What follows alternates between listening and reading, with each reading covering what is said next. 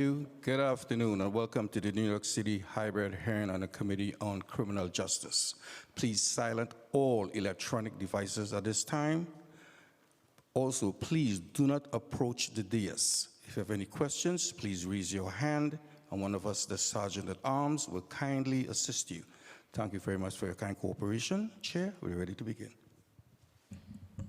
Thank you. Good morning, everyone. Good afternoon. Good afternoon, everyone. I'm Councilmember Sandy Nurse, Chair of the Committee on Criminal Justice. Welcome to today's oversight hearing examining recommendations from the Independent Rikers Commission, also known as the Lippman Commission's Blueprint to Close Rikers. At this hearing, we will also consider introductions 1100, 1238, 1240, 1241, 1242, and Resolution 371. I'll keep my remarks brief because we have several witness panels and multiple agencies that will appear before this committee today.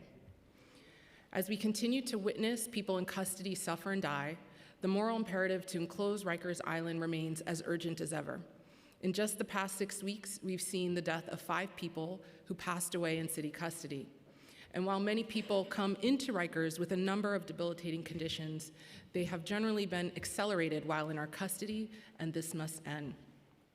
As was outlined in the Independent Commission's blueprint, to reduce the jail population, maintain public safety, and transition to a humane borough-based jail system will require a coordinated effort across multiple levels of government, including consistent partnership with the council. Thankfully, we've already seen many critical stakeholders step up and meet this moment. In recent months, the Office of Court Administration, under the leadership of Judge Zayas, began a transformational new citywide initiative to speed up case processing. By all accounts, the district attorneys and public defender organizations that play a key role in implementing this initiative have been working in good faith to achieve its aims. On the state level, we've seen increased investments in inpatient forensic psychiatric care and mobile mental health treatment teams, although we know the state needs to do more. New York City Health and Hospitals plans to open 100 transitional housing beds with services tailored for homeless people with serious mental illness and addiction issues. Under Speaker Adams' leadership, this council has conducted rigorous oversight, advanced legislation, and advocated for budget priorities, all with the goal of permanently closing Rikers Island. The legislation we are considering today builds on this work. Today, the primary goal is to ask this mayoral administration to show their work and explain what they are doing to meet this moment. Recently, we've received some troubling indications.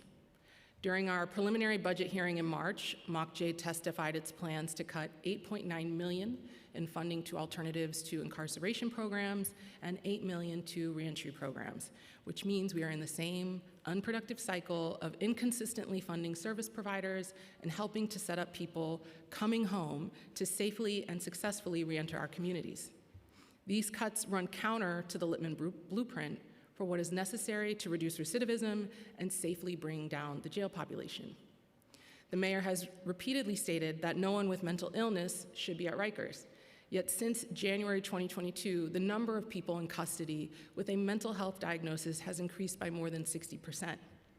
There were reports of deadlocking or leaving people with severe mental illness locked up in cells for days on end.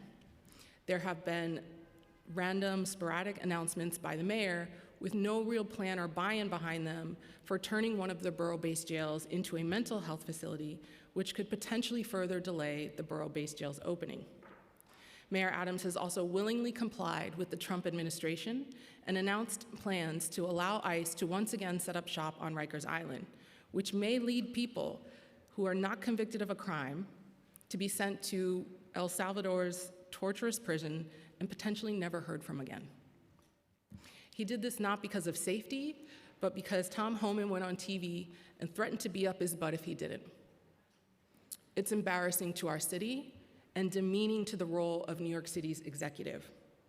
These are troubling and counterproductive measures, and hopefully there is an effort to gain foot on a better path.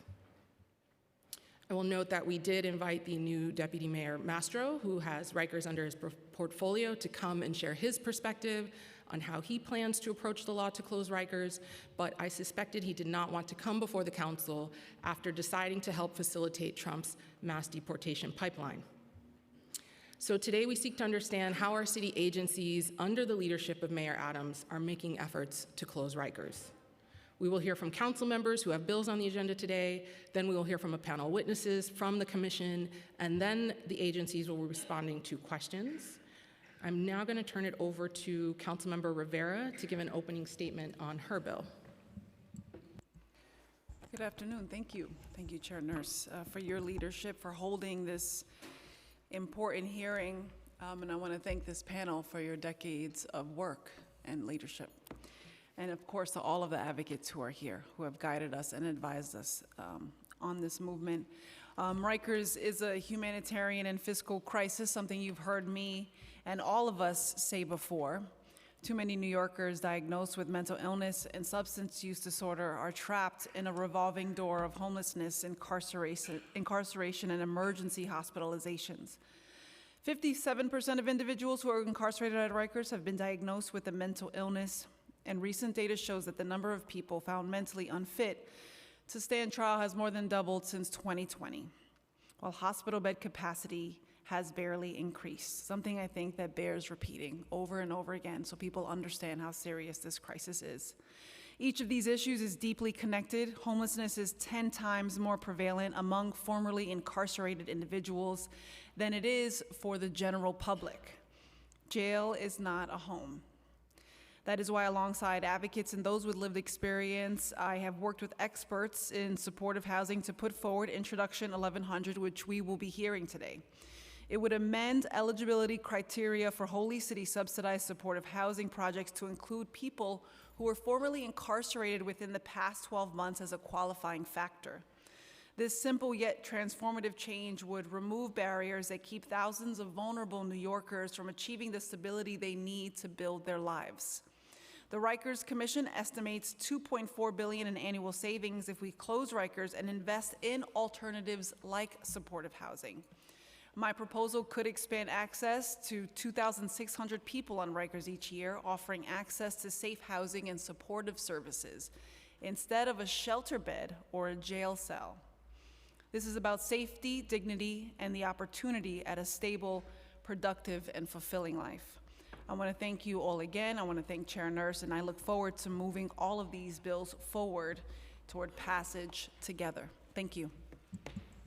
Thank you, Councilmember Rivera. I'll just acknowledge Councilmembers Joseph, Marte, Narcisse are here, and I'm going to turn it to Councilmember Joseph to give opening remarks on her bill.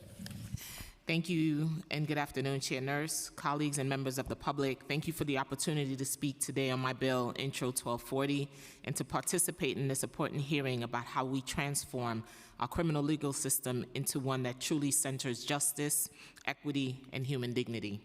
Far too often, the moment someone is arrested, the system moves quickly to label and process them without ever asking, who is this person?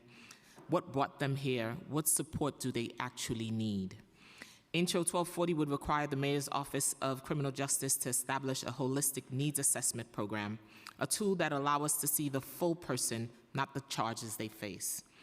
Upon consent, this program would assess individuals at the time of arrest for a range of factors: mental health challenges, substance abuse, intellectual or developmental disabilities, a history of trauma or domestic violence, emotional and psychosocial conditions. These are not abstract issues, they are real-life challenges that impact how people interact with the world and with the criminal legal system. By understanding these circumstances early on, we can better inform decisions around charging, detention, release, or plea deals. Crucially, the results of this assessment would be provided to individual criminal defense attorneys within 14 days of their Supreme Court arraignment, giving defense teams critical information they need to advocate effectively and compassionately for their clients. This bill is about building a system rooted in care, not just control. It's about ensuring that people, particularly Black and brown New Yorkers who are disproportionately impacted by the system, have their humanity recognized from the start. We know that a huge number of those detained at Rikers Island are dealing with mental health illness, trauma, addiction, and poverty. If we truly believe in closing Rikers and ending the cycle of incarceration, we must start by seeing the full picture and acting on it. Intro 1240 is one step toward that more humane, more just future. I look forward to working with all of you, with MOCJ, with impacted communities to make this vision a reality. Thank you so much for all of you that are here. Thank you, Chair Nurse. Thank you, Councilmember Joseph. So we're going to hear from our first panel of witnesses, which includes Judge Lippman, Zachary Katz-Nelson, Leo Davis, and Stanley Richards from the Independent Rikers Commission. Before turning it over to the committee counsel to administrate the oath, I'd like to let you know how grateful we are for your thoughtful and diligent work on this report, for your collaboration with the council, and for making time to walk us through it ahead of time, and we look forward to hearing your testimony. If you could all please raise your right hands. Do you affirm to tell the truth, the whole truth, and nothing but the truth before this committee and respond honestly to council member questions?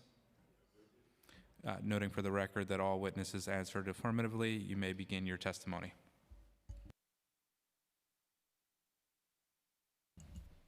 Madam Chair, council members,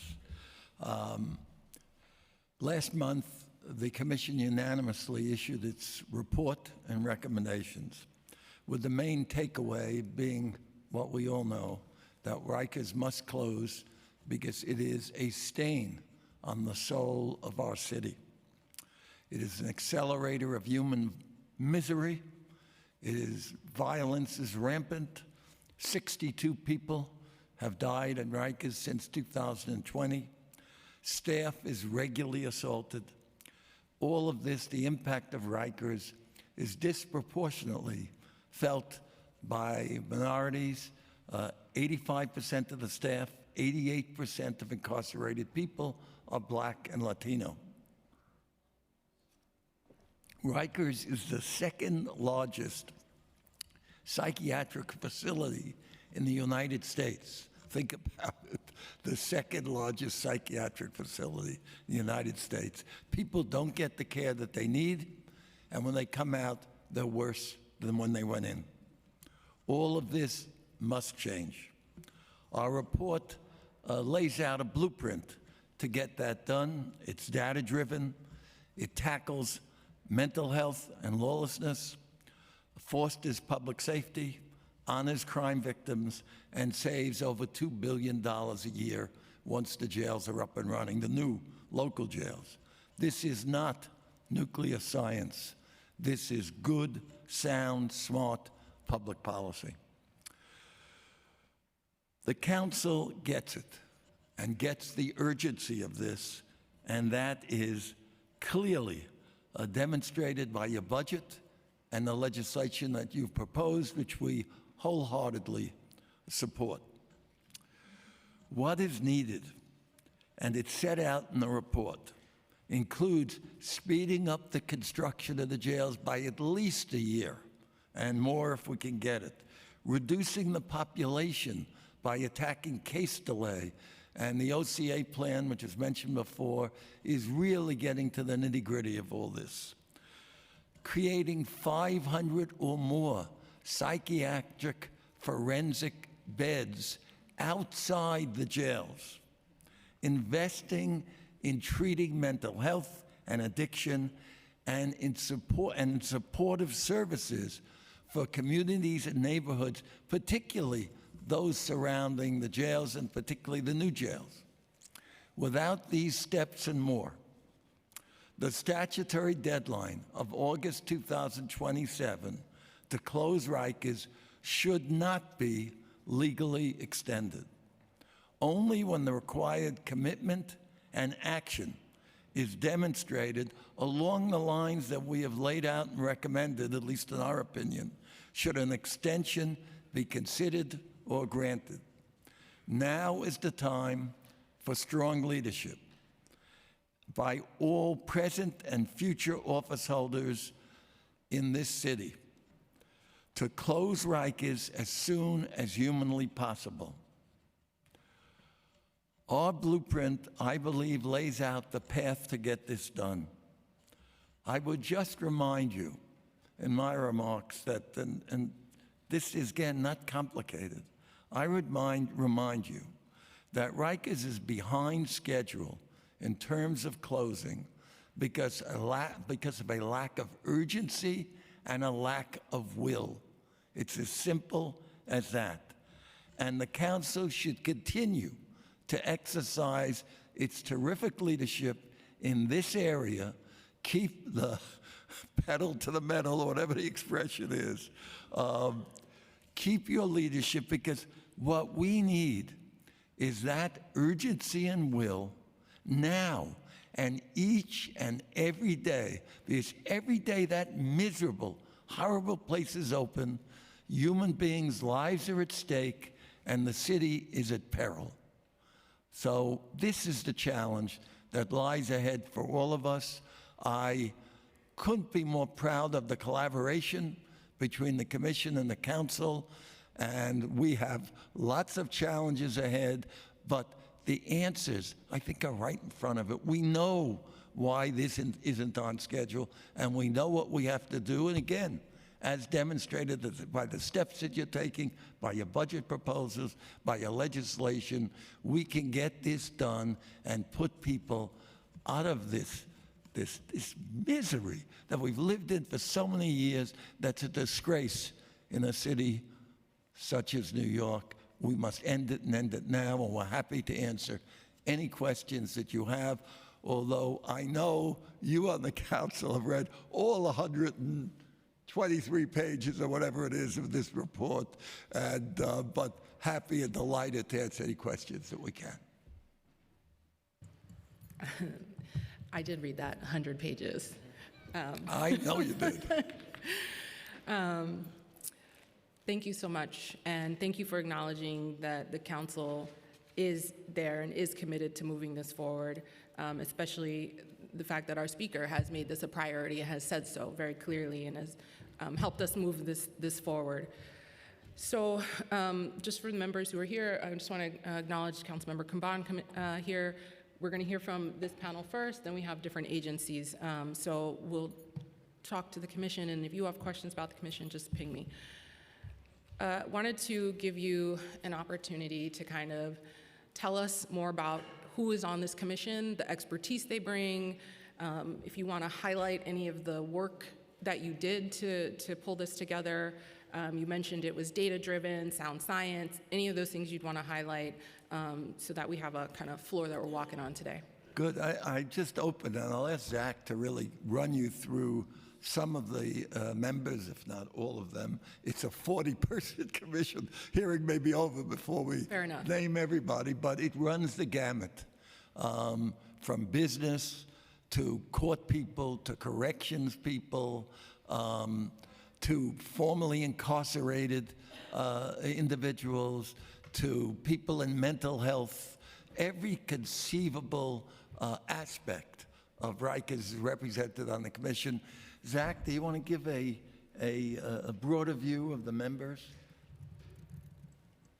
Sure. I think when the commission was reappointed by Speaker Adams, we really looked at... And introduce our two members who are here with us. Sure. We have Stanley Richards and Leo Diaz, who are both indicative of the expertise and experience we have on the commission.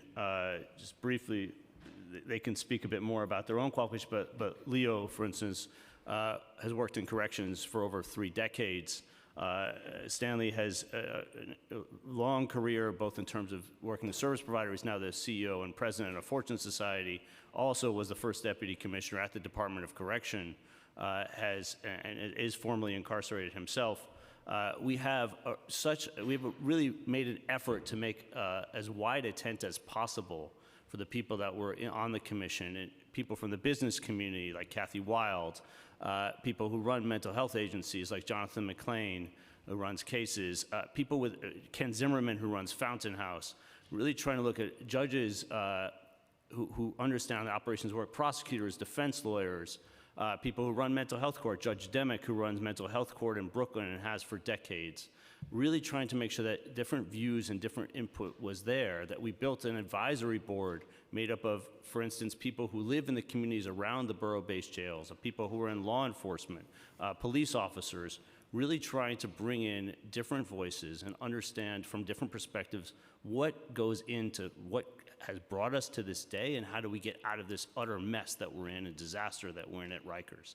And let me just add that I personally urge people who don't really have the time, to get into these commissions, which are endless meetings and subcommittees and, looking at all the data, because it was so necessary to get this broad constituency. So when you saw the report, you understood that it came not because Judge Lippman woke up this morning and said, gee, Zach, let's include this, that, and the other thing in the report. This represented thousands of hours of dedicated people who understand these issues. I'd ask Stanley and Commissioner to add to it about the workings of the commission. How did we get to where we are today? Sure. So again, Leo Diaz, recently retired in October of 2023.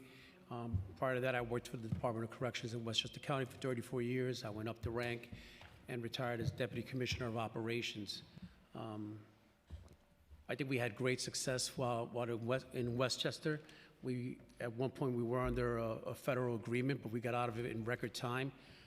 And I thought it was important for me after retirement to kind of join this committee and bring my success and my experience from Westchester to help out with Rikers in any way that I could.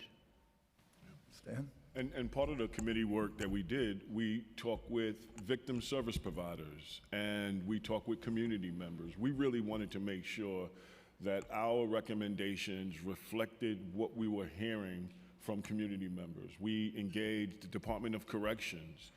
So this report is not made in absence of their reflections and their concerns. It is made with their reflections and concerns. So we really wanted to make sure that the report was reflective of the diversity of our city, the diversity of the communities impacted by mass incarceration and people returning home, and the families. So we did broad outreach to make sure we included the voices.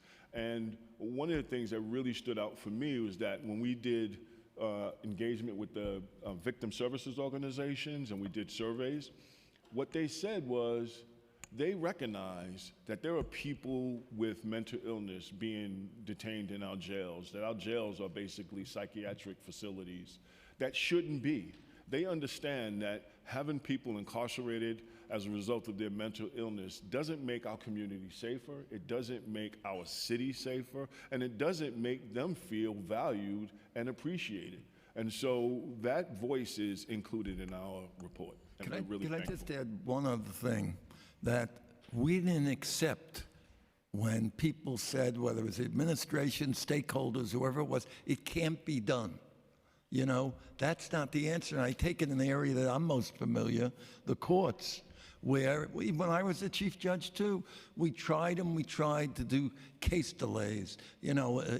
Let's do quick hitting parts that made good numbers but didn't necessarily produce the result. I asked Chief Judge Wilson, my successor, Judge Zayas, the chief administrative judge, what can be done that's never been done before? And that's what they came back with, and that's why we think we can cut the jail population by at least 2,000 people over the next couple of years. And I just want to add to that because I think, for me, that's a really important thing. When I look at this work, I've been in this work for over 34 years. When I look at this work, when I was in the system, there was 22,000 people incarcerated in New York City jails, right? There was 72,000 people incarcerated in New York State prisons, right? We have seen over the years two things happen. The number of people incarcerated going down. We see those numbers going up in city. We're over 6,000. But we went from 22,000 to where we're at right now. And at the same time, we've seen our city get safer and safer. How do we do it? Because we all leaned in together. We understood that the investments that we need to make in alternatives to incarceration, in housing, and all of the recommendations we do help make our community safer. And so there is a lesson to be learned in our history that we need to lean into again and hold on to as we approach this moment in time. Thank you. I want to acknowledge we have the public advocate has joined us, Councilmember Hudson, Abreu. We have Hanif on Zoom. We've got a handful of questions for you all. And I think if one of you could, in the simplest terms, help New Yorkers on the block understand how closing Rikers connects to their sense of public safety. We know crime is down. We know we've put a lot of things in place. But how do you make that connection? Why should New Yorkers be invested in this? It's so clear to us that people who go into Rikers have the most traumatic experience of their lives. They come back out into the community not fixed, helped, better, healed. They come back traumatized and in a state of confusion, unable to be reabsorbed into society. Recidivism coming out of Rikers is sky high because what happens there defies what a penal institution should do. You know, penal institutions aren't just about punishment and the culture at Rikers, what we train the officers to do, what we think is the purpose of that horrible place is wrong to begin with. And the whole culture has to change because you don't help public safety, you hurt public safety when you have an institution like that that hurts people, that doesn't, again, it's not designed to help them come back into society, whether it's the programs that exist there, whether it's the programs that exist after they get out, whether it's the failure to be in sync with mental health institutions, with psychiatric services, with housing. It's made to hurt public safety. It's the worst thing we possibly have in this city when you talk about the safety of the people on the streets, to have people go in and out of Rikers, never be helped, and again, wind up being a scourge and a burden on society when they're just human beings. If they had a little assistance, they could lead useful and meaningful lives. Anyone want to add to that about public And safety? just because we got a long list, Oh, so I think you made the case very well. Maybe we could rotate. Stanley You all could are always very make it better. experienced and excellent on this, but and I do know I'm going to get to the public advocate. He did want to give a statement, and I think Councilmember Hudson did as well. So I'll get you in there. But we're kind of on a roll now. So most of your recommendations are looking at us. Like, I mean, part of it is like you're looking at council members, borough presidents, community boards. You're asking us to help cite housing and facilities. What are you needing from us? You know, make your pitch to what you need from those of us who have decision-making power over where infrastructure that can support us closing Rikers needs to go. Zach, you want to give a short list? Yeah. Stan, go ahead. We need the city council to lean in. I think we're at a moment where every community must bear its fair share of providing opportunity, stability, and housing to some of the most vulnerable New Yorkers. We have a project that is in the pipeline called Just Homes that is targeting people with complex medical needs who are homeless, who cycle between Rikers Island, the emergency room and hospitalization, and shelter. And those are some of the most expensive resources that the city leverages to care for them. And what we're offering is permanent supportive housing in the Bronx on Jacoby Hospital campus. There's one example of what we need from the city council is for the city council to truly lean into that and to ensure that every community bears its fair share. And I am from the Bronx, I'm from Community Board 7, and we have multiple developments that have been happening in our community, and I applaud those developments. We have the Doe Fund in my community.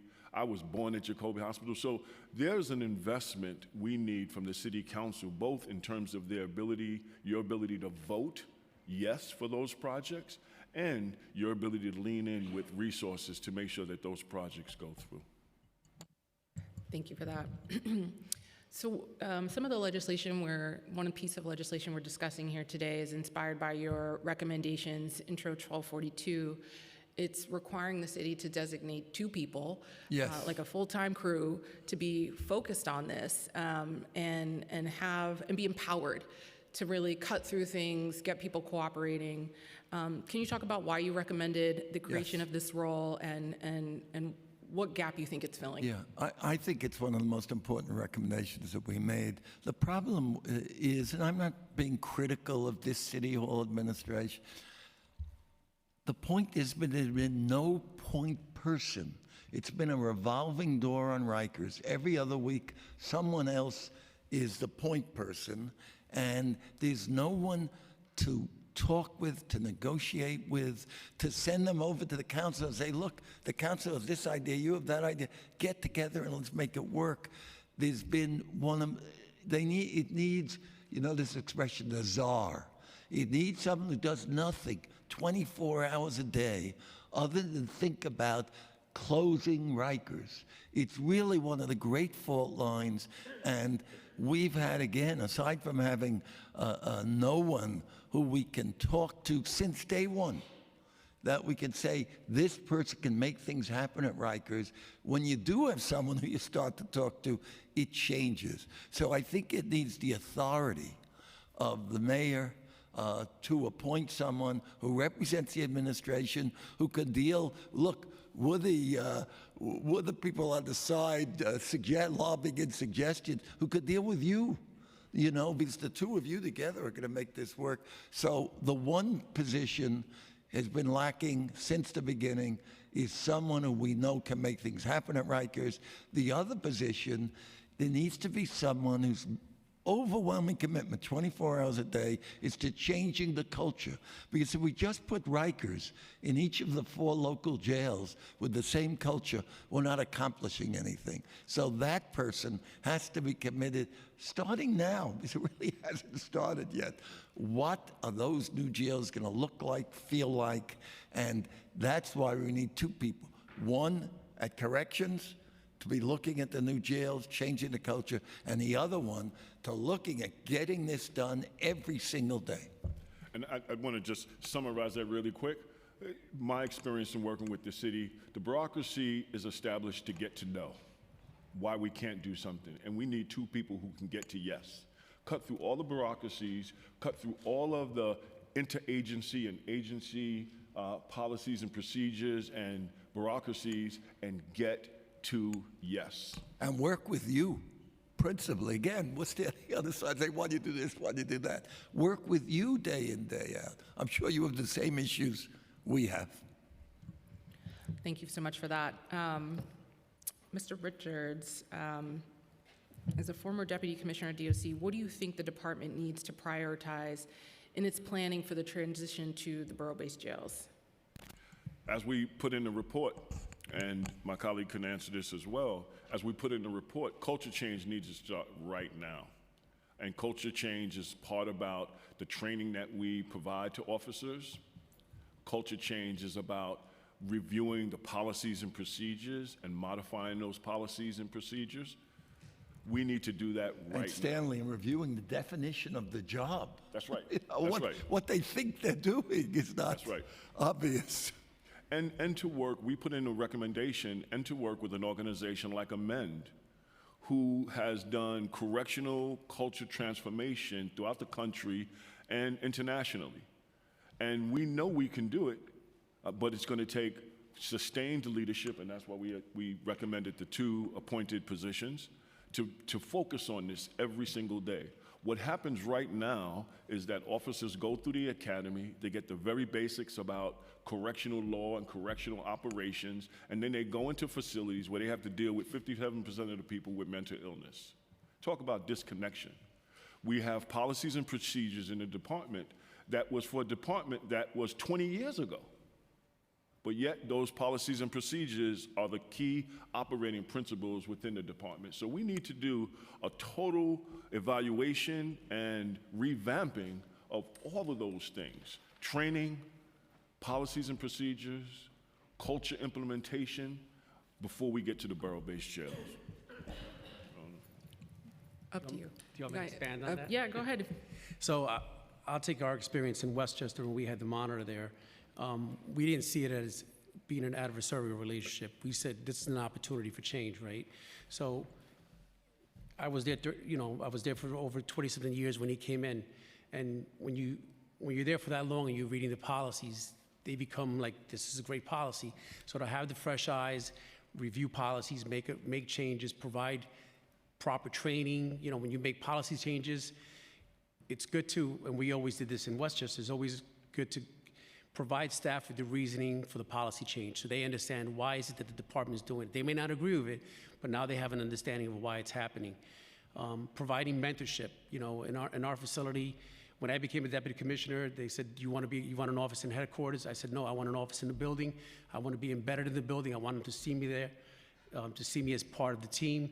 So providing mentorship, leadership, and then the final piece when you've done all you're supposed to do as a department is accountability. You know, I remember a few years ago hearing that DOC had 2,000 disciplinary cases outstanding.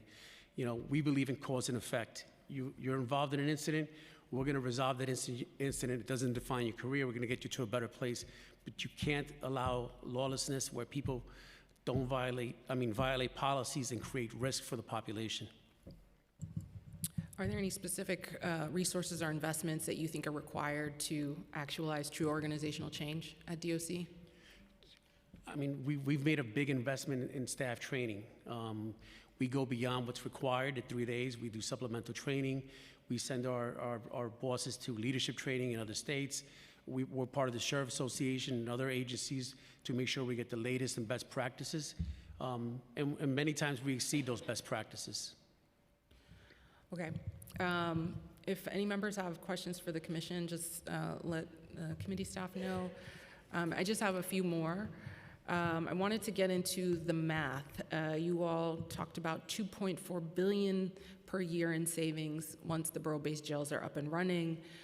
Walk us through what went into that financial assessment. Specifically, can you address how much your savings estimate is dependent upon a reduction or restructuring of the DOC workforce? If you have numbers about how many uniformed or non-uniformed staff DOC would need to reach for that savings. Yeah, we can start there.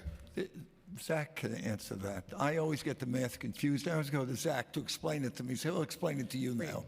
Go ahead, Zach. We're starting from a premise that we're going to have smaller, modern facilities, safer designs. I mean, Rikers design alone is a disaster. There are blind spots everywhere. It requires different staffing than a facility that we're built today requires. We're going to have fewer people in jail because we have to target, as has been discussed, just how long criminal cases are taking in New York City. That has to change. And we have to address just how many people with mental illness, and particularly serious mental illness, are in the jails. Those two factors artificially inflate the population of people at Rikers well beyond what might be considered necessary for public safety.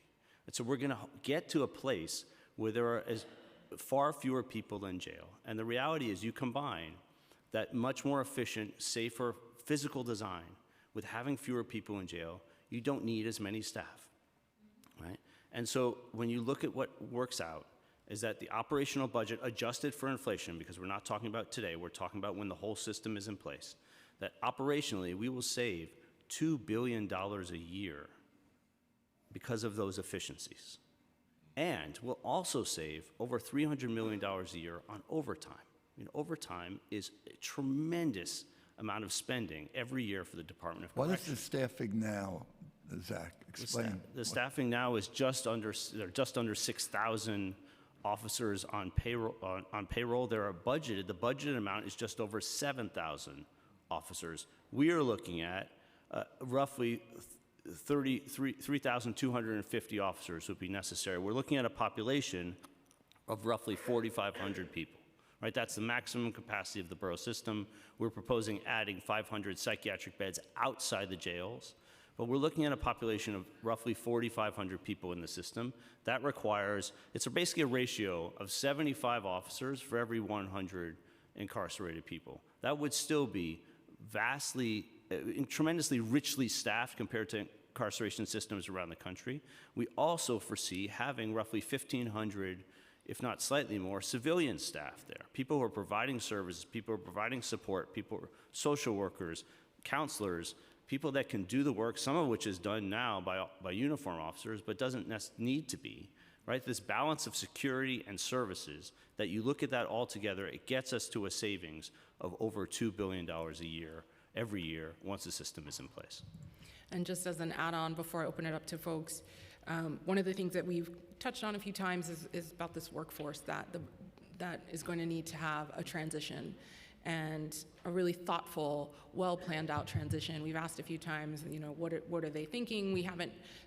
We've been told it's too early, but I think it's never too early to start thinking. Do you all have any ideas or recommendations? Are you all thinking about, when the city should start that process of thinking about the workforce that will be essentially downsized? Well, the answer is now. Yeah, I think it should start now. I think the commissioner's report has it in there that, you take a facility in Rikers and you model it now, right? You put your best leaders in there, you review post orders, your policies. So you start now so that you can take that success, right? Prove it to staff that it can be done, and then transition that into the new jail, into the new borough jails. So it has to start now. And so much of this depends on investing and supporting staff. Investing in staff, making sure they have the training, the resources, the day-to-day leadership and mentorship and supervision that they need. Right now, that doesn't happen. It falls apart far too often at Rikers, where people, again, officers are expected to deal with a population with significant numbers of people with serious mental illness without the training, without the support. They often feel like they're out there on an island by themselves, and that cannot continue. Staff need to have something far better.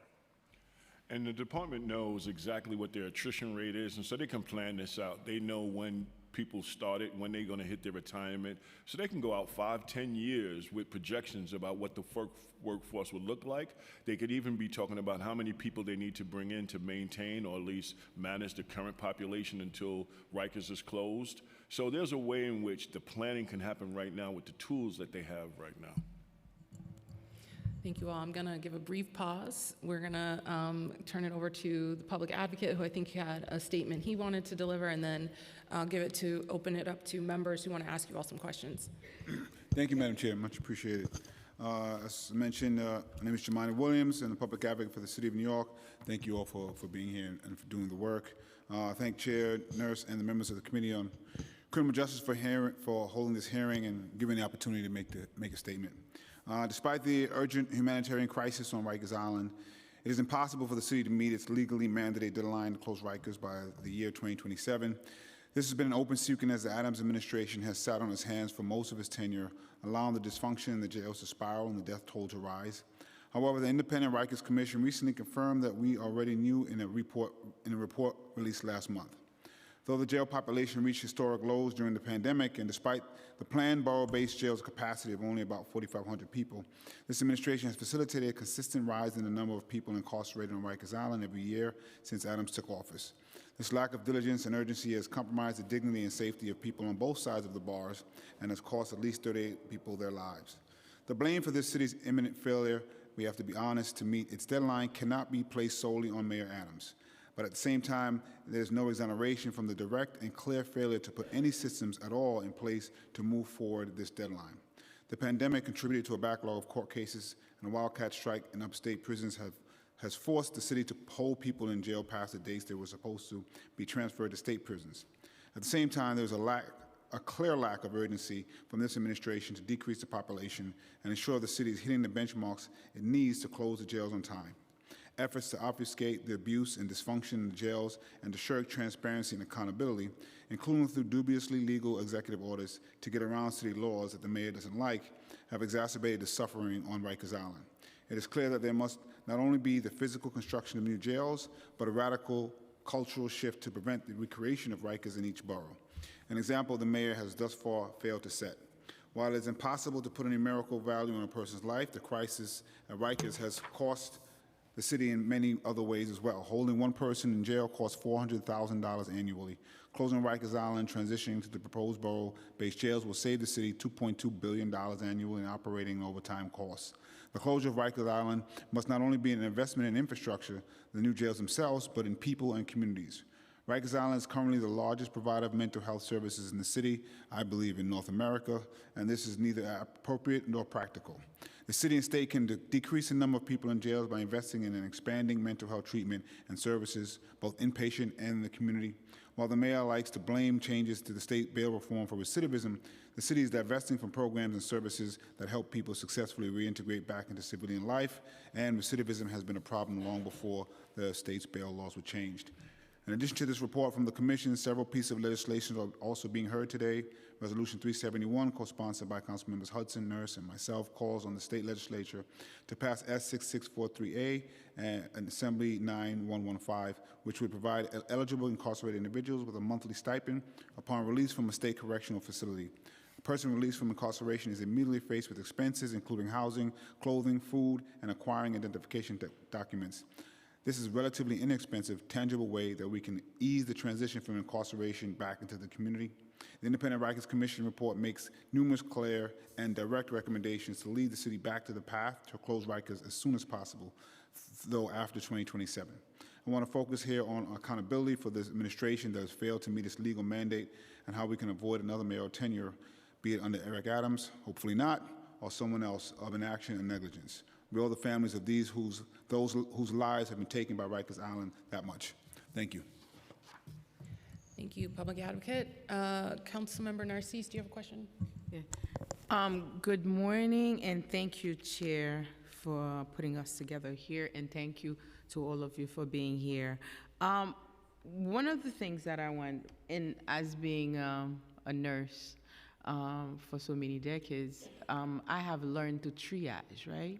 So what we're talking about right now in our Rikers in jail there, people have mental illness. What's the percentage that you know of people that have mental health? 57%, I think, is what we're using, yeah. 57%.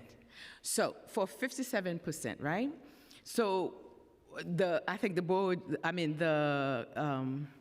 Jomani just mentioned that public advocate, it takes about 400,000 a year to jail someone over there, more than right? 400, yep. But for the model that you're talking about, how much that will cost to have someone in a home-based jail? How much that would cost per year? Are you referring to like supportive housing? Yeah, supporting housing, sorry. Yeah. Yes, supporting housing. Supportive housing is around $55,000 a year. 55,000 a year. So we can save so much money, and yet we can spend much less to house someone, right? I'm totally in support housing, because supportive housing is a place where people can be, you can be a person, and I truly believe is inhuman to put someone with mental illness in a jail system. We have to learn to triage that, right? And we can compare. We know the world, we're not living in a bubble.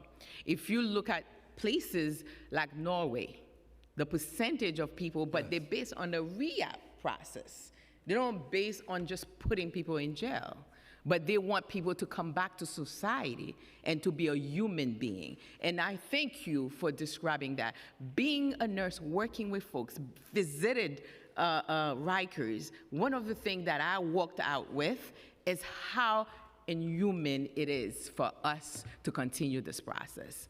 So I'm saying that the money-wise is penny-wise, dollar-foolish. If we put people, we can rehab people and put them back in society. So the other thing, the question I have for base jail, so I want to know how you foresee it, like do we need a structure to oversight? Because one of the things that I have, if you're watching yourself, you grading yourself, I'm not gonna know the true grades. So do you see that having a structure to oversight any, even supporting supportive houses and as well as base jail? Well, I think community base jail. The jail system has an oversight body right now, the Board of Corrections. I believe the Board of Corrections need to have additional authorities to truly be oversight, and I think that is before the Charter Commission right now in terms of what they've been hearing from the community. But that is the oversight body, and they need more authority to be truly an oversight body. When it comes to supportive housing, Supportive housing is not a new thing. We have done study after study, and one of the most impressive studies is a program called FUSE, Frequently Users of Services, right? People who cycle through shelters and jails were placed in permanent supportive housing. They did a 10-year study, Corporation for Supportive Housing, and showed the impact supportive housing had on people who were high users, and high users meaning they were in both systems at least 3 times or more over the last 2 years. The number of people who did not go back, the number of people who remained stably housed, the number of people who remained connected to communities, the numbers are phenomenal. And so it takes investment and leadership, and that's what the commission is calling for on all 12 of the points of recommendation we have in the report. Do you think that for psychiatry bed that we're talking about, for most serious folks that have serious illness, I don't know how much you think approximately for a bed. Did you do that research to see how much it will cost? To even for the person, like say for a serious mental illness? How much does it cost as opposed to incarcerating them? Yes. I don't know exactly. Zach, have we done any studies? I can't believe that medical help is going to be more expensive. It's going to be less expensive. How much less, depends on the particular situation. But certainly the most efficient economically is not to throw people in an incarcerated situation with all of the inefficiencies that go with it, rather than putting them in a place where they get a psychiatric bed that helps them to get healthy. So it will be decidedly less. Exactly what, the amount, we'd have to do some studying on that. So even the most serious one, I can assume that it will be cheaper. Even the most serious one would be cheaper, in my views. I don't think there's any doubt about it. So we have to be smart with spending. get the follow-up. So I want to say thank you, Chair. Yeah, thank you, Chair. I appreciate it. You know how I feel about people that have mental health in Rikers. So thank you. Then we can follow up and try to do a cost comparison. Councilmember Caban, and then Marte. Thank you, and I just want to thank the commission for your work. I want to just spend a few seconds on the women's population. We've talked about overall what percentage of the population struggles with a mental health diagnosis. We also know that a large proportion of the population struggle with different forms of disability, which also can be criminalized and inflate that incarceration rate. But can you tell me about the percentage of women and gender-expansive folks who fall under the category of being survivors of domestic and gender-based violence? Do we have the numbers on that, Zach? Yeah, the estimates are well over 3/4 or so of the women. 3/4. Yeah. Yeah, thank you. And I think that's also telling about when we talk about, the social harms, the trauma, the conditions that people are experiencing, and how they're ending up in a jail rather than in a healthy supportive We setting. think a substantial number of the women don't belong there altogether to begin with. Yeah. In fact, other municipalities and jurisdictions have been able to decarcerate all of their women, which is, I think, something that we should be striving for. I also obviously have read the different key proposals, and there are things that we can do budgetarily and legislatively, but I want to ask you some questions. Do you agree that also policy, particularly executive policy, can drive incarceration rates up or down? Yes. I think if you look at our report, three of the buzzwords that we use are urgency, will, and policy support. So we absolutely believe that that's the case. Yeah. Focusing on it's all of a piece.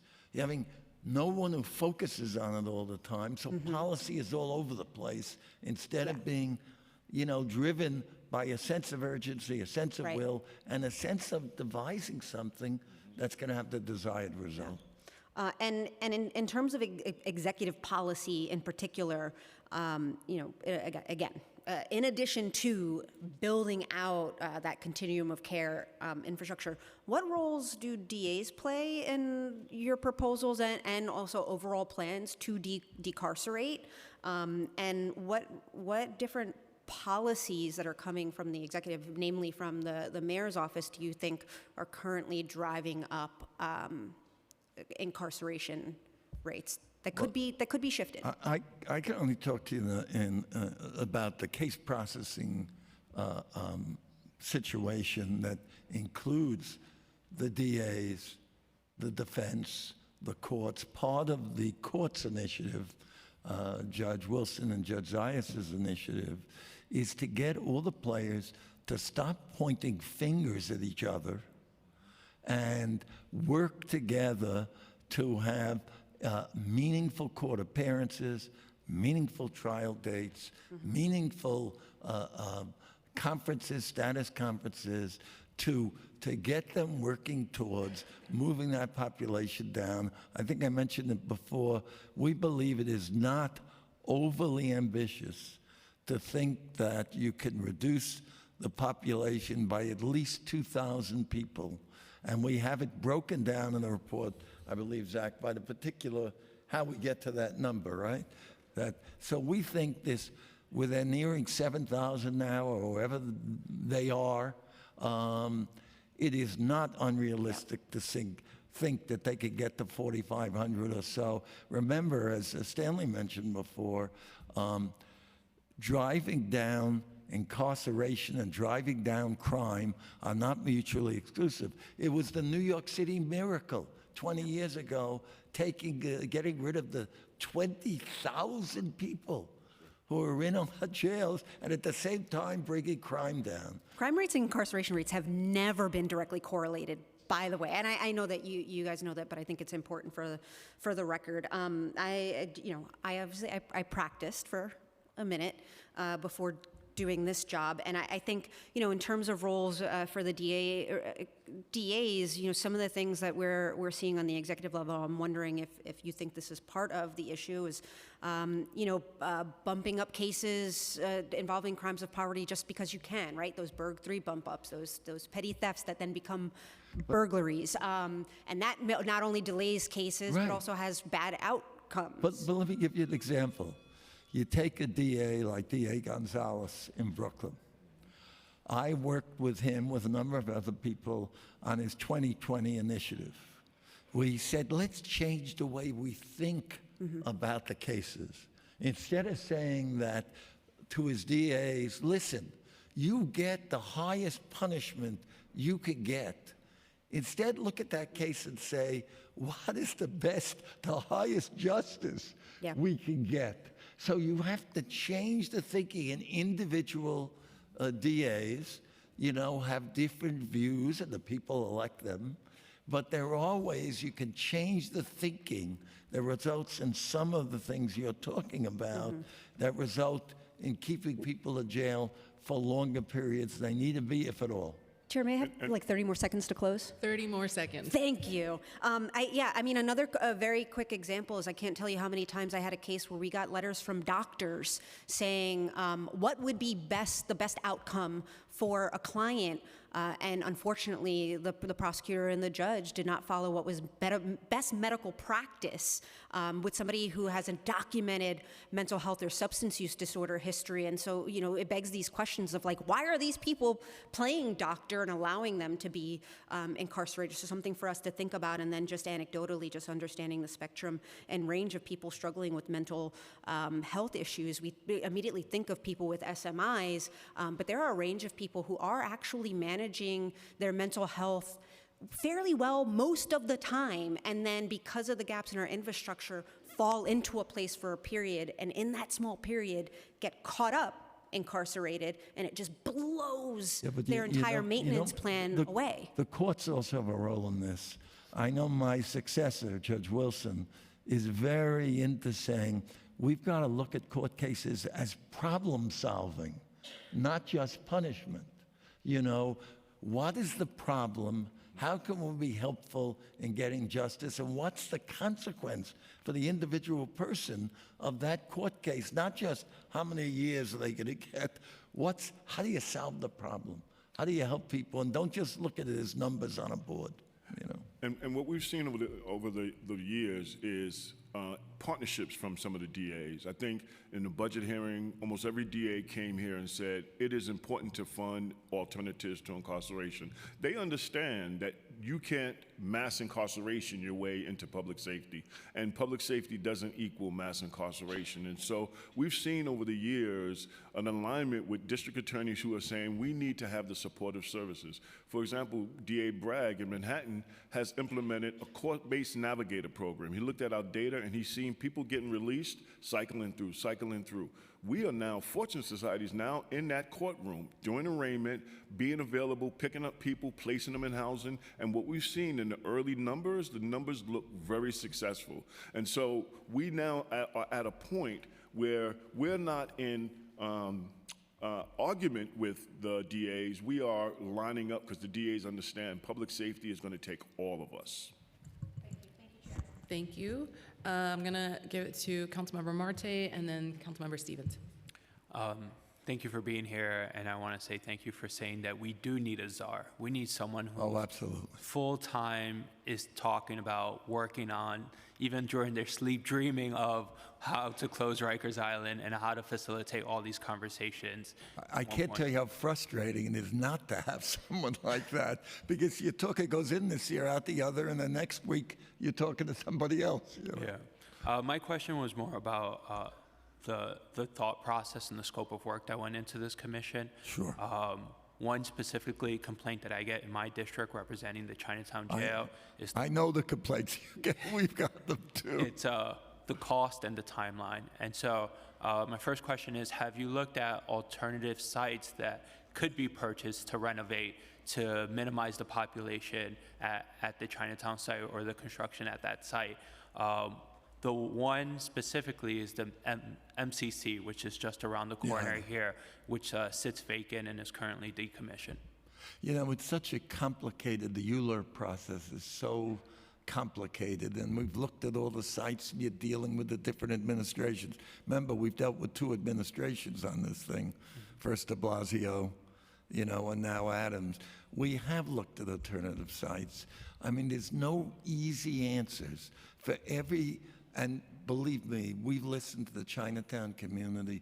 We get it. We have Randy Ang, who's one of my former colleagues in the court, an Asian American, who, you know, calls me every day to tell me about what the community is telling him.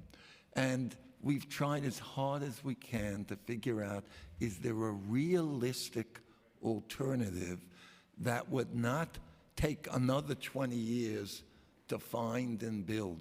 Because remember, we've gone through this, I don't mean this terrible, this amazing ULURP process, which could drive any sane person crazy, you know, to try and get to the point where you approve something. So I think the issue is, and I'm very familiar with this problem, Zach is even more familiar, he gets more complaints than I do.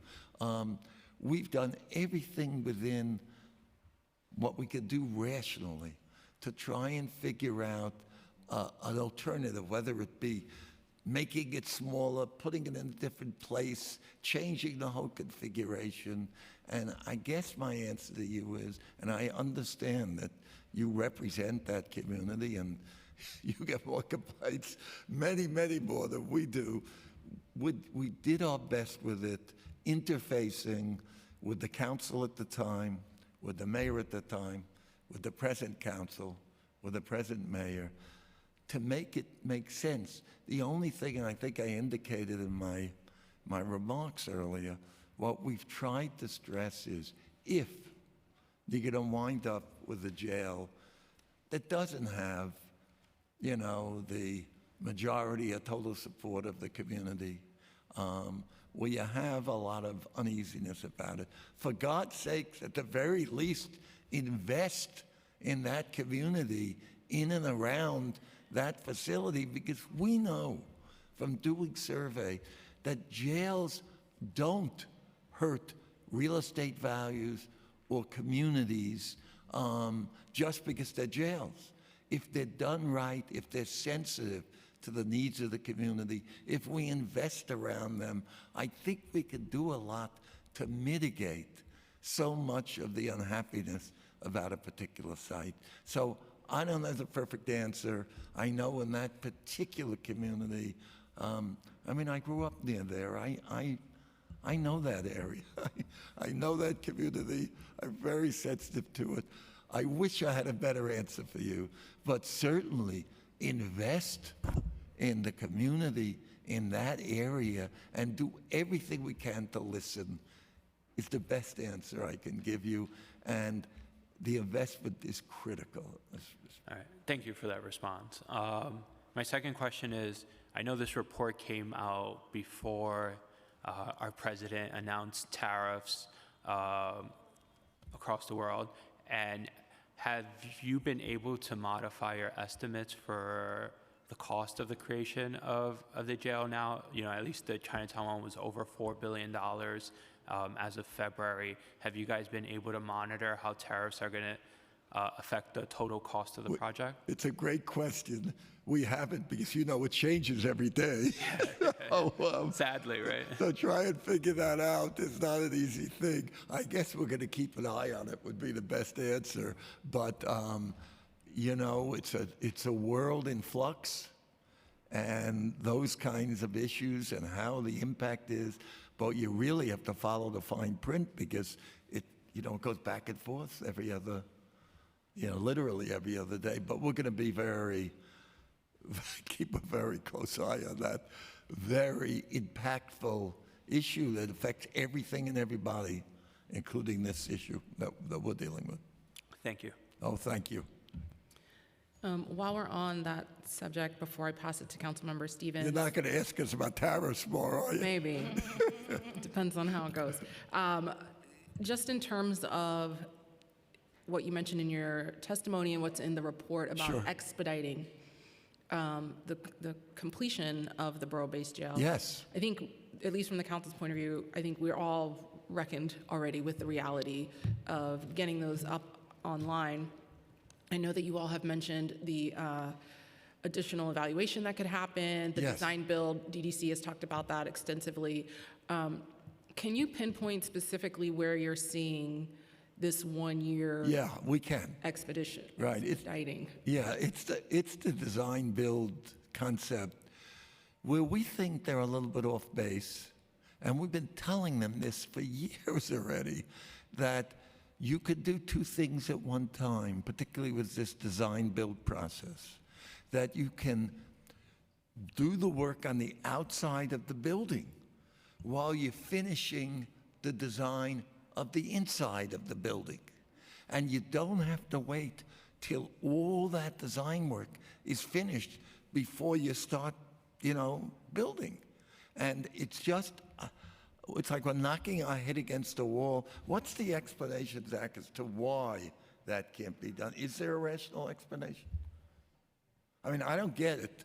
To me, 1 year at least can be lopped off. Well, many people here have said their former professions. I was in construction, so I hear what you're saying, but when it comes to a complex as big as these, with a lot of different subcontractors and things like that, I guess I'm curious to understand, who informed on that in a real kind of detailed way to help you all come to that conclusion. Yeah, Zach, go ahead.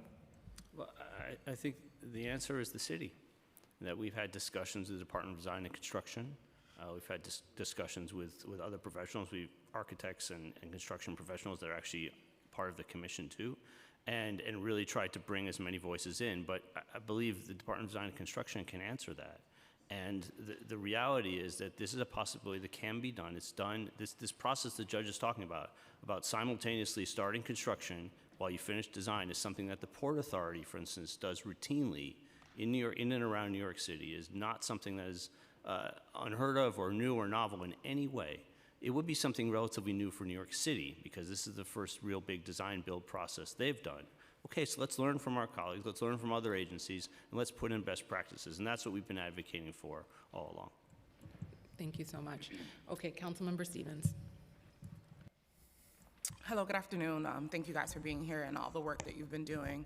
One of the things I just wanted to highlight, and I guess get some feedback from you, is I'm the chair of Children and Youth Services, who oversees ACS, and no one is talking about the rising numbers in the juvenile detention center, which is going to affect, when we're talking about a decarceration plan and what that would look like long-term, right? When we have rising numbers in the secure detention and we're talking about how do we get the numbers down at Rikers. And so for me, I'm just like, we have to do this work simultaneously and be making sure that we're preventing it, because we know once young people get in here, it becomes a revolving door around recidivists. So I wanted to, just ask really quickly around what your thoughts around that is, and then how do we work together to make this part of this larger plan, because it seems very isolated and no one seems to be talking about it other than me. So definitely want to see how we can work together a little bit more around that. Stan? Yeah, I thank you for that, Councilwoman Stevens. You're absolutely right. We tend to, as a city, focus on the thing that's most in front of us. And what's most in front of us right now is mass incarceration, public safety, but we're forgetting that there's an upstream to that, and the upstream is our young people. And so we need to, while we're not addressing that in this report, we need to, as a city, make sure that we have our eyes on both. If we see youth incarceration going up, we need to be able to respond to that and allocate resources and supports so that we can prevent young people from going into those systems. And for those young people who are in those systems, we need to be developing the same strategies we're developing for people in the adult system.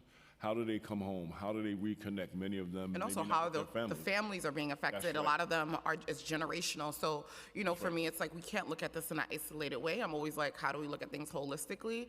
And it just seems to be that this is not part of the conversation when it actually really needs to be, because it's kind of fueling the system. And so definitely, obviously, this report is needed and necessary, but that is my one critique, is that we are not addressing some of the root causes that are That issue comes up periodically with certain fixes, like the Raise the Age movement and all the different, legislative proposals. But I agree with you that we don't focus enough on that end of the problems. You never get to all these adults who are in there if we had focused enough at the front end. Yeah, And I say that all the time. If we invest in our young people on the Yes. front end, we won't be investing on the back end. And we would, and listen, financially, we would save the city and the state money. And so it just does not seem like it is one of the pushes. It's like, okay, I get it. We can walk and chew gum at the same time when we're talking Yes. about, the incarceration industry, and also how do we prevent it. And so, would love to think about how do we continue to work together to make this a focal point of it, because it often does not seem like it is, and I often feel like I'm over here by myself fighting uphill about it. And we're talking about closing Rikers Island. If we're not talking about how Horizon is currently at the same time expanding, it just seems counterproductive. Yeah. Yeah, no, I totally agree. And I think, working with nonprofit organizations like Fortune and working with individuals is also working with families. And I'll give you a quick example. This work for me is generational work. I went to prison, my sister went to prison, my brother went to prison, all three of us. And when I got out and I changed my life, I wanted this work to be a generation. I didn't want my kids to have to believe that, like I believed, that the path for me was jail and prison. And thank goodness, my 4 kids, they are not in jail. They have not been involved in the criminal justice system other than my oldest son for a moment. My grandchildren, I want my grandchildren to go up to think about college as their pathway, not Rikers, not jails, and not prisons. So while we are not directly talking about it, I can tell you as a service provider at Fortune, when we work with individuals who have families and we work with those families, we strengthen those families. We prevent young people from going into jail and prison because they have parents who have survived jail and prison, and they have parents who have the resources and the strength to help them build the life that they envision for themselves. So I agree with you. While we need to talk about it and we need to invest in it, there is a way in which we could collectively understand our work, that our work is not about the individual, it's about the generations that have been impacted by mass incarceration in New York City. 100% agree, and for me, which is why I think it was important to even bring it up in this conversation, but moving forward, when we're talking about the system, we need to talk about it in entirety. And like I said, looking forward to working with everyone moving forward, but this has to be a part of the conversation because we're gonna be in the same situation, if not worse, Absolutely. in 10 or 15 years, when I'm hearing that the numbers for young people have tripled with around gun arrests and all these things. So how are we making it part of this plan moving forward? And yes, I do know about the organizations doing generational work, but it's not up to them, it's up to the city to make sure this is part of the plan and conversation. Thank you. Thank you, Councilmember Stevens. So just a few more questions. Sure. And then we're going to take a little break. I wanted to give you an opportunity to comment on the preliminary budget. A lot of what you all put forth here really doesn't happen if we don't have the resources. We've already talked about we need the dedicated staff and team focused on it. We also need a consistent, sustainable stream of resources for the organizations, for the providers, for the capacity within the city agencies to do it. So are you seeing any red flags where you think we're falling short that you'd like to comment on? Well, let me just, in the broader strokes, say that we're absolutely delighted that you actually, as you said, read all 123 pages and listened to what we're saying and put so much of what we recommended into the budget. Are there red flags, Zach? Are there areas where haven't been addressed? Well, I think the council certainly understands the investments that are necessary, and that is echoed in the budget. I think the reality is that all the stakeholders are going to have to play their part. To make this all work, it's going to take everybody. And of course, you're looking at potential budget cuts for reentry programs and alternatives to incarceration. Right? Those are things that we need to have, I think, the right thinking about, which is that we need to invest in what's proven, what's data-driven, what works, and what actually impacts safety and gets better outcomes. Remember, we're in a situation right now where a third of people released from Rikers are back there within 1 year. Not just rearrested, but reincarcerated. Clearly, the current path is not working safety-wise and for human beings and for crime victims. I mean, it's something we talked about before. We surveyed crime victims. We did focus groups with crime victims. What they want is to make sure that whoever harmed them never harms anyone else again.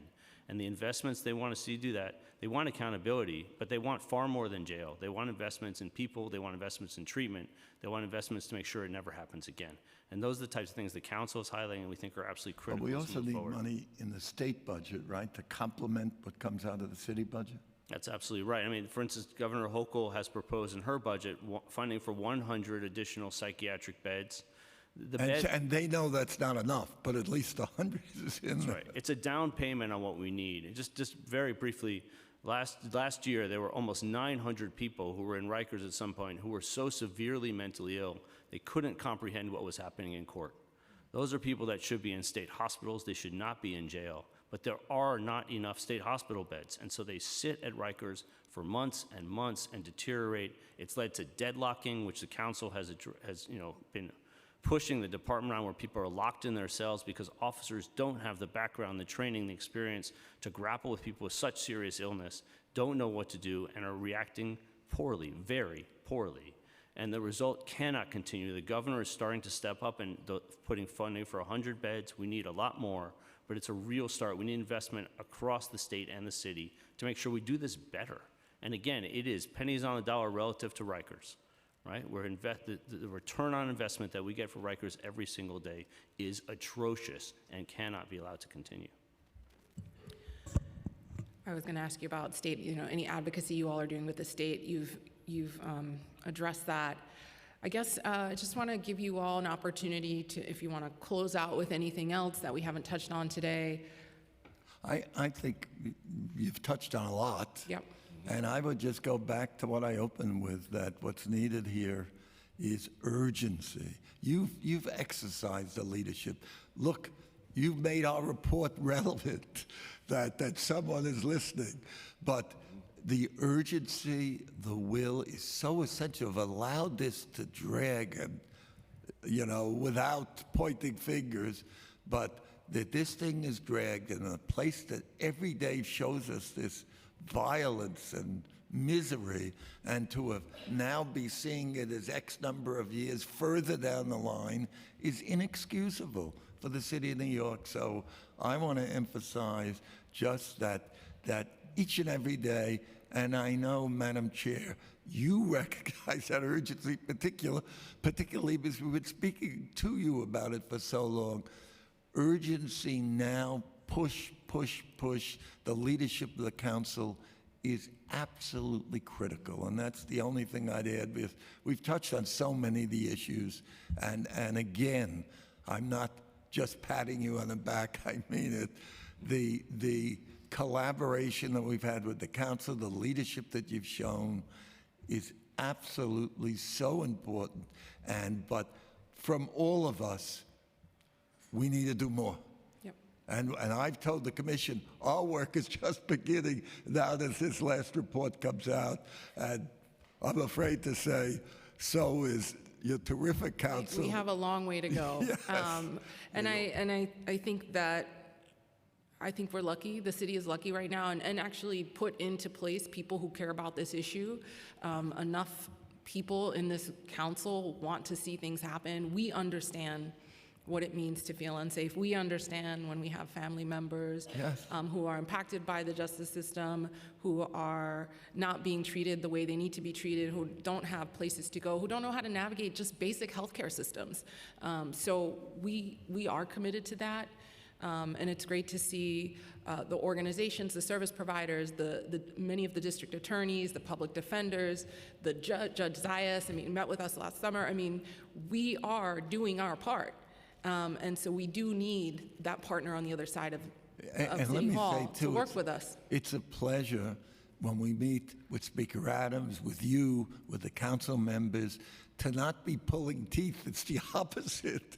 Where you're coming in, and, you're the biggest cheerleaders. You have intelligent questions. How do we move it even further? And it's a pleasure. But for you and for the commission, we just need to see this through. We just need to push, push, push. Well, thank you all. Thank you, gentlemen, for being here, for giving your time. We are going to close out this panel, do a quick, maybe 5-minute break, and then we'll hear from, I believe, Makje. I also want to acknowledge Councilmember Ayala, Deputy Speaker Ayala on Zoom. Thank you, gentlemen. Thank you. Our pleasure. Thank you very much.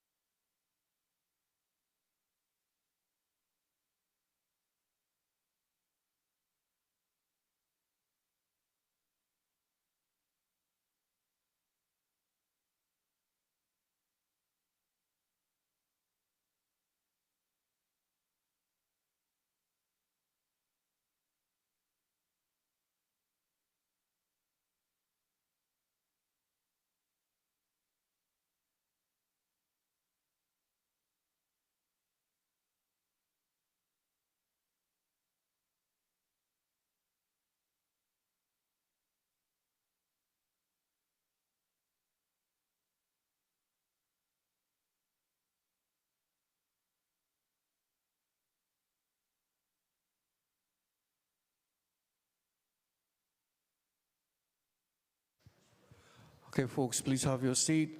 We'll be starting. Please have your seat. Thank you.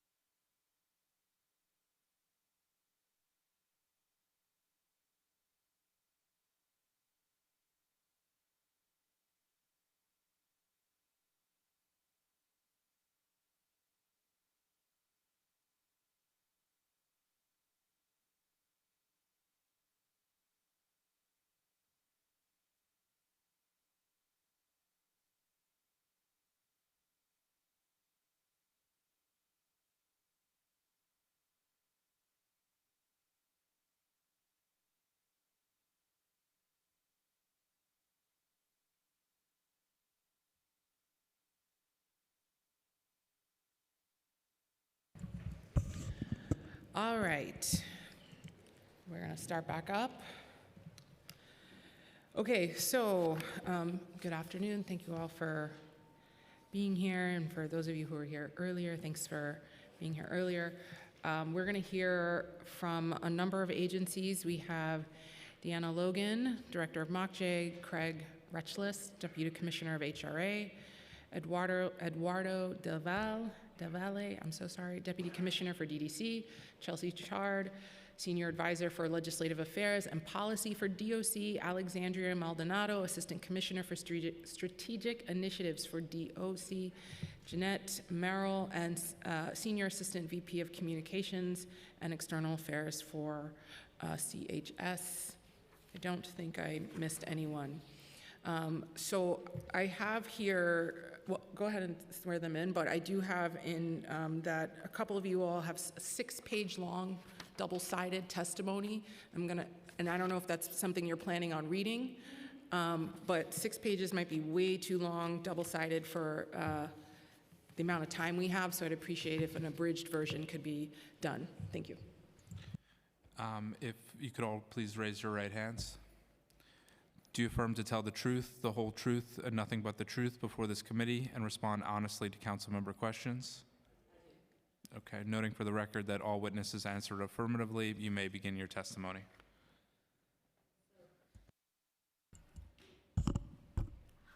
Good afternoon, Chair Nurse, members of the Committee on Criminal Justice. Thank you for the invitation to speak here to the Mayor's administration, Mayor Eric Adams. I'm Deanna Logan, the Director of the Mayor's Office of Criminal Justice.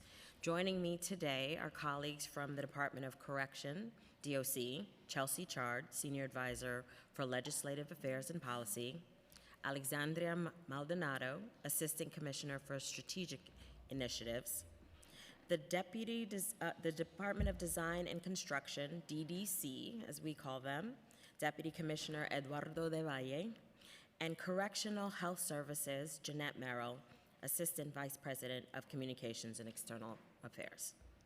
We are the partner agencies working tirelessly to achieve our administration's commitment to close Rikers.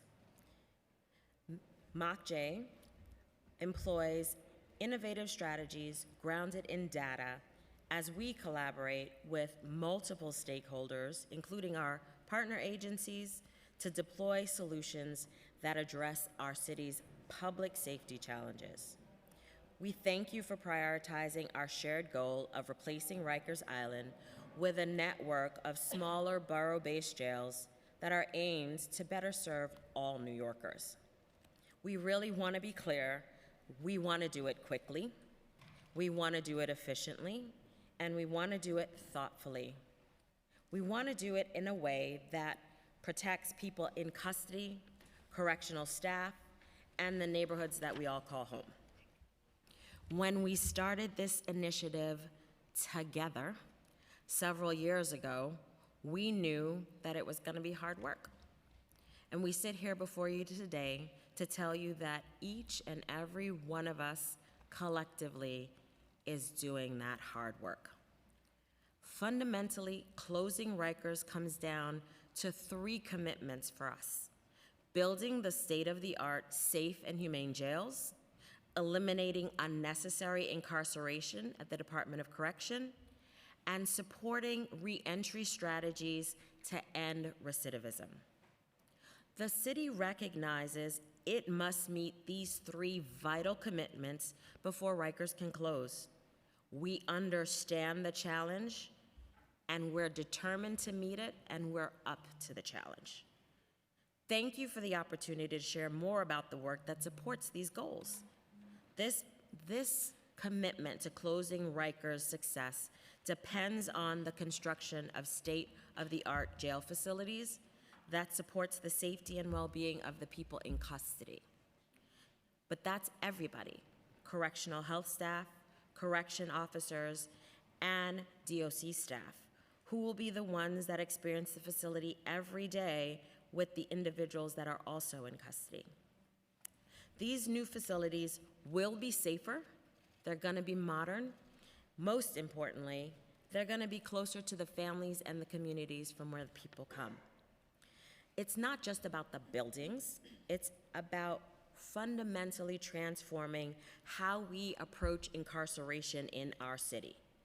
These borough-based jails will allow for more individualized care, better access to support services, and subsequently foster a more successful reentry, which ultimately means we're gonna improve lives.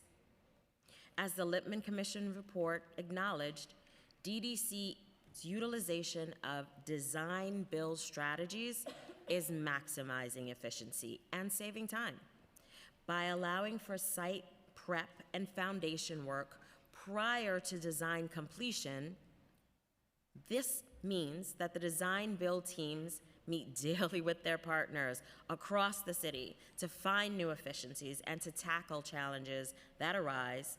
And later this spring, they will issue a notice to proceed for the creation of the 4th and final new jail.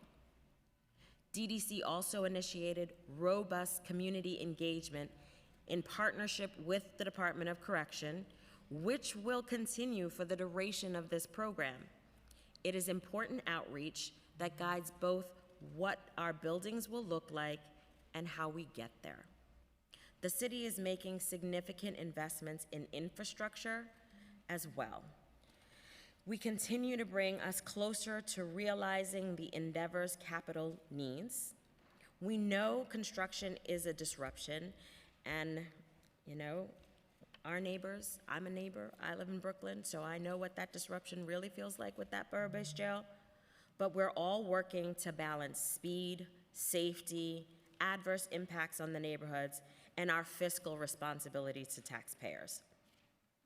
The Lippman report underscores the importance of our outposted therapeutic housing units initiative, which will create secure clinical units within 3 New York City health and hospital facilities for people in Department of Correction custody who have serious medical and/or mental health conditions, and those individuals will benefit from the better access to hospital services and resources.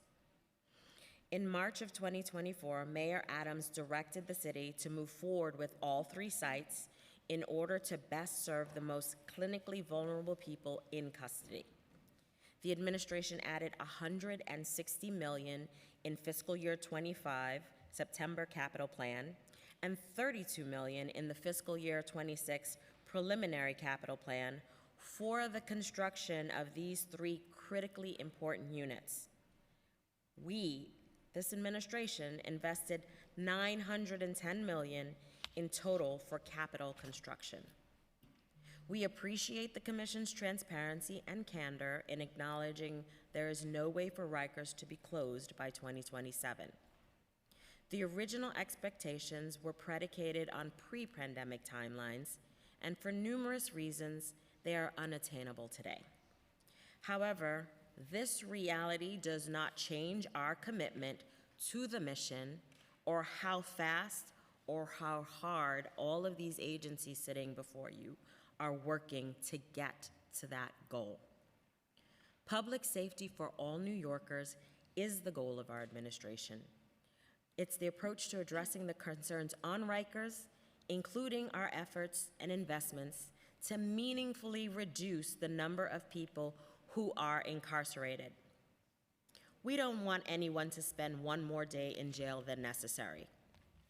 We are grateful to Judge Lippman and the Commission for acknowledging the administration's hard work and for recognizing we are already making substantial progress in our goal to reduce the Rikers population through programs like supervised release, reentry, and alternatives to incarceration.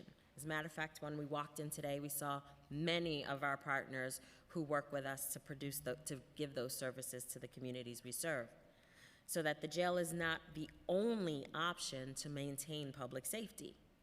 We agree with the Commission's assessment that reducing delays across the criminal justice system is key to reducing the jail population. MOCJ is working with our partners in the court system as well as the defenders and district attorneys to speed case processing times and reduce the population on Rikers. The Office of Court Administration recently implemented a pilot in Brooklyn that we understand is showing promising early results.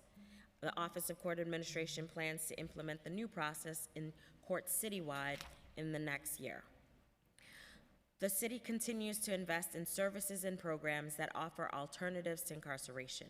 We know that we can stop cycles of violence and improve the odds of successful community reintegration by making evidence-based investments in people.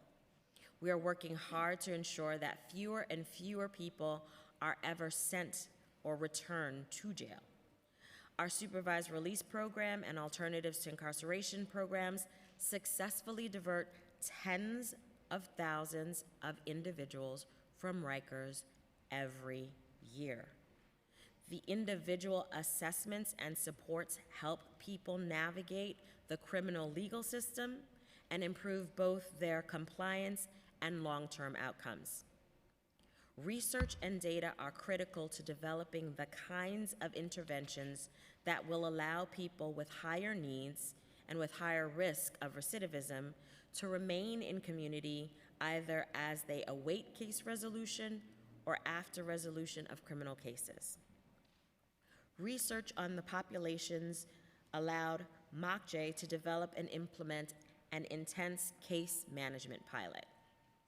It's a rigorous supervision model within our overall supervised release that has lower caseloads, higher levels of voluntary engagement.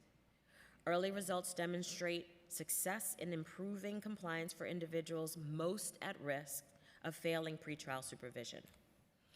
In addition, the jail population review mandated by Local Law 75 of 2023 helped MOCJ's research team uncover trends and specific groups that support our understanding of who is on Rikers Island, for how long, and how we can prevent entry of individuals or the return of those who have already been incarcerated. While DOC's jurisdiction to reduce the jail population is limited to the city-sentenced individuals on Rikers pursuant to state correction law, the department repeatedly demonstrated its commitment to reducing the population consistent with public safety. Commissioner McGinley Liddy exercises her authority pursuant to Correction Law Article 6A by carefully reviewing the conviction, criminal history, and conduct in custody of individuals sentenced to incarceration on Rikers. For each participant, the Department of Correction works with nonprofit partners to develop customized transition plans that include stable housing and employment. In this way, DOC provides opportunities for city-sentenced individuals to finish their sentences in community, allowing for a more seamless transition. Ending the cycle of recidivism is crucial to reducing the jail population. As part of our efforts to support individuals after incarceration, MOCJ contracts with community-based providers for in-custody discharge planning and in-community reentry services, job training, and employment.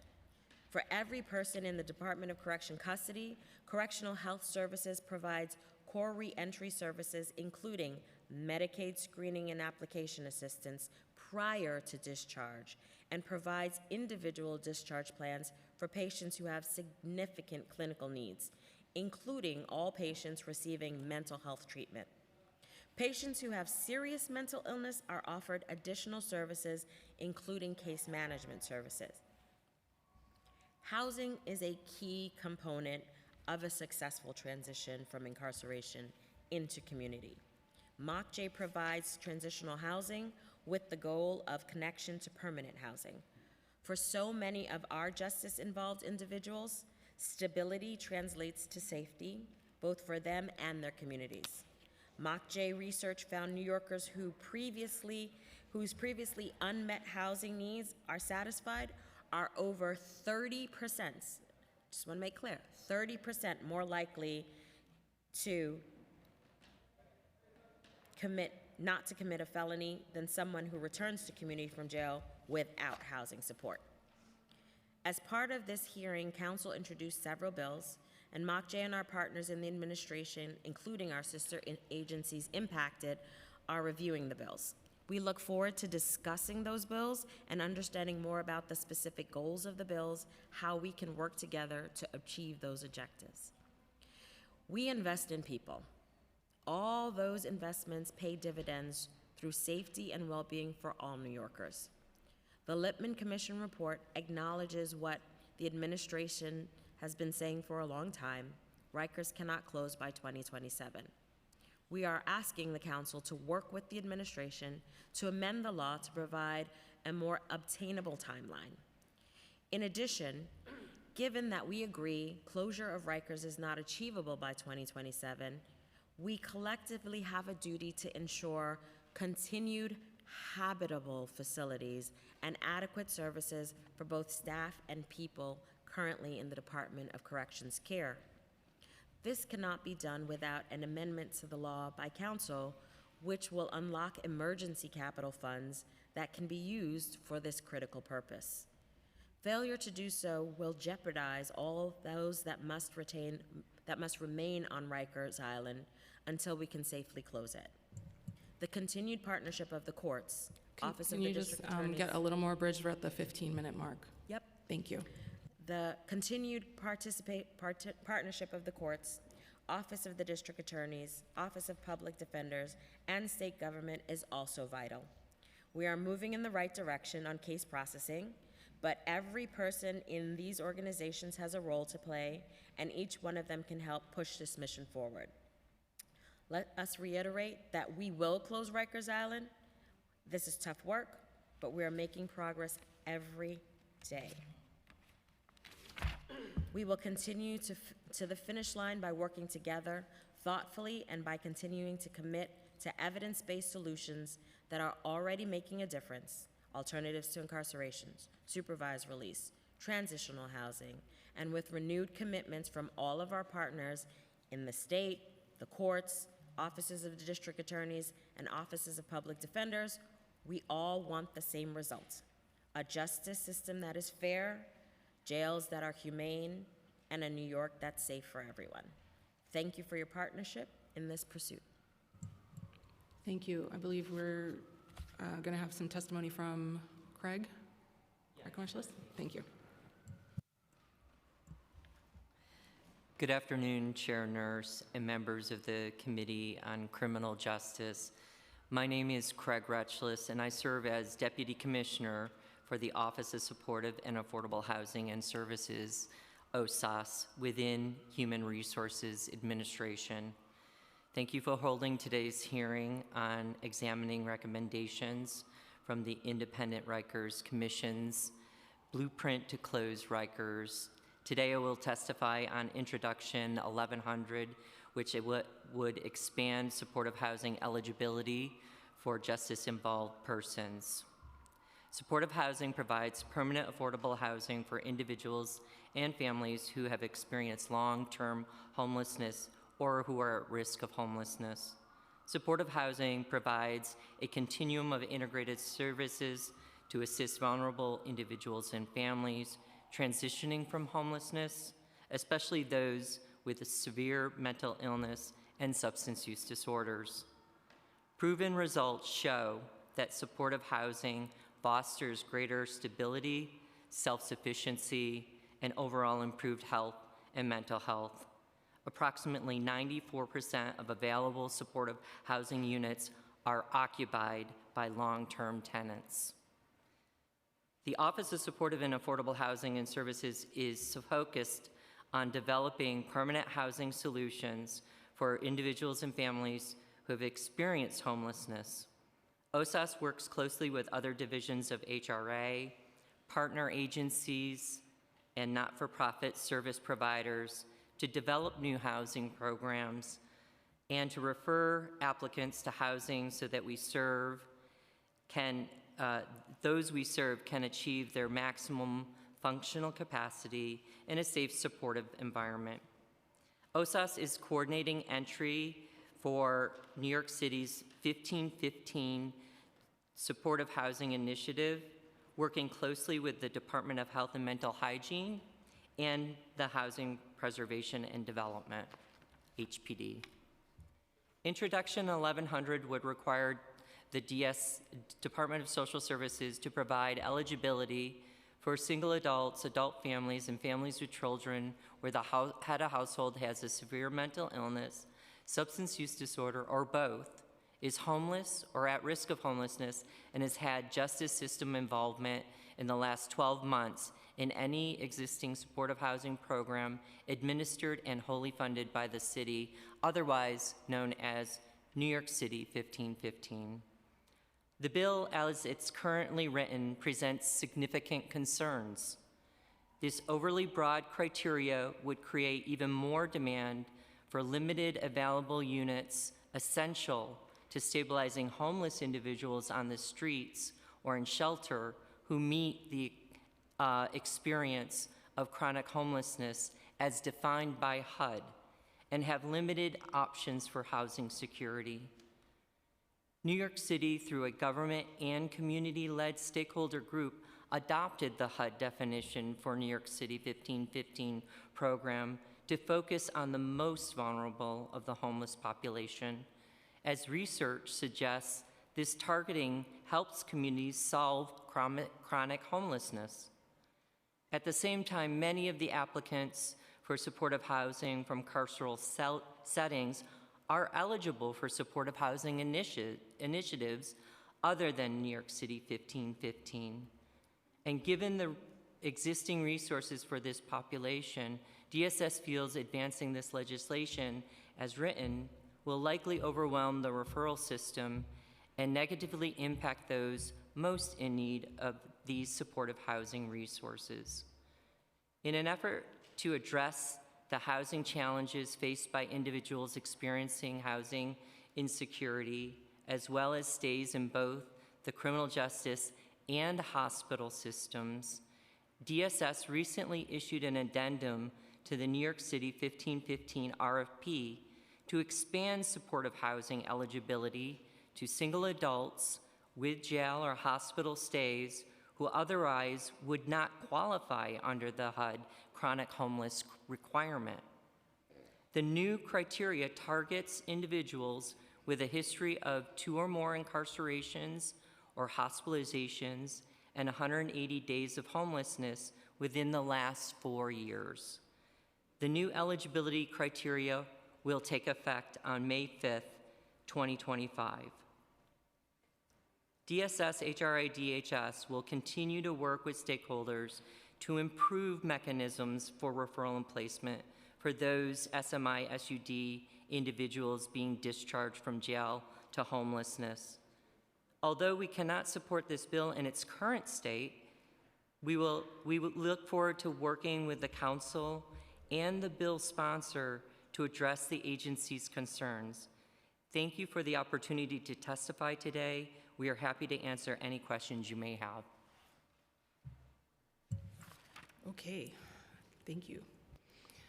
So I think we're going to start primarily with questions for MOCJ, then we have some for correction, and then CHS. I think I got an update this morning on the update on the points of agreement that you all did very late in the evening last night. We thank you for that. It would have been nice to have this much earlier on so that we could discuss it and have a conversation before having this hearing. So it's really, it's not really giving the feeling of partnership. This is the first update we've had in 3 years on the points of agreement. I think we've repeatedly requested updates. So like I said, thanks for the update last night. We'll have a chance to look at it, but when do you plan on updating the online tracker?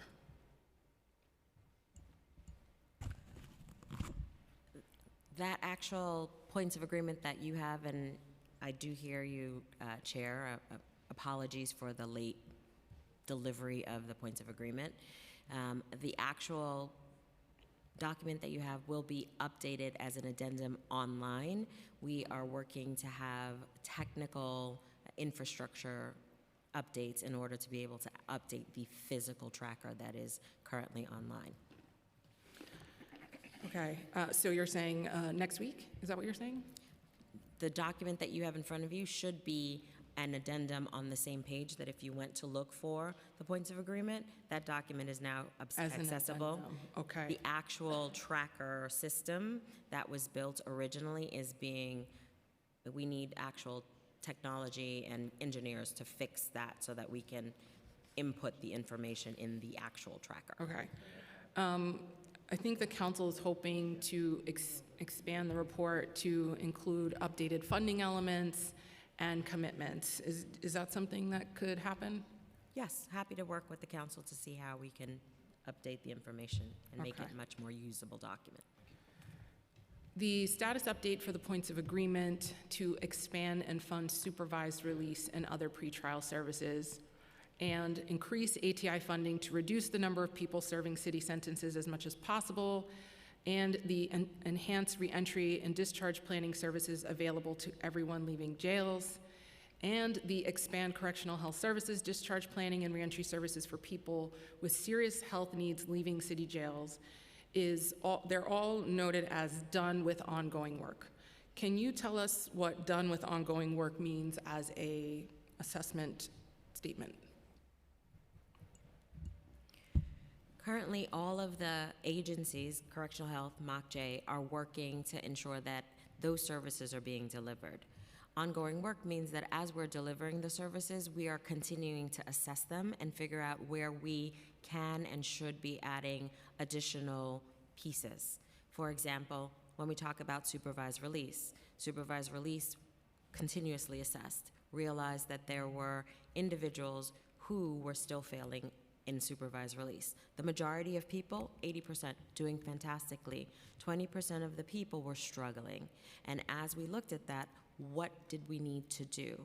We worked with our partners, especially those that were delivering services, to identify not only the criteria of the people who fell into that bucket of people who were struggling, but what they and we, based on the data, thought needed to happen for them. Hence, the intensive case management that is now another portion of supervised release. It's a pilot program that essentially looks at those people that are struggling the most in supervised release, and we created a clinical type model of study, which means that there are individuals who meet the criteria of struggling.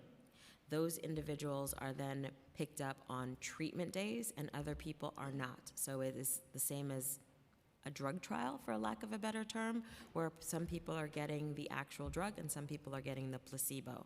And we are seeing very promising results with the individuals that are being cared for in a smaller caseload with clinicians who have significantly more training. Okay.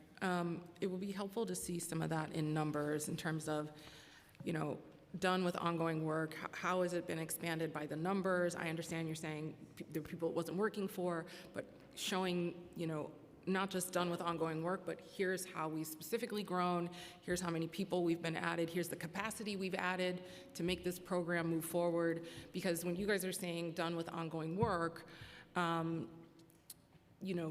to reduce the number of people serving city sentences as much as possible. The number has increased since the date of the last update on here as of late last night. So I think it's hard for us to have a genuine conversation here and actually for you all to put and tell New Yorkers how we're doing when we're just getting this update last minute.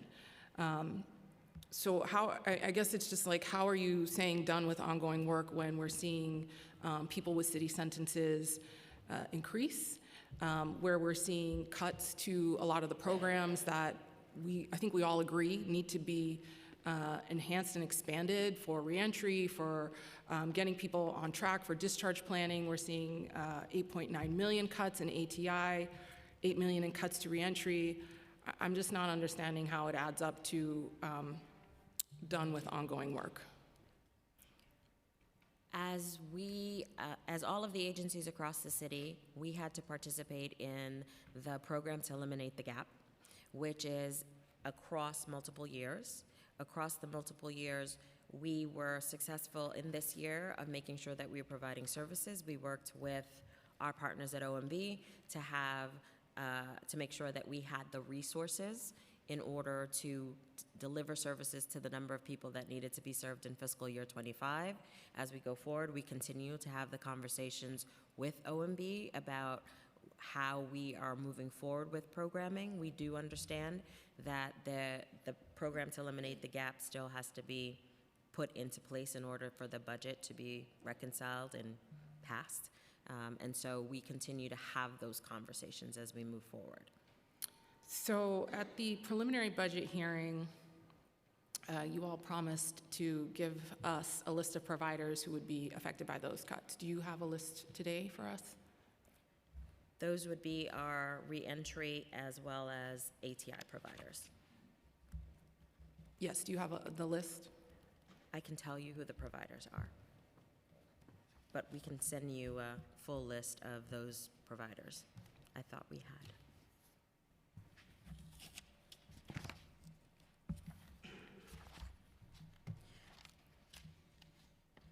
On our reentry side, we would have Fortune, Osborne, all of our reentry network, Center for Community Alternatives, FedCap, Housing Works, Staten Island Justice Center, Urban Youth, Bronx Connect, Women's Prisons Association, Youth Justice Network, John Jay Institute for Justice Opportunities would be some of the providers. Okay. It would be helpful if you could provide the full list and how exactly we expect these cuts to affect them. Is it in terms of a reduction in the number of people they're able to serve? Are they going to have to fire staff? Are they not going to be able to hire staff because now they're looking at begging for funds to fulfill their programs? So I know that you probably want to have more funding for these programs, but it just feels like we're not making progress if we're stuck in the cycle of not having service providers know that they have guaranteed funding to do the work that they need to do. So if you could get, there's enough people here, maybe you could get someone to get a list for us today. That would be extremely, really helpful. I'm going to open it up to some members for questions to Mok Jay. And I also want to acknowledge Councilmember Ressler. You have a question? Great. Great. Thank you very much, Chair Nurse, and for your leadership on this critical issue. And I want to thank the members of the Littman Commission 2.0 for their hard work and smart suggestions. I'm just going to say it very plainly. Eric Adams very obviously does not care about the closure of Rikers Island, because it couldn't be clearer based on his record of 3 years in office. Unlike Rudy Giuliani, Michael Bloomberg, and Bill de Blasio, who each saw significant reductions in the Rikers Island population, Eric Adams has seen an increase of 34%. There's 1,836 more people sleeping in the hellhole that is Rikers Island today than there was at the beginning of his term. And I don't think that anyone in this administration has done a good job at advancing the plan to close Rikers Island, both from a substantive standpoint of how do we reduce the population and move the borough-based jail plan forward, and how do we work with the communities where the borough-based jails are being built. I have to say, as the council member who represents the Brooklyn Borough-based jail site, I have been extremely disappointed by the Department of Design and Construction, Commissioner Foley, Deputy Commissioner, the entire team, by MOCJ, by DOC, by DOT and DOB, and of course, the incompetent team at City Hall, by the lack of coordination and consideration for my community. You all are doing jackhammering until 5 o'clock in the morning every single night. Your after-hours variances and the work that you all do goes until midnight every night for the next 5 years until this jail is completed. And when we ask for having a conversation and working on accommodations, because this is a dense urban area, we were the one community out of the 4 that embraced the jail plan and said we wanted to work with the administration to find good solutions. You all have ignored me. For 2 weeks, I've asked for a damn meeting and haven't gotten a response. Have gotten the most inadequate and inept responses from this administration, from DDC and City Hall. This is not how you work with communities. I am so freaking pissed. When there's jackhammering until 5 a.m., when there's loud construction going on till midnight, you're not working with us to address reasonable concerns. You're just doing whatever the heck you want. And you're doing a crappy job. The demolition process was awful. I heard from city officials they'd never work with the demolition vendor again because they did such an awful job. And it hasn't gotten better. When is this administration going to start working with my community to try to make this construction project work? We've had more development, more housing built in my district than any other district in New York City for 15 years. We are accustomed to development. If there was a private developer that acted with such disdain for my community, the Department of Buildings would have shut them down. But of course, because this is a City Hall priority, you just do whatever you want. Whatever you want. So, the goodwill that existed in my community for this plan to try to make this work, it's gone. It's been eviscerated. It is out the door. People are pissed. Families can't sleep. Literally, no one can sleep because there's jackhammering until 4 and 5 in the morning. Every night. It's crazy.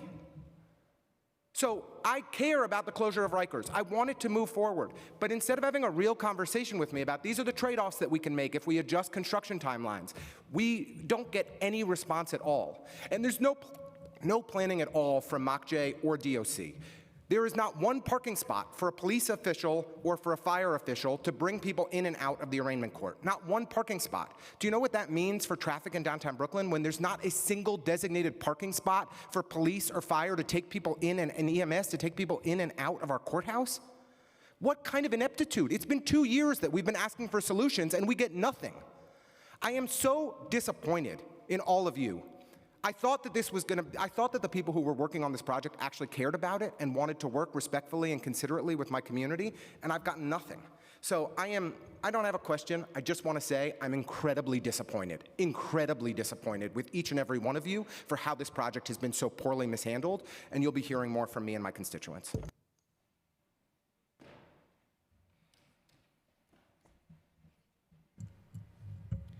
Do you all want to offer a response to the council member? Or an acknowledgement of the community complaints, any steps you've taken?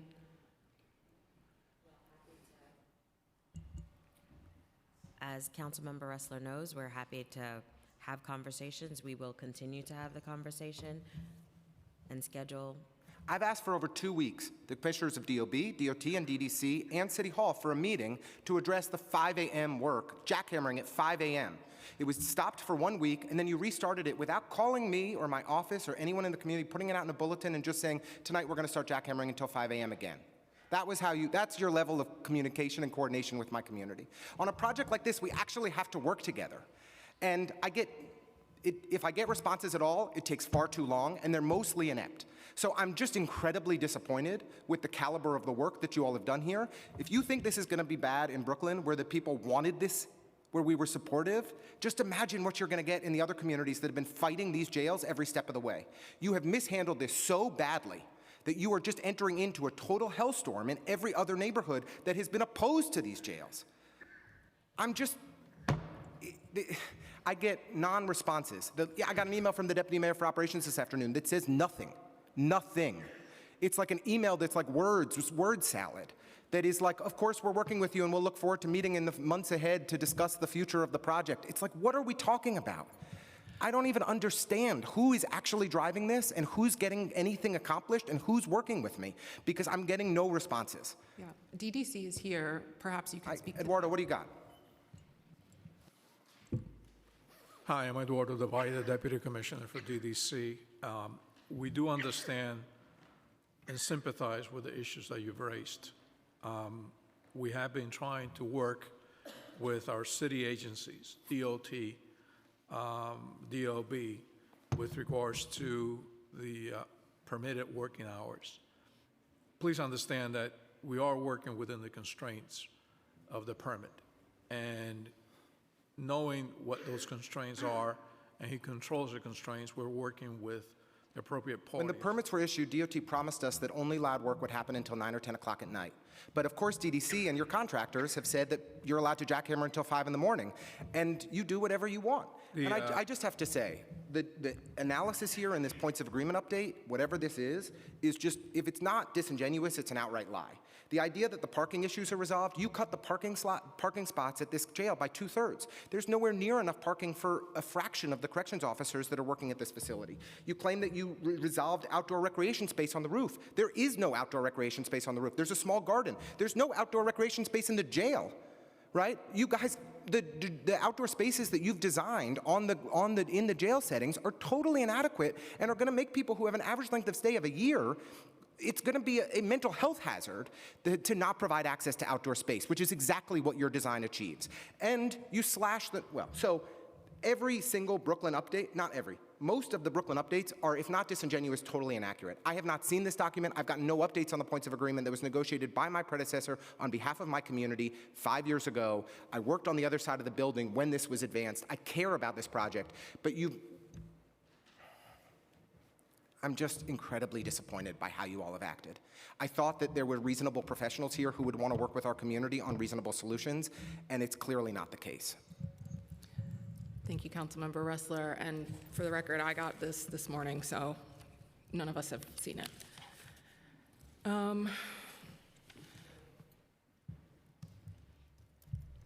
Councilmember Stevens?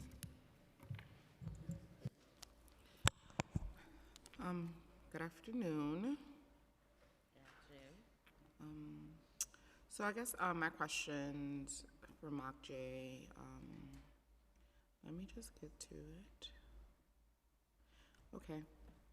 Many individuals are mandated by the court to participate in ETI programs as a condition of their release while their case is pending. How many people do you expect will be detained on Rikers because they cannot access ATI programs as a result of the cuts? At this point, we are still working with the partner providers to assess how capacity would be modified.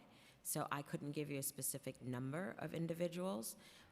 We are looking to make sure that... So as you're doing your assessment, what are you seeing? Because I think that even saying like you're doing an assessment, that means you know that there's going to be some impact.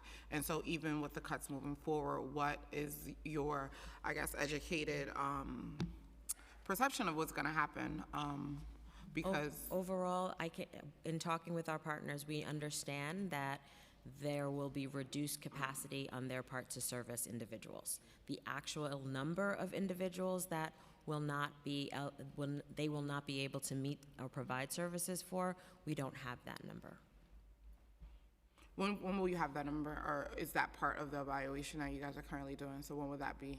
When would that be available? So that usually comes closer to when council has finished negotiations on what the final numbers are, so that we know definitively with the partners what is in the budget as it relates to services.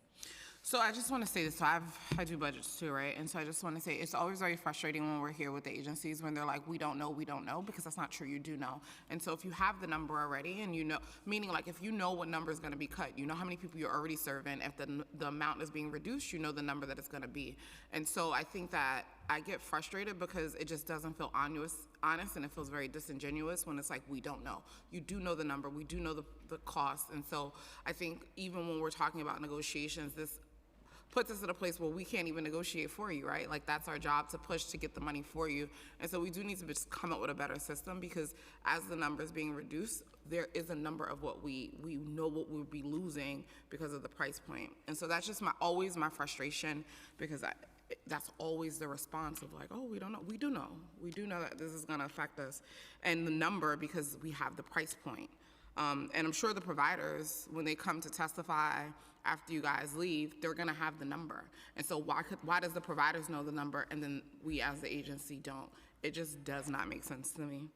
How many staff at the ATI and reentry provider organization have listed experience, and many even have been participating in their very own programs? How many staff collectively across the provider organization stand to lose their jobs as a result of this budget cut? So do we know how many people will be losing their jobs according to the budget cut?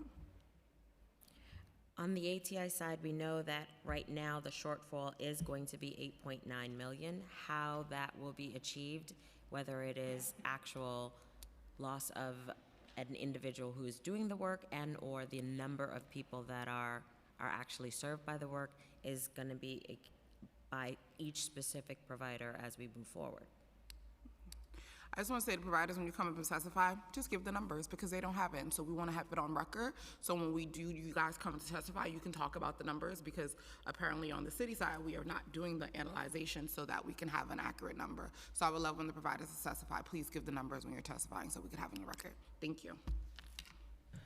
Yeah, I think it's a little bit hard to understand how over at least the time we've been here, you've been able to, X amount of dollars has resulted in X amount of people being able to be served, X amount of contracts, but we're not able to walk backwards to say a reduction in that would probably end up in this. I get it, like, whatever, maybe you're not allowed to speak about it. It just kind of feels like a waste of our time. Councilmember Kaman? Thank you. I'm going to focus this round of questioning also for MOCJ.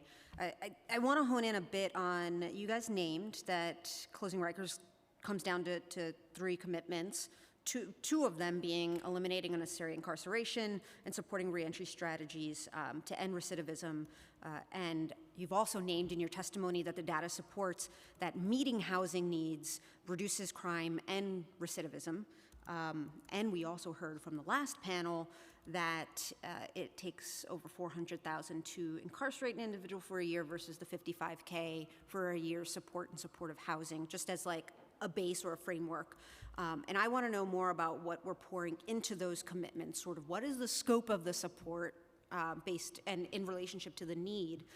And I'd like to know how many units of transitional housing are currently operated by MOCJ contracted providers, and then also how many people are currently on waiting list for MOCJ funded transitional housing. And then one more, and I'll add more afterwards, how many of those people are currently at Rikers?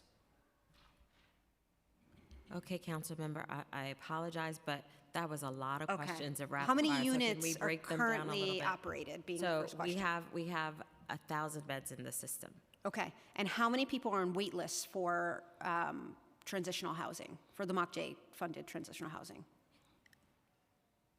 In terms of wait lists, there are multiple wait lists because when we're talking about partners, you have I know that defense there's attorneys, yeah. overlap, but what's the wait list currently for? So in terms of our partners, I don't know that they have a wait list. They get the referrals, and as soon as the beds open up, they say, I have a bed.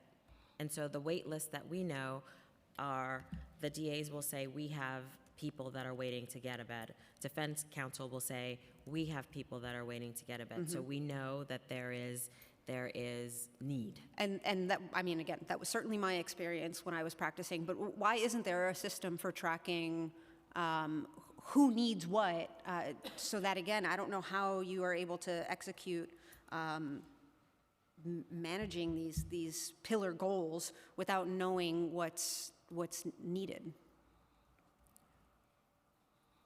So I think the issue is right now that there is no one centralized institution for, here are all of the individuals in New York City that need. Right. Well, my question is, are y'all working within your agencies and working with other agencies to be able to compile that very necessary information? We are working to get the best picture that we can. Okay. So it is the way that we do it is that we don't hold all of the PII for all of the partners. Can you tell me how many people are currently at Rikers who are eligible for and are waiting to be placed into a MOCJ-funded transitional housing facility? For that, I would ask my partners at DOC or CHS if you know how many people that you have that are waiting for placement. That's not information that we have today, but we can take it back to the appropriate folks. Okay. and ask. Again, Or these- maybe we could ask for it to be sent over while we're here. It would be important to know the general size of what's going on in your institution. We can certainly take it back and follow up. I mean, these You're are not really- able to call down to someone or text someone and get that number? Is I'm that not out sure of the we'll be range able of to get that in this options? short of a time frame, so I don't want to commit to that, but we can, Okay. we can certainly If you could follow up. try, that would be helpful. Just to put a finer point on it, these are data points that, like, we cannot even attempt to work on solving this problem without this information. A follow-up question is, how many additional housing units do you plan to develop, and when do you anticipate that they'll open?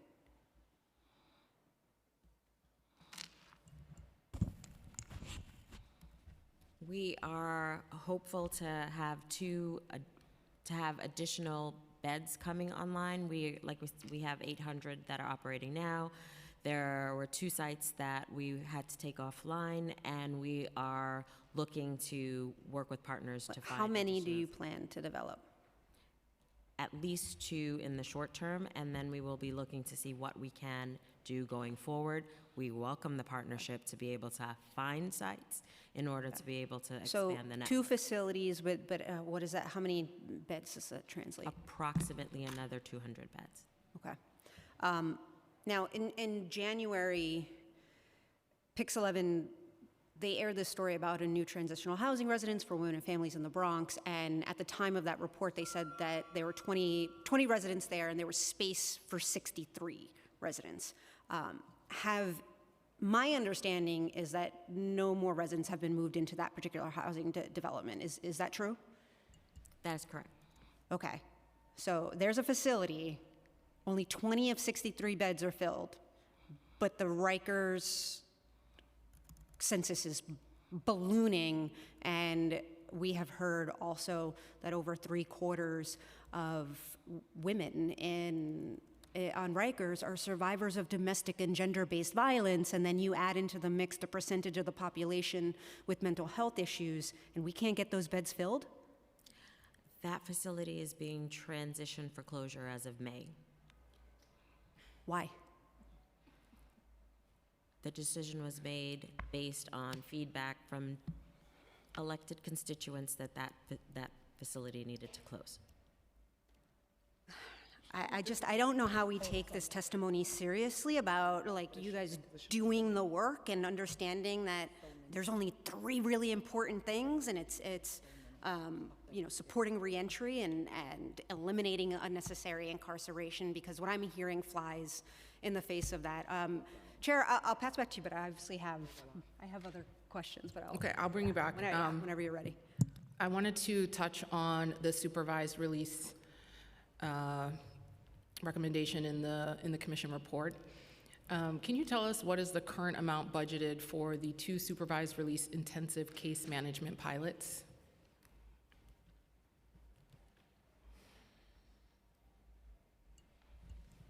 The ICM pilots that are operating in Manhattan and Queens?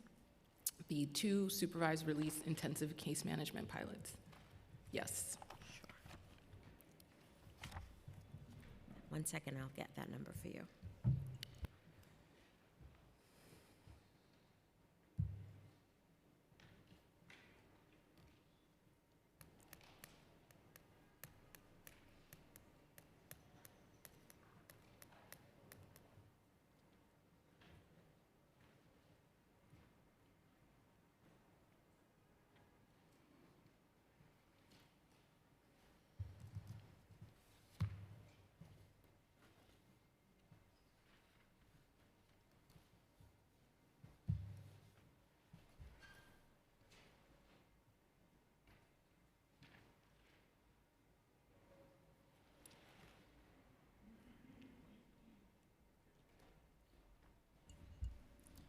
It's approximately 9.1 million. Okay. One of the recommendations is to expand this to about 46 million. Can you tell us tell us about some of the preliminary results of the treatment study group? What can you tell us about the findings of this pilot so far? During the pilot, we experimented with the number of individuals that could be serviced by different clinicians. Specifically, we looked at clinicians who had experience and the education to deal with individuals of high needs. We started out with a caseload of 11 individuals, and we slowly started to move the caseload up. As we moved the caseload up for each one of the clinicians, reaching a point of 16 individuals per case manager, we realized that individuals were not getting the necessary dedicated services, and we started to lose individuals. So what we know is that providing a very dedicated, resourced case manager who is significantly experienced with dealing with high-risk populations at a level of somewhere between 11 and 15 is the way that we are much more successful in managing populations of individuals that had heretofore been cycling in the system and recidivating at higher rates than their counterparts. So do you support the investment needed for expansion? We look forward to being able to move this into other boroughs. Right now, it's in Manhattan and Queens, and believe that it would be beneficial for other boroughs to receive that same type of service. And just one more time, so between the two pilots, you're saying about 30 people? Or that's about, yeah, 30 people across the two are So like there's the 1,100 preferred spots. There's Mhm. 1,100 spots, but the amount per Per case manager yeah. should be about 11. 11. Like 11. Right. Okay. When the council met with Mokje and then Deputy Mayors Joshi and Parker in February, you all agreed to send us a list of new commitments to reduce the jail population. But besides sort of what's updated here, has there been any movement on this? And is there anything you'd like to share with us today on that?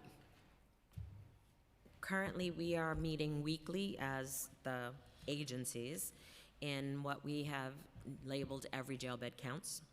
And that specifically looks at every single avenue of reducing jail population, from 6A, CRC, case processing.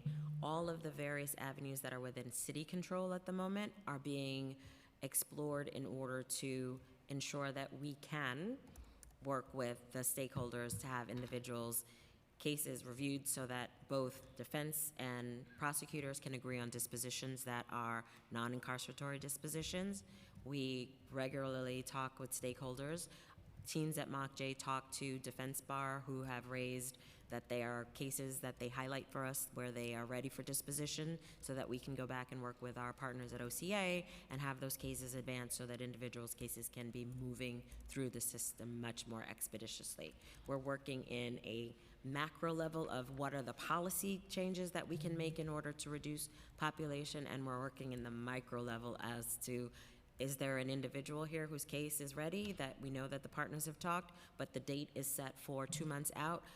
Hi, OCA, let's highlight this one for you. Please advance this case. And so you all are doing that on a weekly basis with Correct. OCA? And then as you're kind of assessing and exploring what actions you want to take, do you expect to have like a roadmap, an action plan that you all will agree upon and be able to produce? We are looking forward to working with our new first deputy mayor to have that for everyone to know the way that the administration is concretely moving forward on this. Okay. Any other questions for Mokje specific? Oh, go ahead. Thank you. I want to shift a little bit now to reentry services. So we know that approximately 74% of the people at Rikers return to our communities. Comprehensive reentry planning obviously is really essential, along with housing to prevent recidivism. In 2017, it was announced that every person who enters a jail would meet with counselors to assess their needs, to identify vocational, educational, therapeutic community program to support their long-term stability. Is that still a goal of the department?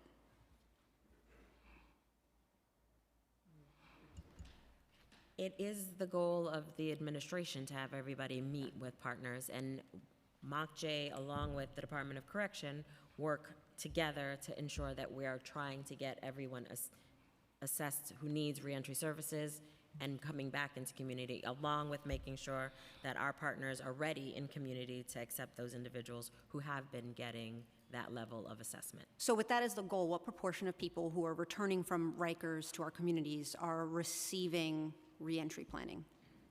I have to see how many, I need to get the number of those individuals that we're servicing in terms of who is being seen by partners in terms of reentry services. Okay.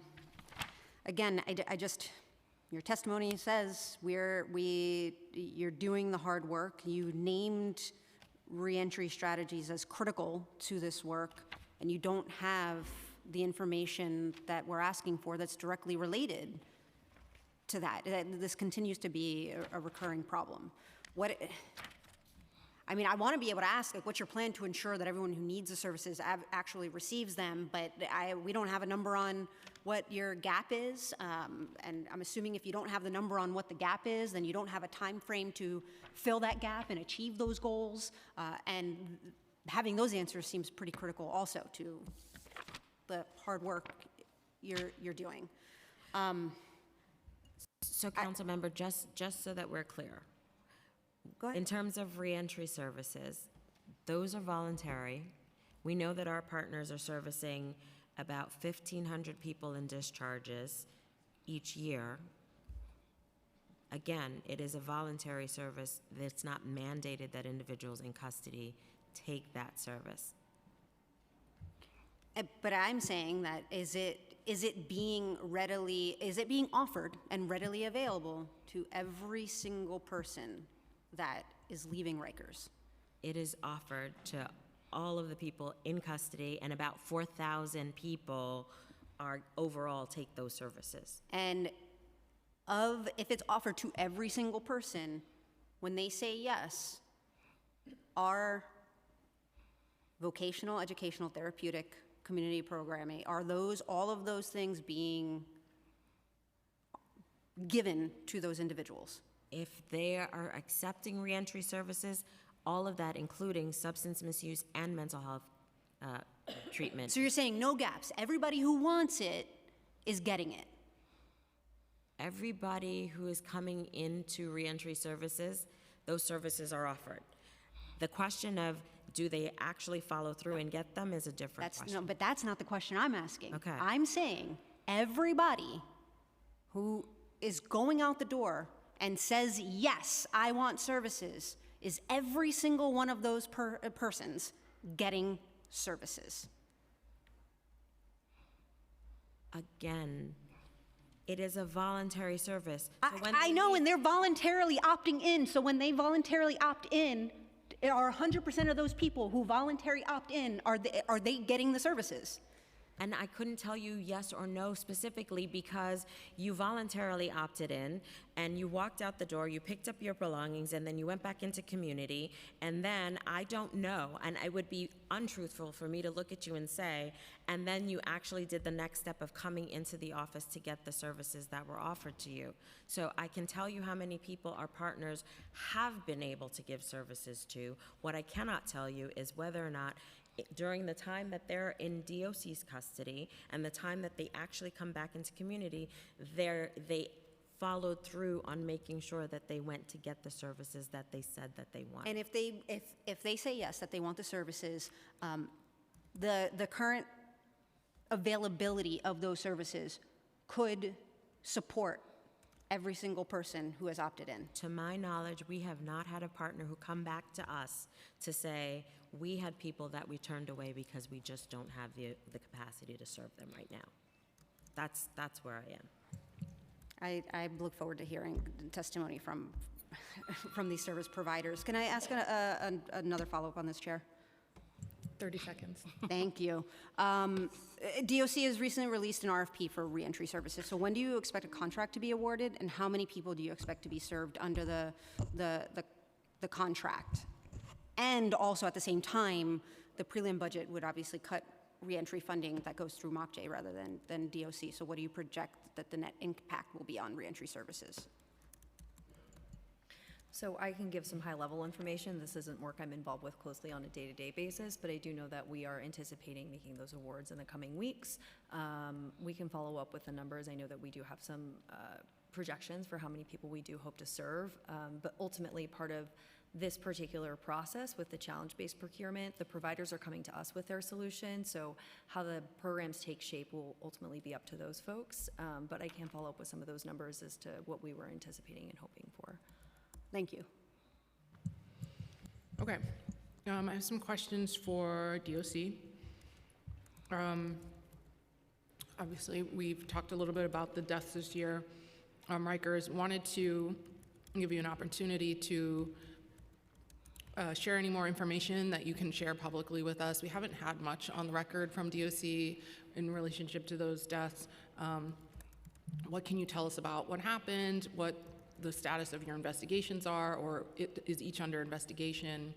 And were any of those attributed to missed health appointments or any other breakdown in protocol? Thank you for the question. I'm sure as you anticipate, those incidents are under investigation currently, so there's really not much that we can say in relation to the questions that you posed. Okay. I want to talk about ICE on Rikers, which I know we are in court proceedings. And I'd really like to hear from you all. I know before we've had on record that you all have said you've had conversations about this. So as it relates to operationalizing that, where would you anticipate them to be set up? How many people do you imagine would be staffed on that island? You know, what kind of communication system and structure would you have with a supervising agent? You know, what is the protocol that you all have been talking about, if you've been talking about it in relationship to mobility of ICE agents? I have a bunch of questions, so you know, as honestly, as obligated by the charter as you can, about the conversations you've had and any plans that you know of should this move forward. So at this point, this matter is currently under litigation, so there's really not much that I can speak to. Right, but you have testified in the past that you have had conversations. So what were those conversations prior to this litigation that only happened this week? I can't personally speak to that. I wasn't part of those conversations. Okay. So you have no knowledge at all. You're under oath. You have no knowledge at all about what any operational plans would have looked like. I have in not your been part of capacity. any of those conversations, and again, this Okay, matters I under hope that's litigation. accurate. For H&H, I'm going to talk about the Bellevue outposted unit. Do we have a temporary certificate or occupancy, or no? Where are we at on this? We do have a Okay, temporary great. certificate of occupancy. The Department of Buildings issued that to New York City Health and Hospitals in February of this year. Okay, and has DOC received approval from the state? That stage, no, we have not reached that milestone yet. There's still some punch list items and then a final approval from SCOC, Okay. State Commission of Correction. What are some of the punch list items that aren't ready yet? Have you submitted a staffing plan? I'll actually turn to Alex. Good afternoon, ma'am. So we are working with our state partners to finalize our staffing plan for the Bellevue facility. It's something that we are working towards actively along with our partners at CHS. In terms of punch list items, there's security technology, emergency generator work that is still ongoing. The temporary certificate of occupancy allows us to be on site and do transition planning, but until the State Commission of Correction approves the site for individuals in custody, we cannot house individuals there. When do you all think you'll get through all those items so that they can grant you permission? We're working again with CHS and H&H to develop an active punch list that incorporates everything and feedback from the SCOC as well as some of the security items that we're concerned about to make sure that, again, this is a safe and secure facility. So we're actively working. We actually have a site meeting tomorrow afternoon to really hone in on how we can operationalize this. Okay. How many uniform staff do you expect to be assigned there? So our initial analysis had well over 200 staff members that we would need, but based on feedback from the state, we are reevaluating that analysis. And again, staffing is a huge concern for the department. We've testified on that before. So what I would say is that we're really trying to maximize staffing efficiencies. So I don't have a number for you at this moment, but it's something that we are working towards because this is a priority for us. Yeah. I think you all had testified before around 300 people, which we also thought was kind of a lot, excessive, given that we know you have another facility that has less than that, that's comparable. So we'd really love to see, or if you could provide and follow up any detail of your staffing plan that you already have sketched out. Given that we've talked about this quite a while, like I can't imagine there's nothing on paper, or if you have something on paper written down, we'd love to have that in the follow-up this week. Absolutely. One thing I will share, the staffing is largely driven by the design and the fact that this is a jail facility that has to meet all standards by the state and local regulations. So, again, we're mandated, obviously, to provide minimum standards, but we try to exceed those where we can. And so staffing is really driven by that, as well as the nature of the need for active supervision. Do you not have a site plan? I'm not sure what you mean, ma'am. Well, you're saying that your staffing plan is driven by what the facility needs to look like. So do you have most of that? Well, that's why we had an estimate that was close to 300, right? Okay. Is thinking about that site plan because we're always on site. In fact, I was there yesterday to make sure that we can properly supervise the individuals in care. Okay. I'm going to ask, I do want to ask on question for Councilmember Rivera, who couldn't stay for the whole hearing. I know that you testified that in the current form of the bill that was proposed, you couldn't support it. Can you give us specifics on what you would need to support it?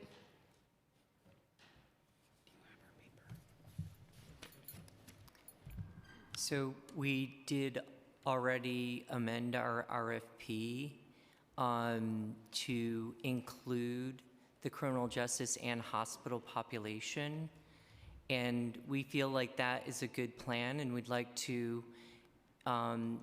give that a try and continue to work with our partners around, are there further refinements needed? So we are focusing on those that have had criminal justice involvement and hospitalization.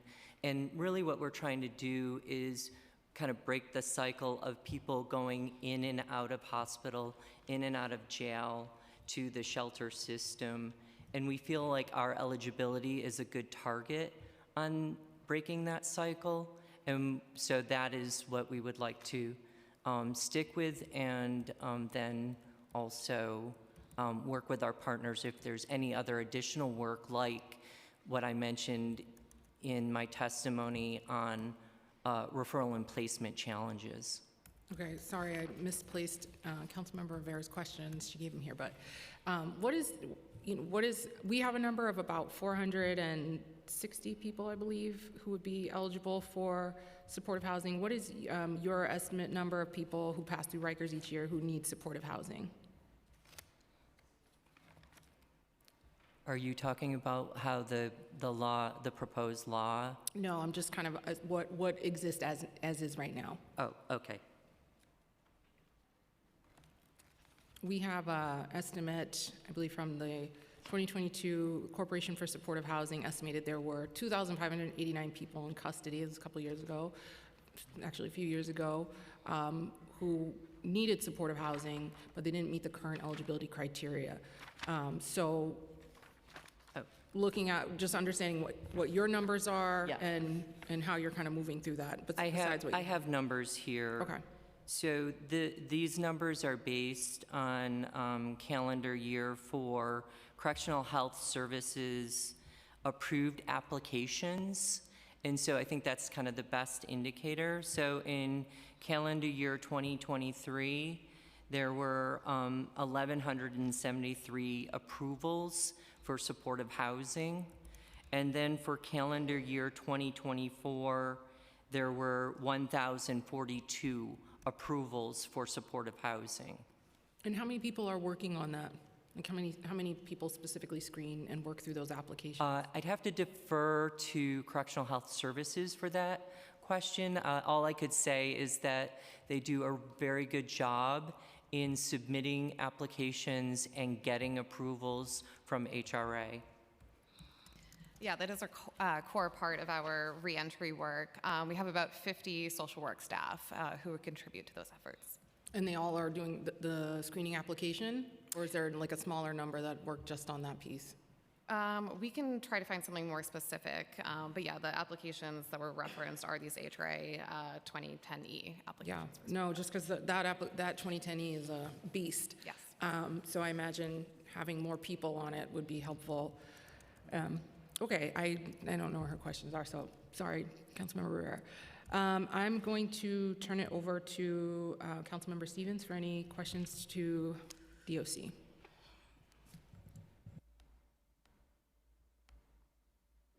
Sorry, give me a second. Sorry, you didn't tell me you were coming.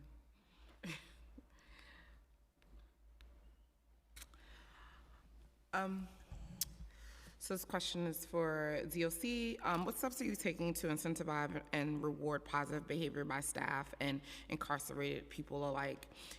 Is there a process by which staff are recognized and rewarded for helpful initiatives to de-escalate and leadership? And are such efforts taken into account in promoting and specializing in post-decision? And what about the incentives for incarcerated people? Thank you. So you may hear me say this a few times. I'm not super closely involved in like the staffing work, but I do know that just generally speaking, we of course have staff recognition programs for our staff, both uniform and non-uniform. And I'm not intimately familiar with the awarded post process, so I can certainly take that back to folks and follow up with more information on that. But I do know that in terms of, when we're looking to promote staff, when we're looking to develop leaders within our organization, of course, we're taking into account their performance and how they're performing on the job and how they've taken in the training that they already have and working within the facilities. As for people in custody, certainly we structure our programs to be incentive-based, particularly for our young adults. But again, I don't want to misspeak for my colleagues, but that is always part of what we are thinking about when we're developing programs, when we're developing, we have certain housing structures that are for particular individuals that may want to take part in specific programs. So if someone wants to go to school, for example, we have school housing areas, and there are incentives built into that, inclusive of just being around your peers to help encourage you to participate in those programs. Those housing structures have been really successful, and we're always looking to expand those and other programs we know are successful. But it is part of foundationally what we consider when we're thinking of any of our programs to support people in successful reentry once they do reenter our communities. This question is for the Department of Social Services. In a report released in 2022, the Corporation for Supportive Housing estimated that there was about 2,589 people in custody in Rikers in a given year who needed supportive housing, but more than half did not meet the current eligibility criteria for justice-involved supportive housing because city regulation on longer considering them chronically homeless once they were in Rikers for more than 90 days. Do you support the introduction of 1100 sponsored by Member Rivera, who required DSS to expand the eligibility permanently to ensure more people justly involved could be placed in supportive housing and would not be barred due to the 90-day rule?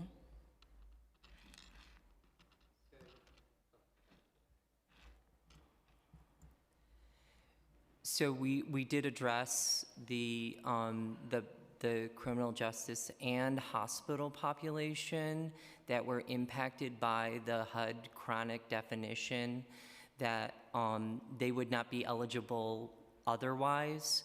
So that definition allows for for individuals that have either a hospital and or a jail stay within the last 4 years and 180 days in homeless time.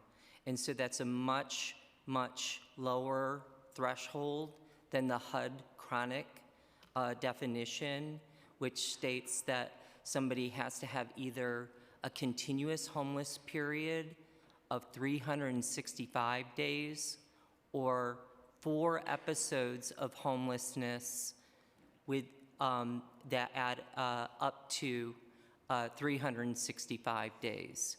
So we feel that the amendment to the RFP is a good solution and target for those that are cycling in and out of hospital and in and out of jails. So that was a lot of words. So do you support the bill? Because I know you're saying according to the RFP, it addresses some of it, but it doesn't address all of it. And so DSS does not support the bill as it's written now, but we are happy to, further discuss the bill with the council members. But we also wanted to put it out there that we have addressed to a certain extent the criminal justice and hospital populations that are not meeting the HUD chronic criteria for New York City 1515. I guess the other question I have, and I guess this might be in general for everyone, and I'm sorry, I take like 31 seconds, but just even when we're talking about, as we're thinking about, and like you said, even in the RFP around expanding what that looks like, and so obviously needing supportive housing, how is everyone working together that this is going to be equitably distributed throughout the city? Because my district, as we all know, and the South Bronx and the West Bronx, we see a lot of these and we carry the burden. And so I know there was a question around like a site being closed in the Bronx, and like someone's like, well, why did that happen? Because we have so many. And so what is the plan about making sure this is being equitably distributed across the city and that everyone is welcome to be a part of the community, and what does that look like? Because we obviously need to be expanding this and we need more supportive housing, but we can't keep putting them in the same 5 locations and in walking distance of each other, because we need to think about the burden. So my community, we're doing our part and we are taking our brothers and sisters in. So how are you guys working to make sure that this is being equitably distributed across the city, and understanding that this is a city issue and not just a Bronx issue or specific districts? So I'll take that one. HRA does coordination with DOHMH and HPD around the New York City 1515 implementation. And so HRA does the procurement. So what we do is we evaluate the proposals that come in under the RFP. And then our colleagues at HPD, they're more involved in the actual siting of programs and the capital that's needed for projects like congregate projects that are being developed in different boroughs, different neighborhoods. And DOHMH is the agency. So I think I understand the process, but that's not answering the question that I'm asking, because even in that process, it's still not evenly distributed, because often the administration comes back and say, well, this is where it was available and this is where we had space, and I'm almost positive other people have space in their districts. So I would just love to hear how all of you are working together to make sure that this is equally being distributed across the city and not continue to oversaturate boroughs like mine, who already have high numbers of shelters and reentry programs and all the things. And like I said, these are all my brothers and sisters, but we can't do everything. I think that what I would say is that we would need, our partner agency, HPD, to weigh in on that in terms of the siting of, congregate programs. But, we are working with them on developing 1515 congregate programs, making sure that they have the service award, which is the services that go to the supportive housing population that will ultimately live in those programs. Councilmember Stevens, thank you for that. I hear you. I hear you basically saying, I know how you do the process and how you identify spaces and how you do it, but at the end of the day, everything ends up in the Bronx. And that's kind of the same thing that DA Clark says in terms of things in the Bronx. And that is partly why 2 of our programs are not coming on, because we understand that the Bronx has a lot. And again, I want to even shout out the Fortune Society, and I know I was pushing back on you guys, but they pulled it because they understood I have way too many. And so part of what we did in terms of that was to go now and start having one-on-one conversations with your partners, right? And your constituents to say, hi, we need to be able to house people. We need to be able to deliver these services. Let's work together to find places that can actually accommodate and where you will see that we are good neighbors. So we are in the process of literally going around and talking to find places that are not in the locations where we have had an oversaturation of services. Yeah, and I just want to also point out, because I think we get pushed back. One, it's not about being good neighbors. It is about, even me as a council member, I get the same amount of services that everyone gets, and sometimes less, but I am getting a lot more work to do, and it's too much. And where, we sit here, and a lot of times my colleagues, they'll say, we want more, but then when it's time to have sightings, they're pushing back. And so I am being clear that we cannot do this alone, that everyone needs to be looking in their districts to make sure that if there is space or if there's projects coming in, that they're saying, hey, I've identified a space. Because they are good partners, but I just cannot do it all.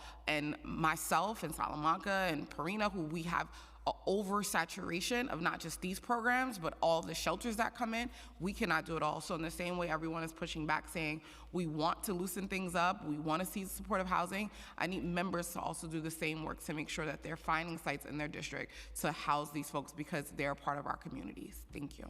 Thank you, and we welcome your sending members our way who are the ones that are ready to do that work. I do want to just clarify, because my team did send me the answer to your question in terms of specific numbers. On the reentry program to eliminate the gap, the team is anticipating, as of talking to partners, that it will eliminate 1,105 discharge planning slots and 1,569 community intake slots, if that goes forward. Thank you. I mean, that's obviously not good. Thank you. Thanks for chasing down that info while we're here.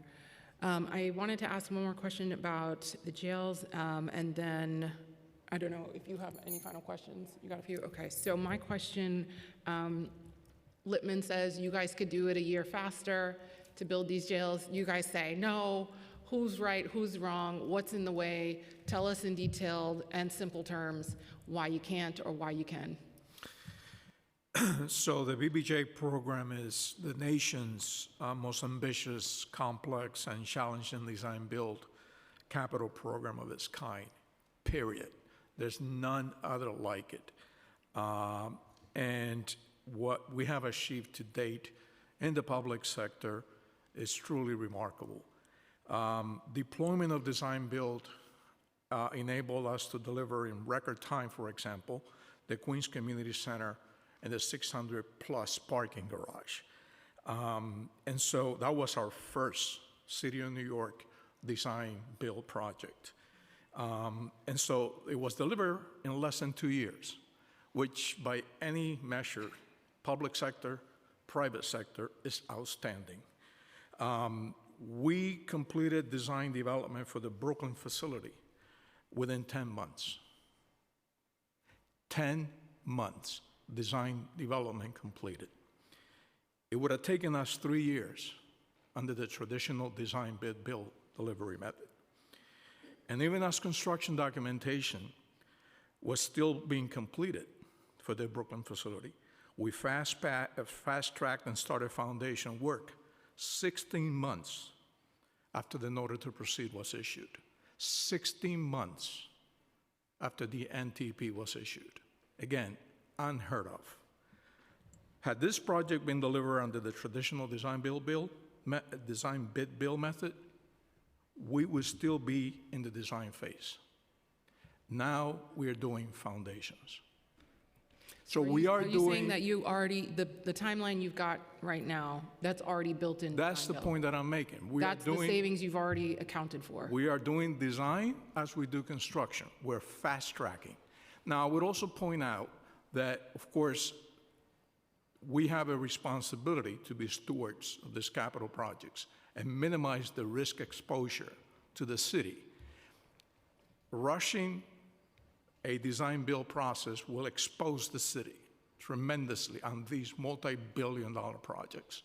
So we must be prudent. Can you outline some of those risks? Like, give us a high-level risk that you're worried about. in terms For of example, if we were to start foundation work before we got all of our SCOC permits, that's, SCOC is an entity, Yes. the State Commission of Correction, that not the Port Authority, not other public agency who's doing design build in this country needs to deal with.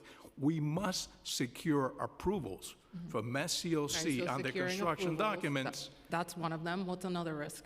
That's huge, because if we proceed with construction without SCOC approvals, and SCOC comes back and says you need to change X, Y, and Z, that's the exposure to the city. Changes are money. Change orders are expensive. I understand the magnitude of that approval and jumping the gun on that. Is that the main risk, or No, is there an, okay. Well, there are others, right? Okay. If we, for example, fast track the construction of foundations before we reach, come to terms on the GMP, the guarantee maximum price, and we cannot, for some reason, reach that GMP with a design builder, we have already started construction of foundations too early, too prematurely. We are exposing the city now to the costs associated with those delays. If we don't come to terms with the design builder, we'll have to go out to bid again and solicit a proposal. That will simply delay even more. So those are the kinds of risks that, again, with all due respect to my colleagues in the commission, have not been properly assessed. Thank you for that information. Councilmember Kamal? Thank you. These questions are for DOC. I want to go back to sort of the commitment to reduce the census on Rikers. And there is currently one of many issues, but there's an issue with non-movement of individuals that have been given state sentences, right? And so, like, as the example, you might have a client who's about to hit their minimum 1.5 to 3, whatever it is, and they have served the majority of that time as a city sentence, and then they're not meeting with parole because they're not being taken upstate. Understand the situation with the upstate officers, and that the state is saying, well, we don't have the capacity to handle these transfers. State sentence clients can't be processed for their state sentences while they're in city custody. So we have this dilemma here. How are y'all addressing that? Hi, council member. It's that actually falls in Mock J's. Oh, then great. purview. How are y'all In terms of- handling that? In terms of coordinating, once we identified that this was going to create a logjam on the city side, Mock J reached out to our state partners to start explaining to them what was going on. So DOC custody management, as well as defense providers, would identify the people for us, and state has been working with us to take those people. So as much as everything has been shut down, where there are individuals that are within DOC custody that are meeting that criteria of essentially being ready to go, they are taking those people who are going to be essentially released by that capacity. Now, there's definitely still a significant backlog, and I understand that you're saying that you're sending names, but have you thought about the state sending down somebody or some bodies to set up an office on Rikers to cut that off? I mean, you can give them the space that is being offered to ICE. Well, I think, not wanting to speak for our state partners, I do appreciate that there was a very public termination of 2,000 personnel, and that they are reorganizing themselves, and so they are coming to pick up individuals that are identified that are ready to do that processing from correction custody to move them through. But in the scenario where there is a staffing crisis, you cut out the need for a lot of staff to transport, to take them to the, by having the state set up shop within Rikers? Would you guys pitch that? Would you be I good with appreciate doing it, that? and it's one of the things that we have not discussed, but I don't know why we couldn't discuss it with the state. So will you discuss it? I will definitely raise it with the state. Great, thank you. And now I want to shift over and get an update on something that we've talked about at several different hearings. So obviously last fall, we heard these terrible reports about deadlocking, where officers were locking seriously mentally ill people into their cells for days, weeks straight, without access to medical care. We heard that already, that people who were already very ill were deteriorating further. Some people were awful things. Some people were smearing their cells with feces. They included some people who were stuck at Rikers waiting for state hospital beds to open up. There were reports and reasons given by DOC that ranged from like assault on staff to somebody involving somebody with a serious mental illness, or simply to being looked at strangely by an individual. So my question is deadlocking still occurring? And what steps have you taken to make sure it doesn't happen? Are staff receiving any additional training or support? And has there been changes in staffing ratio or supervision levels in the mental health units where the deadlocking took place? Thank you for the question. So I would start by saying that, as the commissioner noted, we referred this immediately to DOI for investigation, and it is still under investigation with DOI. Shortly following that, there was issuance just to reinforce that it is not our policy. That's nothing within our policy. Staff are not supposed to be doing that, and written directives were issued to reinforce that policy. Certainly the commissioner made it a point to ensure that all leadership are informed in that and reinforcing it all the way down, as it's never something that, that's not something that should be occurring under policy, regardless of whatever situation may arise. And what's the status of the investigation currently? I know it's still with DOI. I can follow up. I don't know anything more than that. Okay. And you've made it clear that the commissioner has said, hey, this shouldn't be happening. Beyond that, are there specific steps that you can articulate around like preventing a recurrence of these practices? Beyond just, hey, we're saying don't do this. Like, are there additional trainings occurring? Are there different kinds of monitoring? Are there CAT plan? Like, what else is being done? So I haven't been involved closely with that work, but I do know that part of the messaging going down to leadership, right, is so that everyone is reinforcing that message.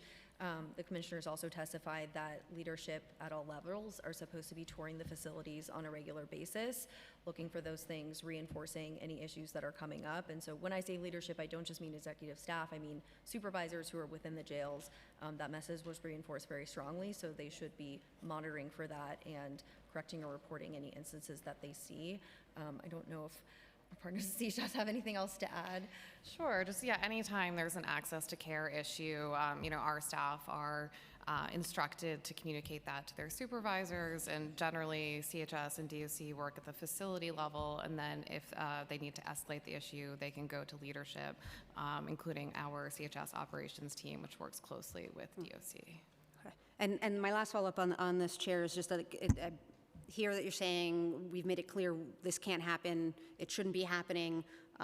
We're also acknowledging that this is involving people with SMI, and so there's a number of people who have experienced this that really should be in hospitals. And so, like, what is the status of the work being done to allow any 730 clients to go to any hospital that has beds? Because it is very, very clear that leaving people who have SMI on Rikers is just a complete and utter disaster.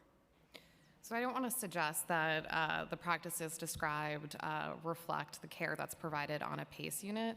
The PACE unit is the highest level of care that we provide on Rikers. We have psychiatrists on unit, we have nursing staff, social work staff come on.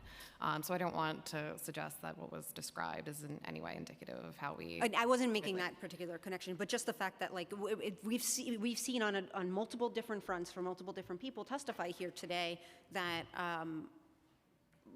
jail is not the place for somebody with an SMI, nor is any correctional officer ever going to be equipped to take care of a person with SMI. And so, like, what are we doing? And this is specific to 730 clients, but even others that haven't been 730'd or haven't finished that process that have an SMI. Like, what are we doing to get these folks off of the island quickly and into hospitals instead?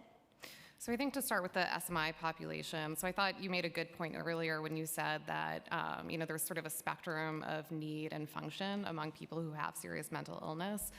That's certainly true of people in the community, and that's true of people in jail. So we really provide a spectrum of care on Rikers that can be more like an outpatient basis where people can be housed in general population, receive their medication at the clinic, and also meet with counselors all the way to these PACE units, which are more intensive. But certainly not everyone who has serious mental illness needs to be hospitalized.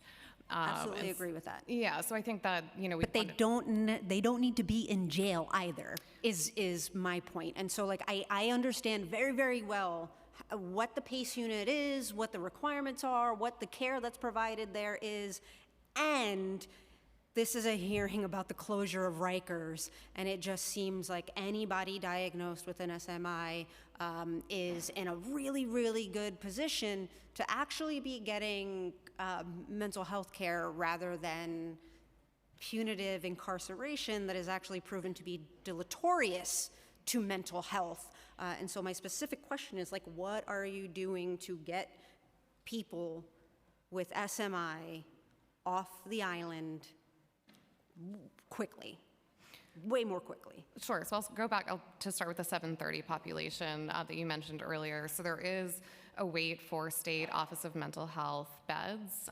So I think we currently have 186 people who have been found unfit to proceed with trial who are waiting on Rikers.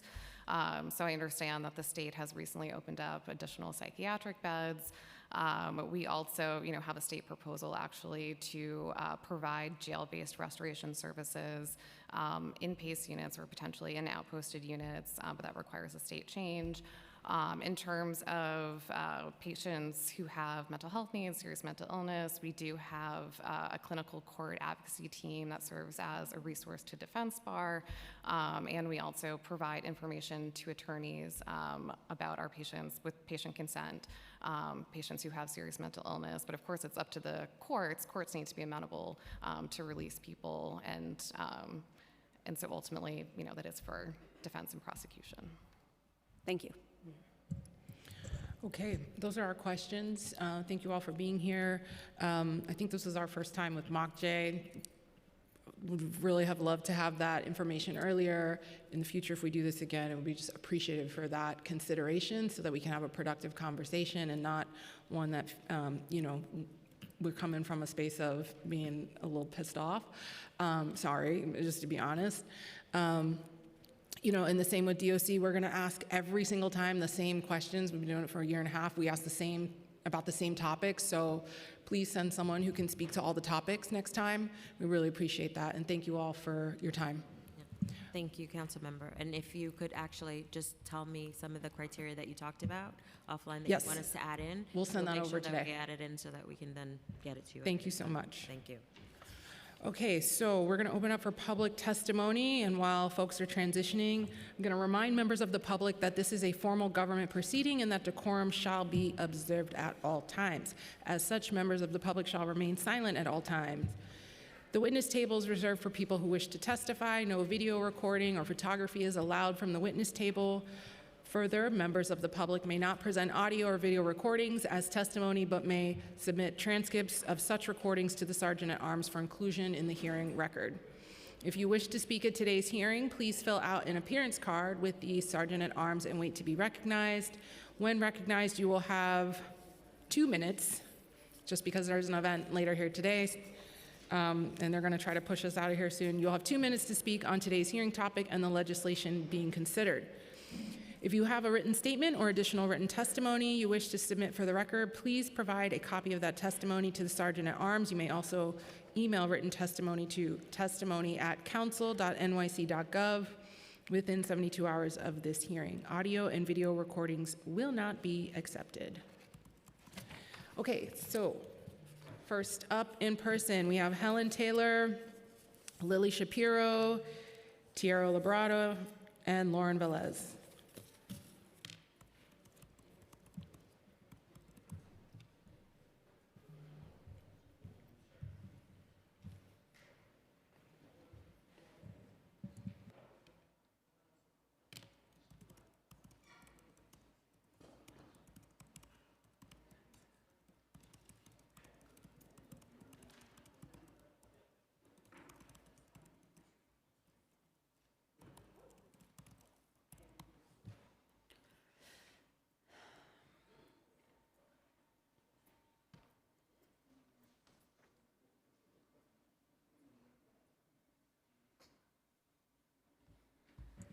All right, you want to start from left to right? Okay. Yep.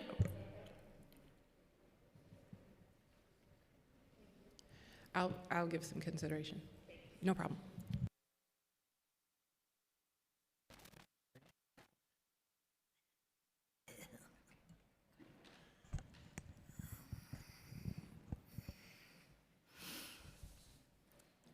Good afternoon, everyone.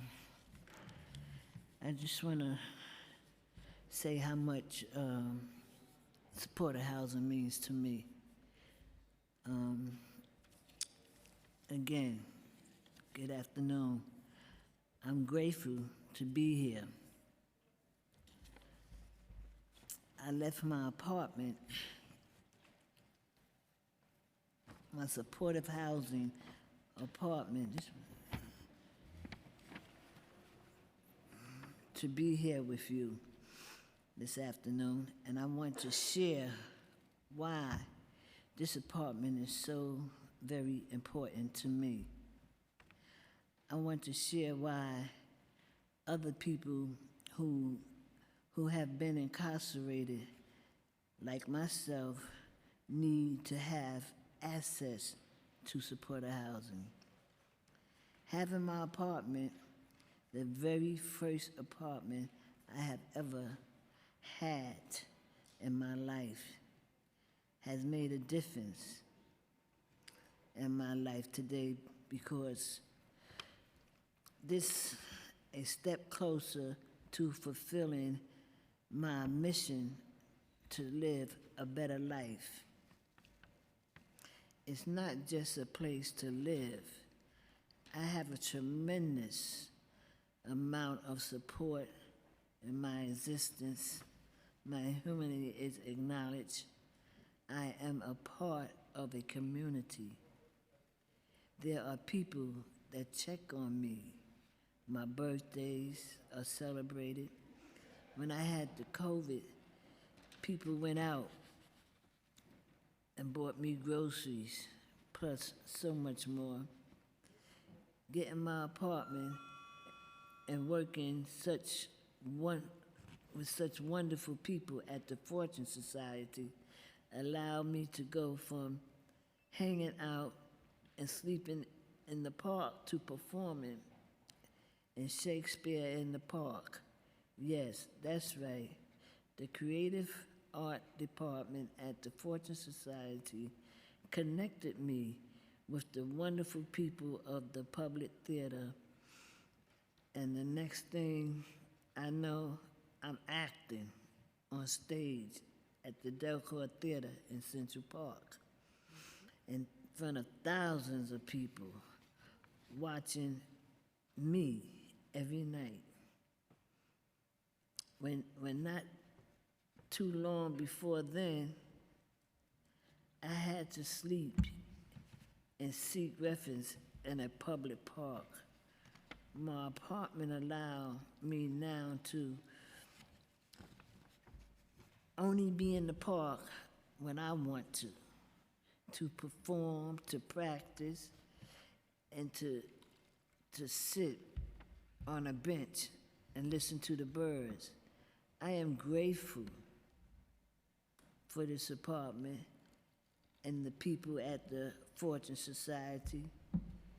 You really saved my life, and I am grateful that I am able to reach out and give back to those who are in the situation that I was in. By advocating for more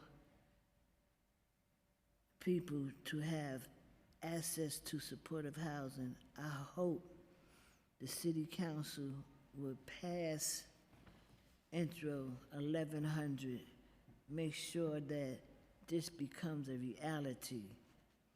My story should not be unique. I'm certain everyone should have access to supportive housing, access to the life they want and deserve to live, a life of dignity. Thank you. Love is love.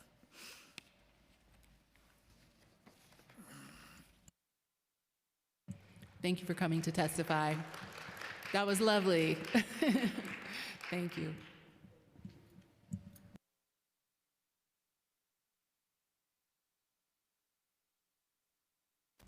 Tough act to follow. But good afternoon, Chair Nurse and members of the committee. My name is Lily Shapiro, and I'm Policy Counsel in the Fortune Society's David Rothenberg Center for Public Policy. Thank you for the opportunity to testify about the urgent need to pass Intro 1100 to expand access to supportive housing for some of the most vulnerable people in New York City, some of the most stigmatized people in New York City who deserve access to supportive housing.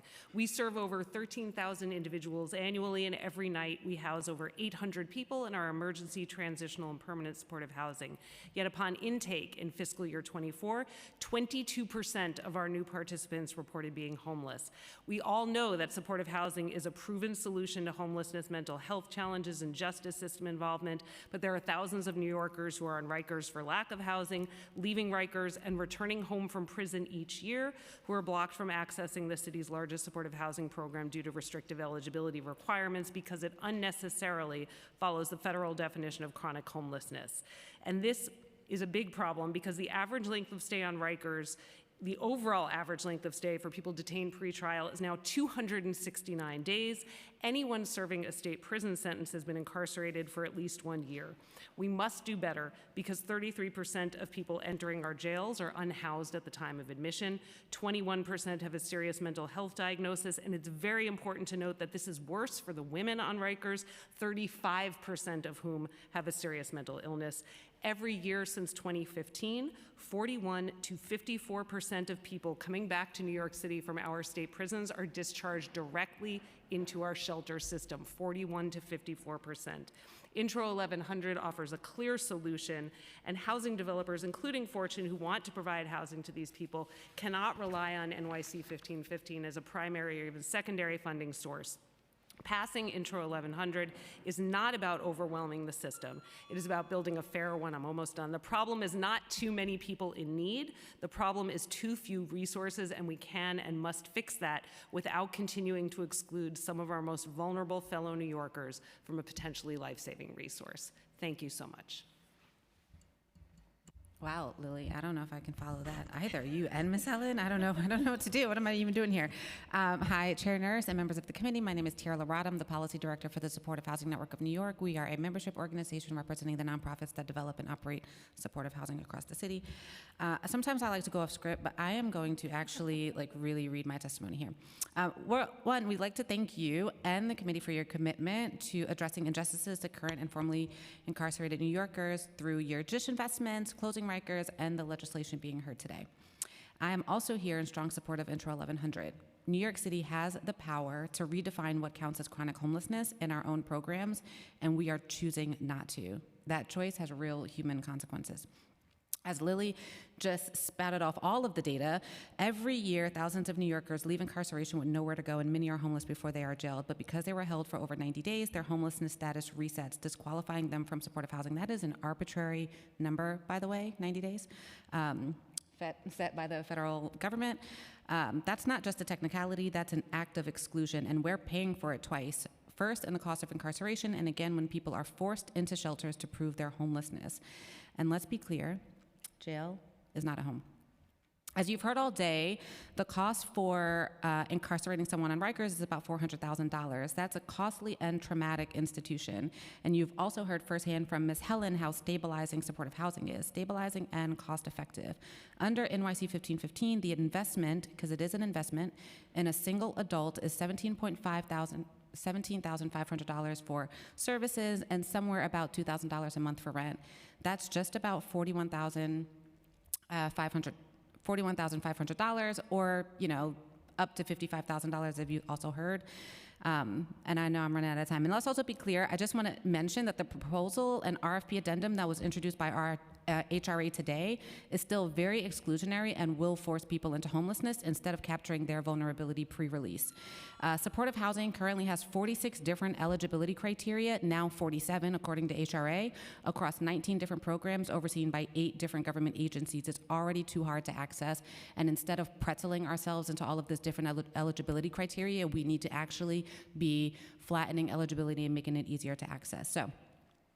And we also cannot use scarcity as a justification for not allowing people into supportive housing. We need to invest. Okay, thank you. All right, my turn. All right, Madam Chair Nurse and council members, thank you for the opportunity to provide testimony in support of passing Intro 1100. My name is Lauren Velez, and I'm the director of the Metro Region for the Corporation for Supportive Housing. We're a national nonprofit that works to reduce homelessness in communities across the country by helping to provide deeply, permanently affordable housing with wraparound services. My testimony today is focused on people in New York City who have significant behavioral health needs and are often cycling between jails, prisons, shelters, and street homelessness. We're asking the city to expand access to supportive housing for justice-involved populations by passing Intro 1100. You've heard a lot this afternoon about how critical it is for us to identify and invest in pathways to stability for people leaving jail. 1515 is the city's primary supportive housing program, and it has aimed to create 15,000 units over 15 years for individuals with serious mental illness and/or substance use disorders. Despite being wholly city funded, we are following an outdated and frankly ineffective federal criteria requiring over a year of homelessness, over 12 months of homelessness, and categorically disqualifying those who are incarcerated for 90 days or longer due to a clause that counts institutional days of 90 days or longer as breaks in homelessness. Jail is not a home. That is not a break in homelessness. It's not a place meant for ongoing habitation, and these barriers exclude thousands of individuals exiting Rikers, prisons, and other carceral settings, preventing access to stable housing and undermining the program's mission. We know that length of time of homelessness is not the only or even best predictor of vulnerability, and expanding eligibility is crucial to ensuring that 1515 will serve those who need it most.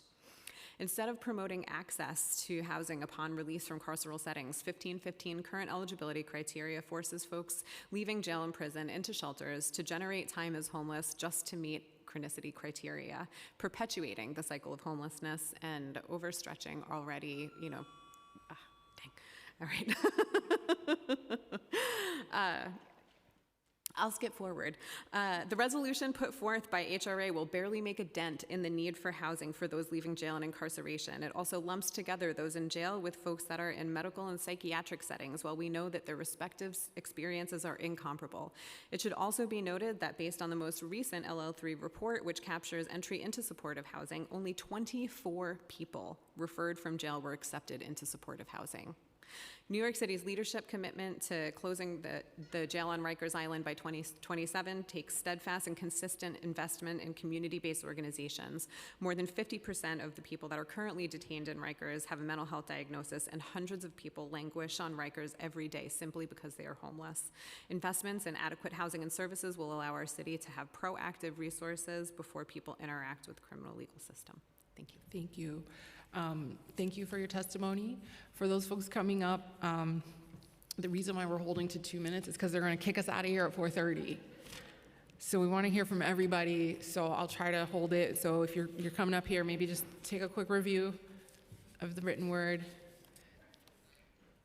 See what you can submit in written form. Okay, Joshua Varner, Brianna Said, Joseph Soto, Barbara Beard.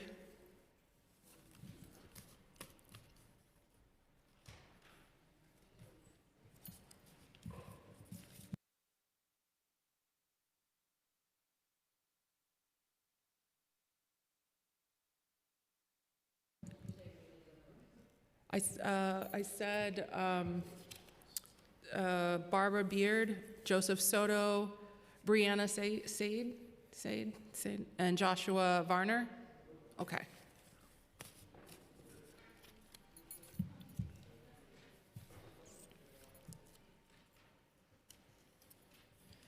And whichever one of you wants to begin, you can begin when you're ready.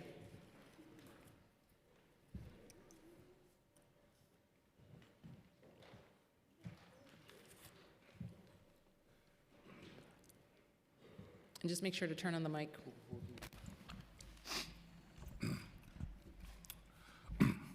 Good afternoon, Chair Nurse and members of the committee. My name is Joshua Varner, and I am justice impacted. My interaction with the Department of Correctional and Community Supervision started in 2005 when I made a bad decision. I had to pay my debt to society by serving 3.5 years. Upon release, I was given $40, which wasn't enough money for food, hygiene products, and train fare.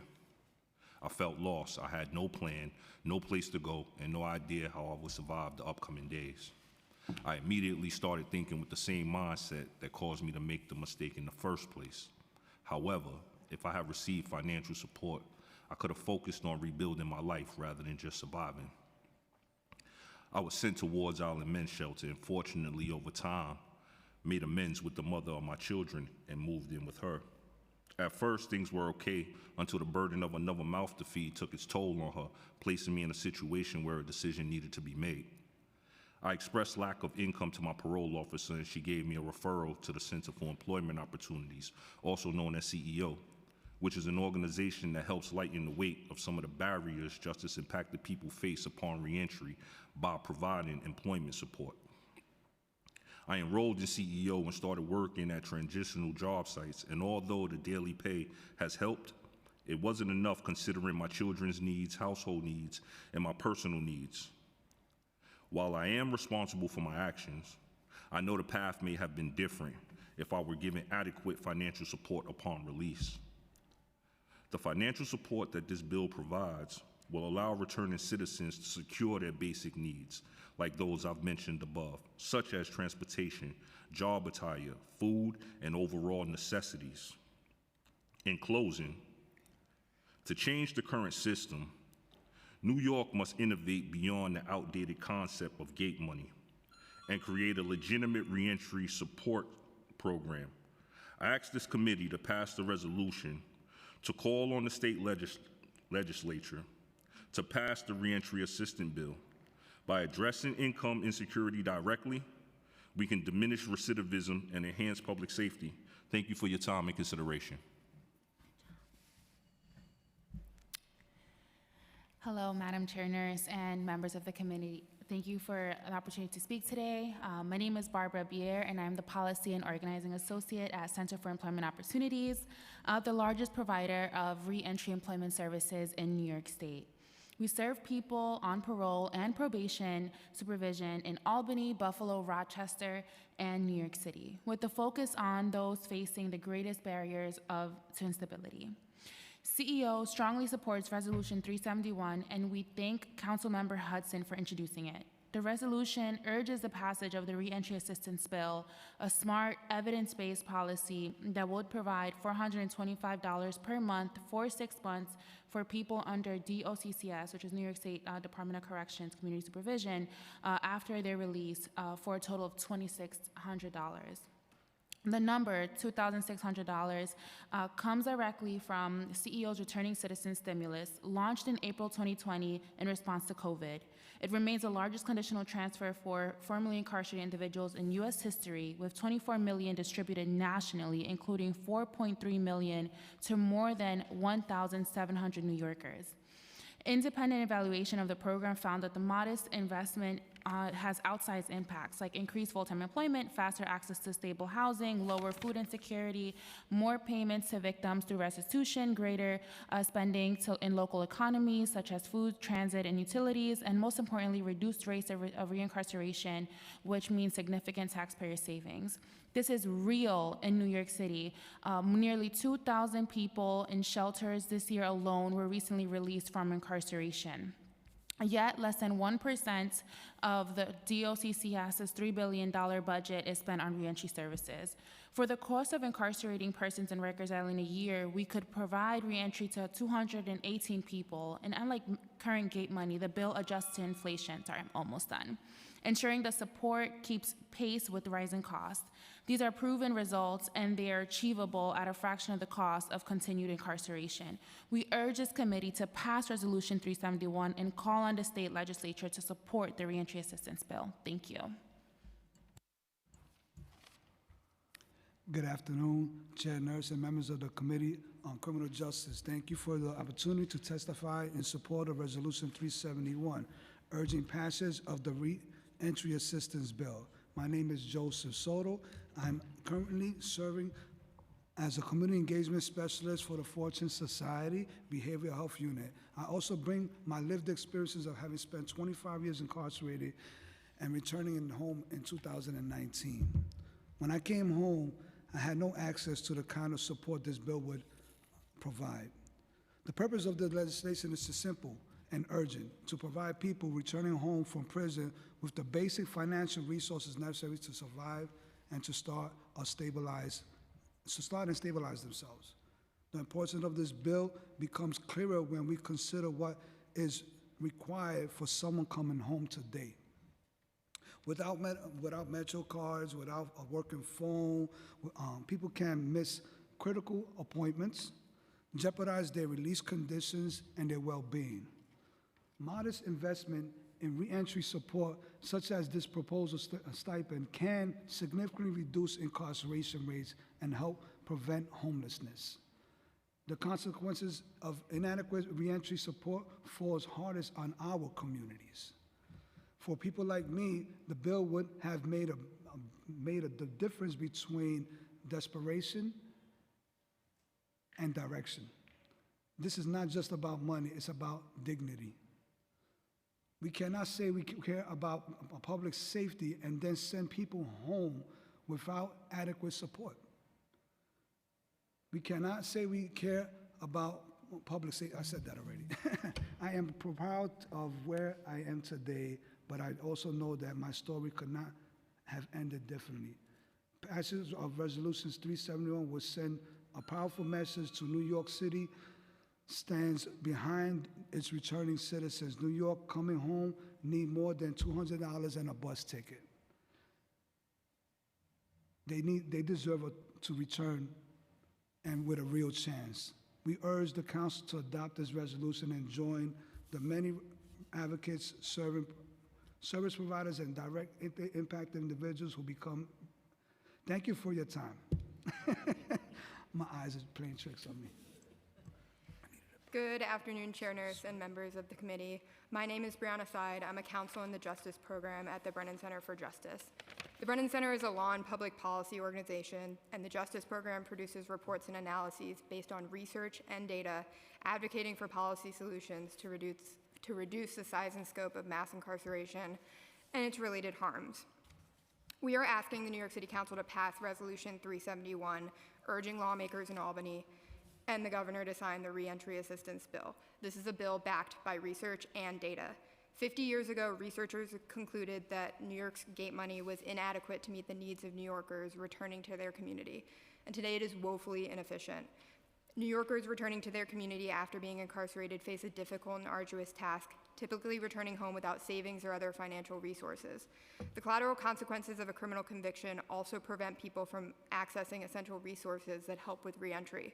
Folks not only struggle to secure employment, housing, and access to education, but also basic necessities like clothing and personal hygiene products, essentials when you're trying to secure a job.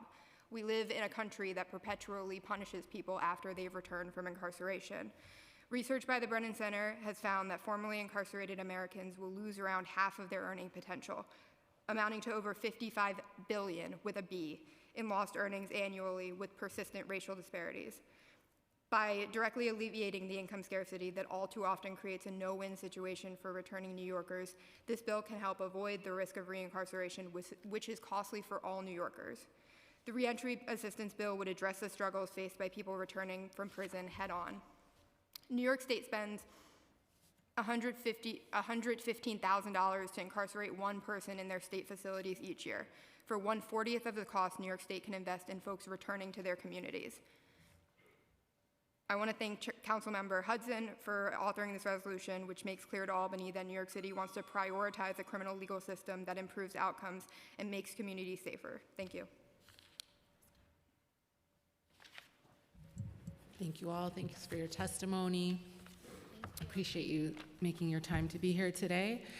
I have the next four, Shlomit Levy, Jennifer Hose, Christopher Boyle, and Dorothy Weldon.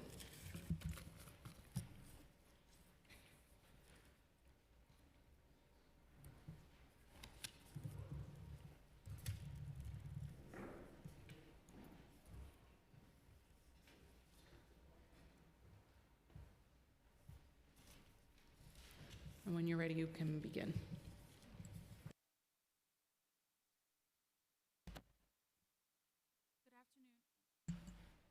Good afternoon, Chair Nurse and esteemed members of the Committee on Criminal Justice. My name is Shlomit Levy, and I serve as the Project Director of the Center for Justice Innovation's Brooklyn Felony Diversion Programs, which include Brooklyn Mental Health Court and Brooklyn Felony Alternatives to Incarceration.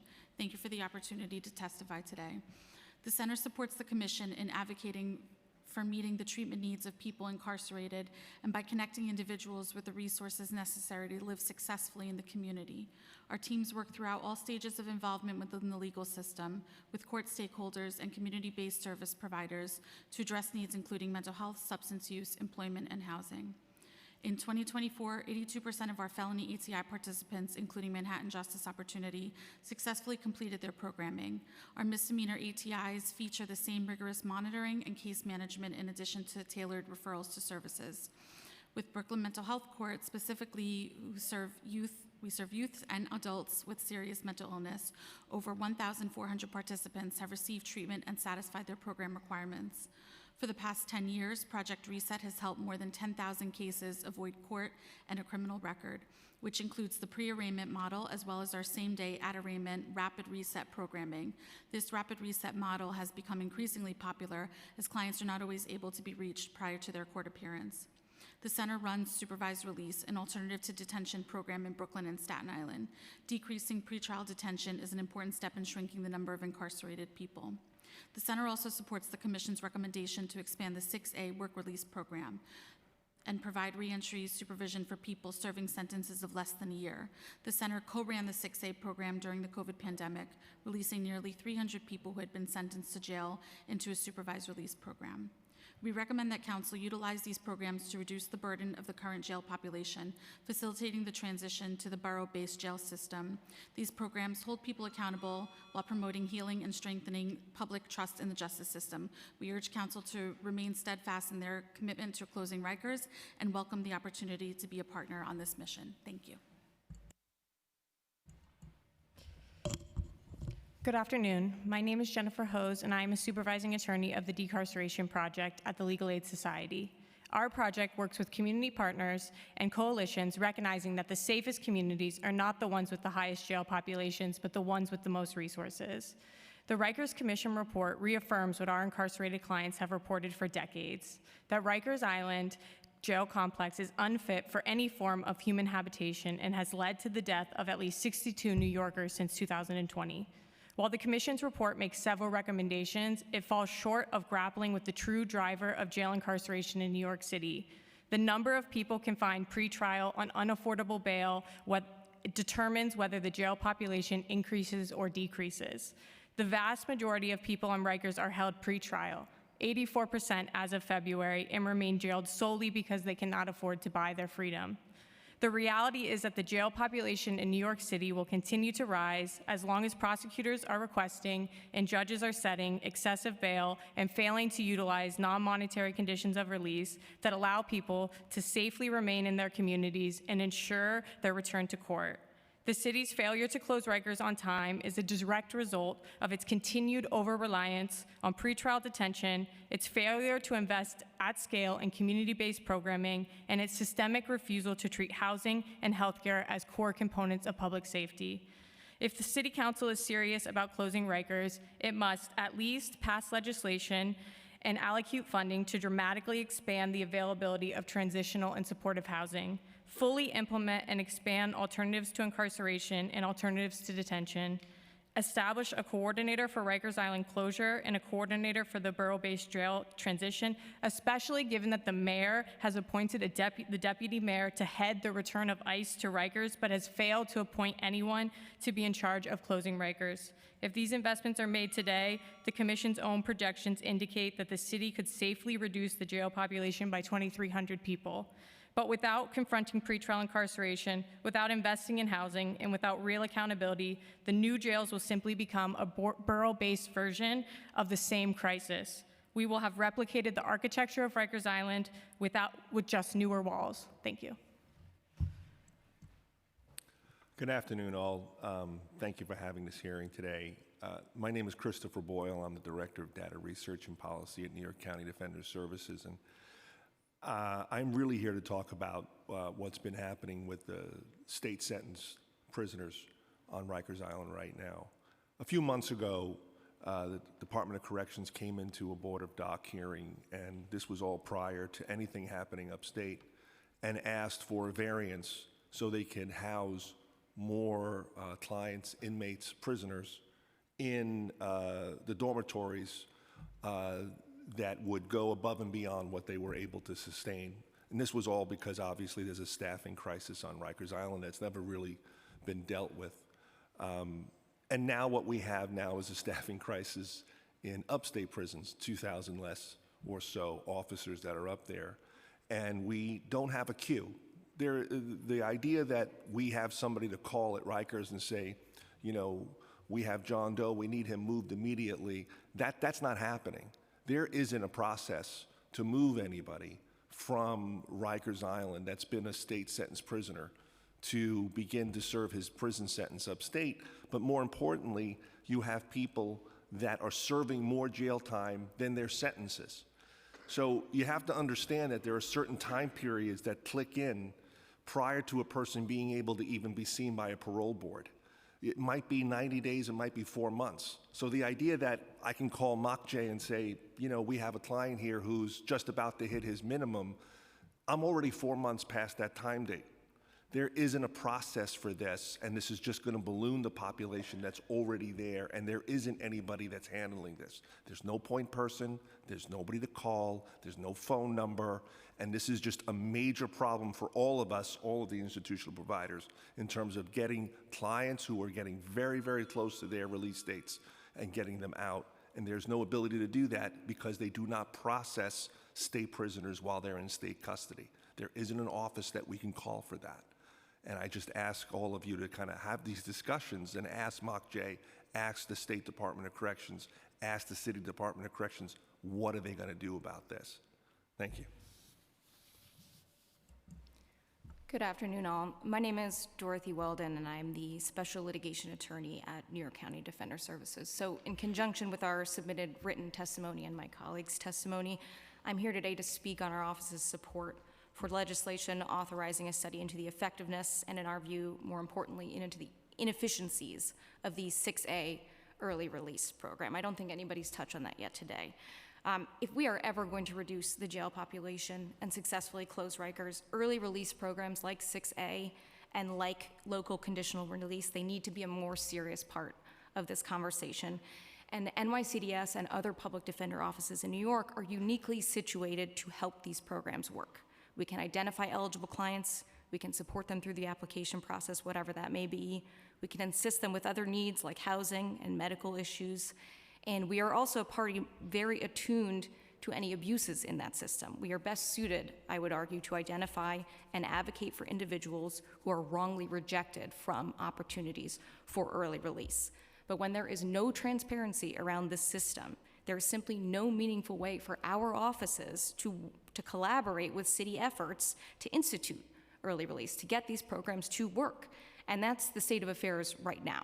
When individuals and their families and their loved ones come to our offices, come to their advocates and say, wanting desperately to get off Rikers Island and find out whether they're eligible for these programs, we often have nowhere to direct them. And we don't have any answers. The eligibility criteria isn't clear. We don't know why certain clients are considered and granted release. We don't know why certain clients are considered and not granted release. And we don't know why others are never considered at all. So the result is a process that seems entirely arbitrary, and to our clients and their loved ones certainly feels random and unfair. We can't allow these programs to operate in the dark, and we should not be letting the Department of Correction, I'm almost done, I promise, be the only ones privy to the rules, the decision-making, and the data on who gets out, why, and when in their sentence they're released. So while we support this legislation, we urge the council to go further in increasing transparency on early release programmings.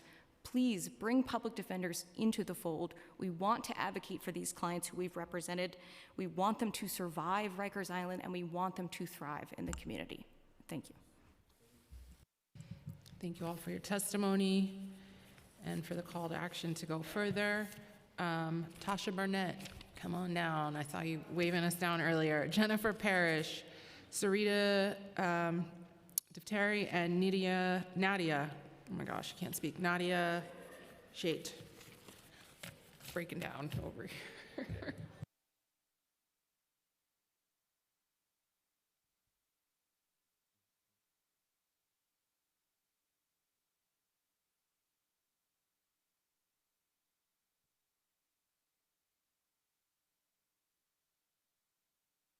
All right, you can begin when you're ready.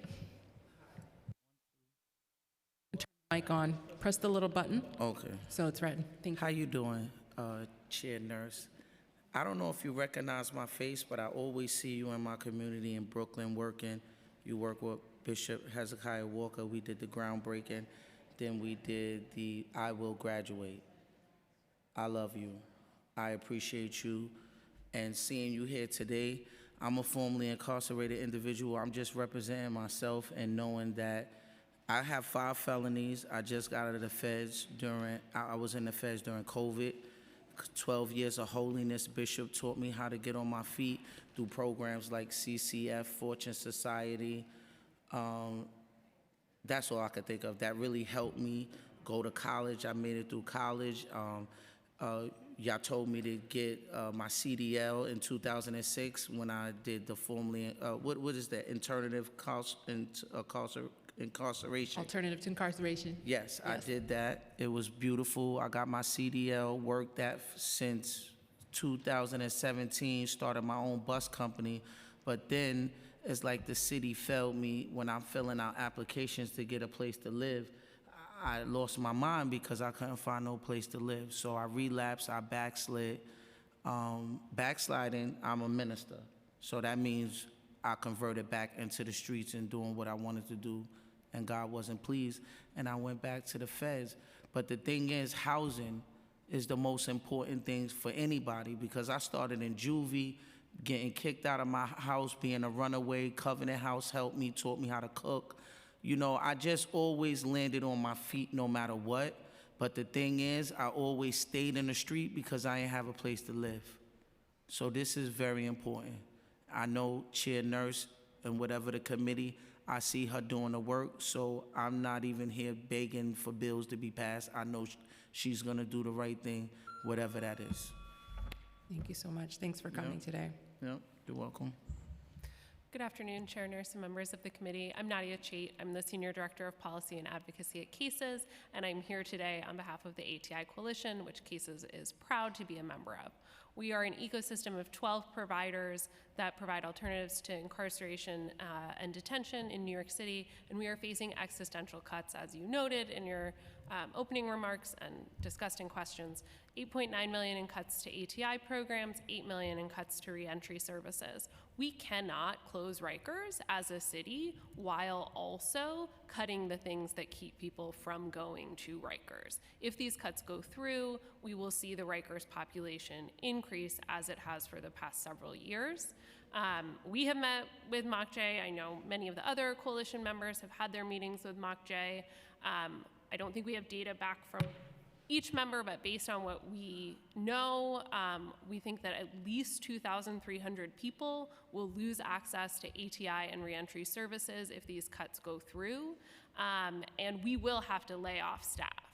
there is no way as a provider that we can maintain the staffing levels that we have with the kind of funding cuts that are being discussed. And it is my understanding that at least one provider will actually have to fully close one of their ATI programs because the cut is so significant that they simply will not be able to sustain that program if these cuts go through. So I know that the council understands the value of these programs, but I will just, say for us, one of our ATIs that would face cuts is for young people. I know Chair Stevens talked about how we're, not serving young people the way that we need to.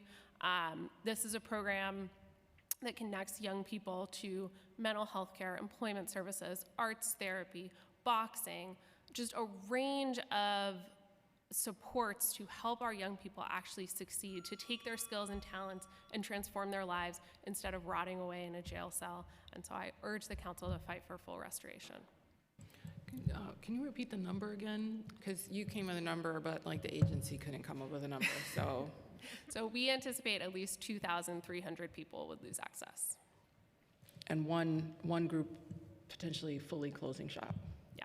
I mean, as you know, we have to make the math work. So, they can say, oh, it's a 40% cut or a 50% cut. Right. But And have you communicated those numbers to MOCJ? So they give us the numbers. Okay. So no, but I'm saying the loss, the impact. So they tell us what our, like on the ATI side, MOCJ sets our intake goals for the year. It's part of like our contracting process. So the fact that they came here not knowing anything is absolutely bullshit. Wow. Yeah. I will let you say that. I'll say it. I'm perplexed.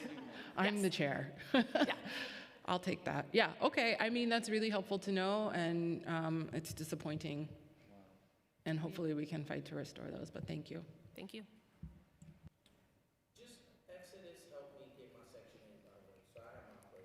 All right, thank you. I was gonna follow up with you after, but yes, awesome. Okay. Good afternoon, Chair Nurse, Councilmember Caban. I am co-director of Freedom Agenda. We coordinate the campaign to close Rikers, and we're grateful to the council for your commitment to closing Rikers, including through your budget priorities and holding this hearing. The defenders of mass incarceration have always tried to convince us that Rikers Island makes us safer, but our members know that Torture Island fuels cycles of violence instead of interrupting them, while sucking resources away from the things that actually work, and their experience is affirmed by the independent Rikers Commission report. We urge the council to think about our efforts to close Rikers along a spectrum.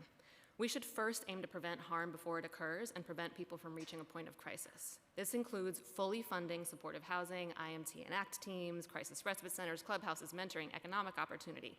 It is stunningly cruel that our city has the resources and proven models to do this, but chooses instead to let thousands of our neighbors spiral into crisis and then sends them to suffer and potentially die in crumbling jails built on decomposing trash. That is the reality. We need to both open more supportive housing units and make it possible for more people to access them returning from jail and prison, as Intro 1100 would do.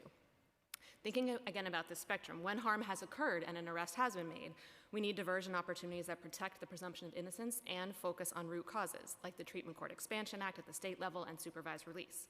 We also need multiple forms of accountability, including alternatives to incarceration, which show much better rates of success than Rikers. For example, the commission report shows that only one of 115 people released under the 6A program from 2022 to 2024 was readmitted to Rikers, compared to an average 33% of people released from Rikers overall. But instead of using this tool right now to decarcerate, DOC is letting the jail population and deaths in custody soar. That is unconscionable. While electronic monitoring and forensic psychiatric treatment beds that are mentioned in the commission report may be part of the strategy for closing Rikers, they sit on the end of the spectrum that is closest to incarceration and should not be pursued at the expense of the solutions that I previously described. In the memo I attached to our testimony, we outline important guardrails for the council to keep in mind when considering expansion of electronic monitoring and forensic treatment beds. Importantly, the Department of Correction should not have any role in the new forensic treatment beds being contemplated.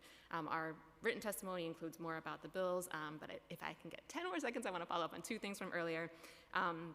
In terms of right-sizing, DOC, agency transition, workforce transition, an important place to start is cutting the vacancies they have now. They are not going to fill 1,100 new roles. They are barely going to keep their head count constant. And so we cannot allow the city to live in a reality where they think they're going to have 7,000 staff because they're going to plan on incarcerating 8,000 people. Like, they have to start grappling with reality, including cutting those vacancies. And in terms of DOC accountability and really changing the culture of how the jails operate, strengthening BOC oversight is going to be crucial to that, and we're going to be following up with our council allies about the charter revision process as a venue for that, or a vehicle. So thank you. Good afternoon. My name is Jennifer Parrish, and I'm the Director of Criminal Justice Advocacy at the Urban Justice Center. Thank you for the opportunity to testify. Generally, we support the Commission's recommendations and their thoughtfulness around this and their emphasis on the urgency to close Rikers.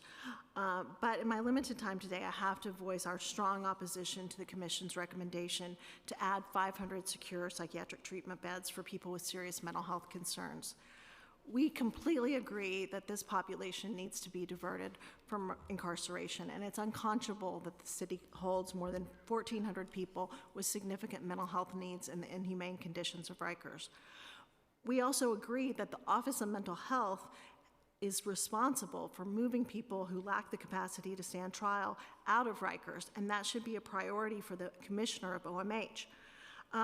And they can do that. They can do that without creating 500 new beds. They could use the fact that they have outpatient restoration of competency to reduce the number. And while there may need to be an increase beyond the 100 beds they have planned, it's certainly not 500 people. We can also see how taking people out of Rikers who are in that process of being evaluated or coming back could speed up their trials. But let's make no mistake about it, the state law does not allow that right now. So we should not be building those beds without that change in the law, because whatever is built is going to be a jail. We just have to come to terms with that. Look at what they've done with outpatient therapeutic housing units. That originally was designed by CHS to be a mental health model where they would be running how treatment's provided. But look what DOC has done with it. They want to put 282 officers in Bellevue where they'll have 103 people. That's not acceptable, and that's a jail, and we should not create more psychiatric treatment beds, which would be the same thing. But even more importantly than that, the idea of creating these beds, if I can just have a couple more minutes, is so short-sighted, because what we're doing is creating another institution, not creating services in the community, and all of these people will be released eventually. So what we should be investing in is all the other things that the Commission includes, including what Intro 1100 will allow, more supportive housing. And one crucial piece of this is the legislation that you have, Intro 1242, because we need somebody who's coordinating all of that. A lot of the barriers to getting people with mental health issues out is combining what DOHMH is doing, Correctional Health Services, and what's going on in the Mental Health Treatment Court. So if we pass the Treatment Court Expansion Act, more people will be able to have alternatives to incarceration, and if we fund those, then we can actually reduce the population in a way that will create safety for the community and stability for those individuals. Thank you all. Appreciate your time. Thank you for testifying today. We're at our last batch of in-person, and I see event people. Are they there in the hallway? I thought I saw some folks. Okay. Rita Zimmer, Tanisha Grant, Rebecca Henry, Gordon Lee, former Nixon protester. Okay. All right, Sharon Brown. Okay, you can, when you're ready, you can start. You got to turn the mic on. He'll help you out. Good night, everyone. I'm Gordon Lee from Brooklyn. Looks like I don't really have to introduce myself. As you heard, I am Gordon Lee. I was one of the newborns under the Nixon presidency, and I'm with all groups, including Vocal New York, and shut down Rikers, because I want to fight for causes that no one can live without. And I also take issue with the crisis with the jail system and the crisis at Rikers Island. And I want to start by, I also suggest closing of Rikers and build more smaller versions of our jails, you know, like what they just suggested, borough-based, so that they're more easier to manage. I also want to suggest, you know, smaller township-based, village-based, district-based, and even neighborhood-based, you know, jails, so they're more easier to manage. And you know, convicted felons, they can do their time close to home and have access to their lawyers and their families and their health care providers rather than to be sent upstate or out of state or overseas. And I also take issue with the ICE program at Rikers Island and a new policy where immigrants are held at Rikers for ICE to come and take and then deport them without due process and sent somewhere to never be heard from again. And they go overseas to another prison similar to Rikers, like that in El Salvador. And you know, I've been following the news, and I heard all about the crisis at Rikers Island and with ICE. And Miss Nurse, I heard that I was at the budget hearing right here, and I heard that you visited Rikers and you were a victim of Rikers. They mentioned it, you were raped, and they tried to cover it up. I'm sorry it happened. I hope that you will somehow get justice. And Thank you so much. Really appreciate it. you're very welcome. And I'm afraid I'm going to have to continue. Well, we're running short on time because we have to be out of here in exactly 15 more minutes. Time and so I almost have up. another 4. Yes. Yeah. It's 4 minutes left? No. Your time is up. Okay. We have to finish in 15 minutes. So if you have anything you want to submit in written testimony, you can. But thank you for testifying. Thanks. Thank you. For organizing. Great job. Hello, my name is Sharon Brown. Before I begin, remember Israel, release the hostages, let Yahweh's people go, defend Israel. Okay, for criminal justice, we definitely need to close Rikers Island now.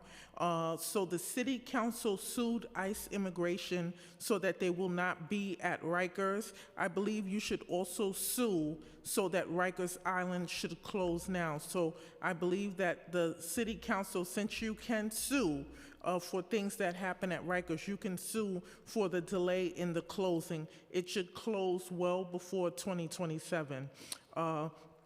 People cannot be institutionalized in order to close Rikers Island. For many people, the legal aides haven't done their jobs to dismiss cases, and they wind up warehoused in Rikers than in mental institutions. So they're just, again, as I've said previously, they're warehousing people and warehousing bodies because it's very dangerous there. People are actually dying.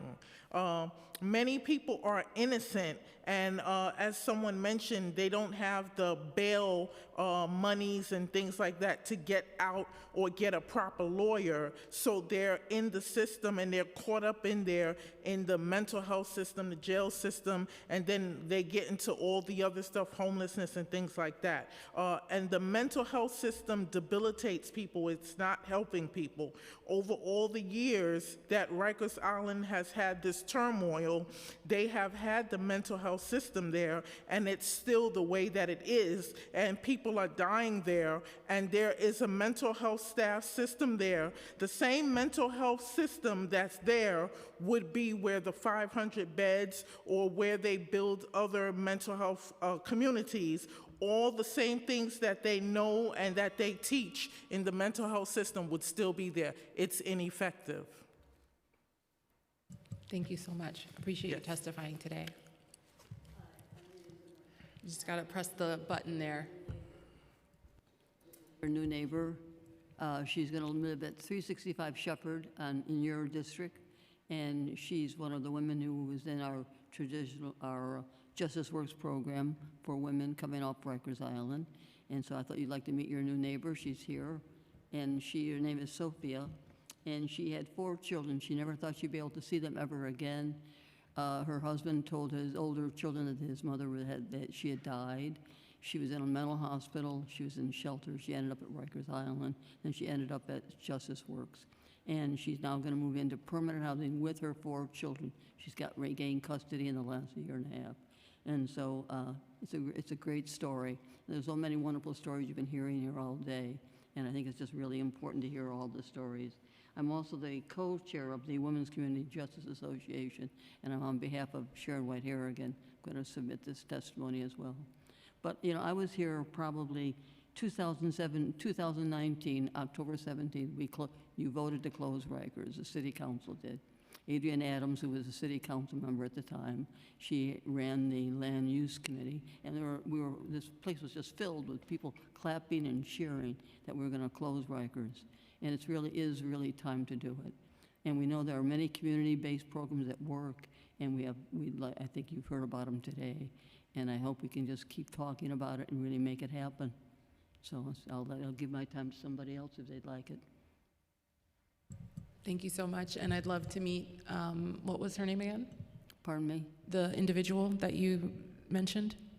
The woman, Sophia. Yes. Sophia. She's going to live at 365 Shepherd. Just down the street from our office. Plus, we're the not-for-profit developer with the project. Okay. There'll be 30 units for women from Rikers Island who will be living in permanent housing. So. That sounds great. I'd love to come visit. It's a great program. Thank you for testifying. Good afternoon. I'll be quick. My name is Rebecca Henry. I am the housing specialist and a case manager for a women's mental health shelter here in Manhattan. I'm here specifically about Intro 1100 and expanding supportive housing to include the justice system impacted individuals. And part of that is also looking at the nuance of supportive housing because as it stands right now, we don't have enough. For the people who are already qualifying. It takes an exceptionally long time to qualify, and then for everything to be submitted, I am having to escort people to their interviews. I'm also talking, a lot of my clients have come through Rikers as well as off of the street. And once we get them into supportive housing, then what? The supportive housing places are not staffed enough. There's not enough of anything. There's not enough units. I have multiple clients that I placed and they ended up back on the street because they did not get the help that they needed in supportive housing, which is kind of the whole point, right? Throughout this whole meeting, we've talked about supportive housing being this end goal, but it isn't. The initial testimony, when they talked about the commission for closing Rikers, they brought up that it's a cultural issue. And I believe that applies across the board because without changing how we are doing everything, like literally everything that has been discussed in this committee, we're not making a difference. People are going to end up back on the street. And the clients that we're receiving in my shelter are worse. Every day, every client that comes in, they are more actively psychotic. Their psychosis is more severe. It is overwhelming. Thank you. Thank you, and we definitely acknowledge the challenges within the ability to have people working and properly staffed and enough services. Again, this speaks to the budget, so I really appreciate you being here and giving that firsthand testimony. Thank you all. Thank you. We're going to turn to some virtual testifiers. We have Daniel Gerard. Starting time. Hi, can you hear me okay? We can. Excellent. Thank you, Chair Nurse and committee members. My name is Danielle Gerard. I'm a senior staff attorney at Children's Rights, a member of the New York City Jails Action Coalition. We advocate for young adults on Rikers. We support closing Rikers as soon as possible, Intro 1100 to expand access to supportive housing, and Resolution 371 in support of the state reentry assistance bill. Thank you for your efforts to right-size the administration's lopsided budget. Please continue to focus on budget priorities that improve the lives of our incarcerated neighbors and other desperate New Yorkers. We urge you to continue to put social services at the forefront of any budget expenditures. We stand with you in your efforts to restore and increase funding for alternatives to incarceration and justice-involved supportive housing, community mental health services, a better education for our children, and other priorities for keeping our young people out of the carceral system in the first place. We stand with you to make our jails as humane as possible with meaningful programming, educational opportunities, recreation, and enough food so that people incarcerated on Rikers don't go to bed hungry. We urge you to consider the testimony that we submitted on March 7th for your preliminary budget hearing and that we resubmitted a few days ago. It explains in detail how Children's Rights believes the city's criminal legal budget priorities should be realigned to fulfill the objectives we just outlined. In the meantime, thank you very much for your work. Thank you so much. Thank you for testifying and for highlighting your testimony. Next up, we have Allison Wilkie. Starting time. I think that I'm in the wrong. My name is Christopher Leon Johnson. I think I'm the wrong.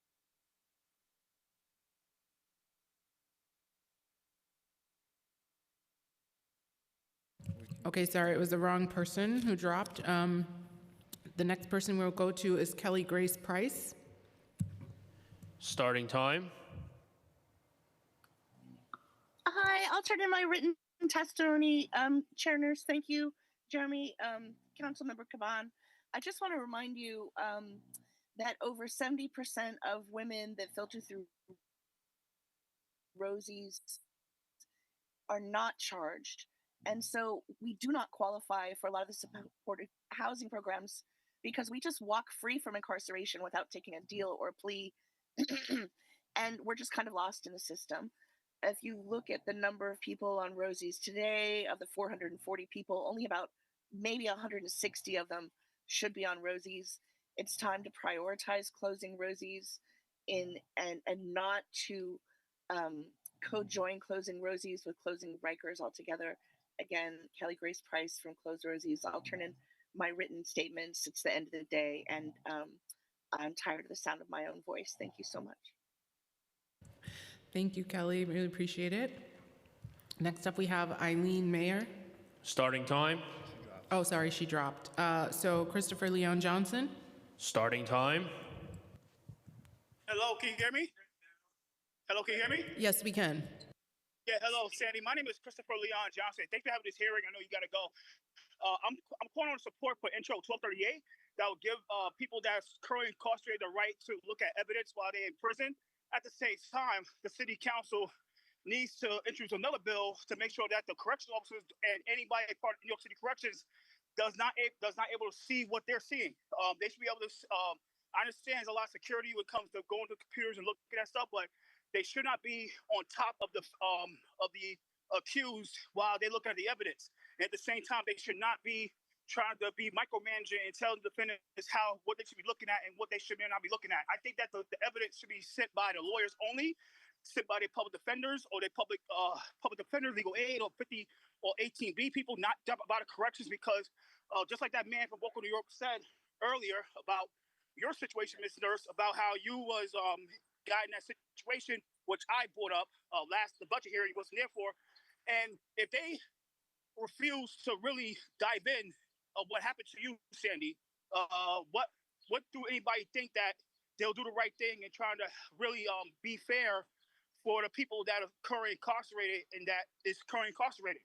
Everybody know that correctional officers and NYPD officers work together, and corrections officers and the district attorney work together. So you can never trust COs to ever be fair when it comes to help delivering evidence and delivering discovery, being part of the discovery process to the defendants.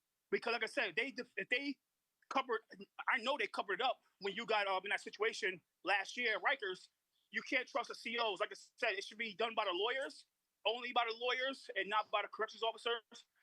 Anytime that the defendants are able to see this with this introduction, the lawyer should be with them, the public defender should be with them, or legal aid or paralegal should be with them, not the CO, because Your time's expired. Thank you. So thank you, Sandy. I hope that you get justice for what you went through last year. I hope you really do get justice. Like I said before. Thank you so much. Thank you so much. Time expired. Okay, that is it for everyone online. Thank you, everyone who stayed. Thank you, Natalie and Jeremy, for all your work. Thank you, Sergeants. Thank you, Councilmember Caban, for hanging out. And thank you, Casey. We did it. Thank you all. Have a good one.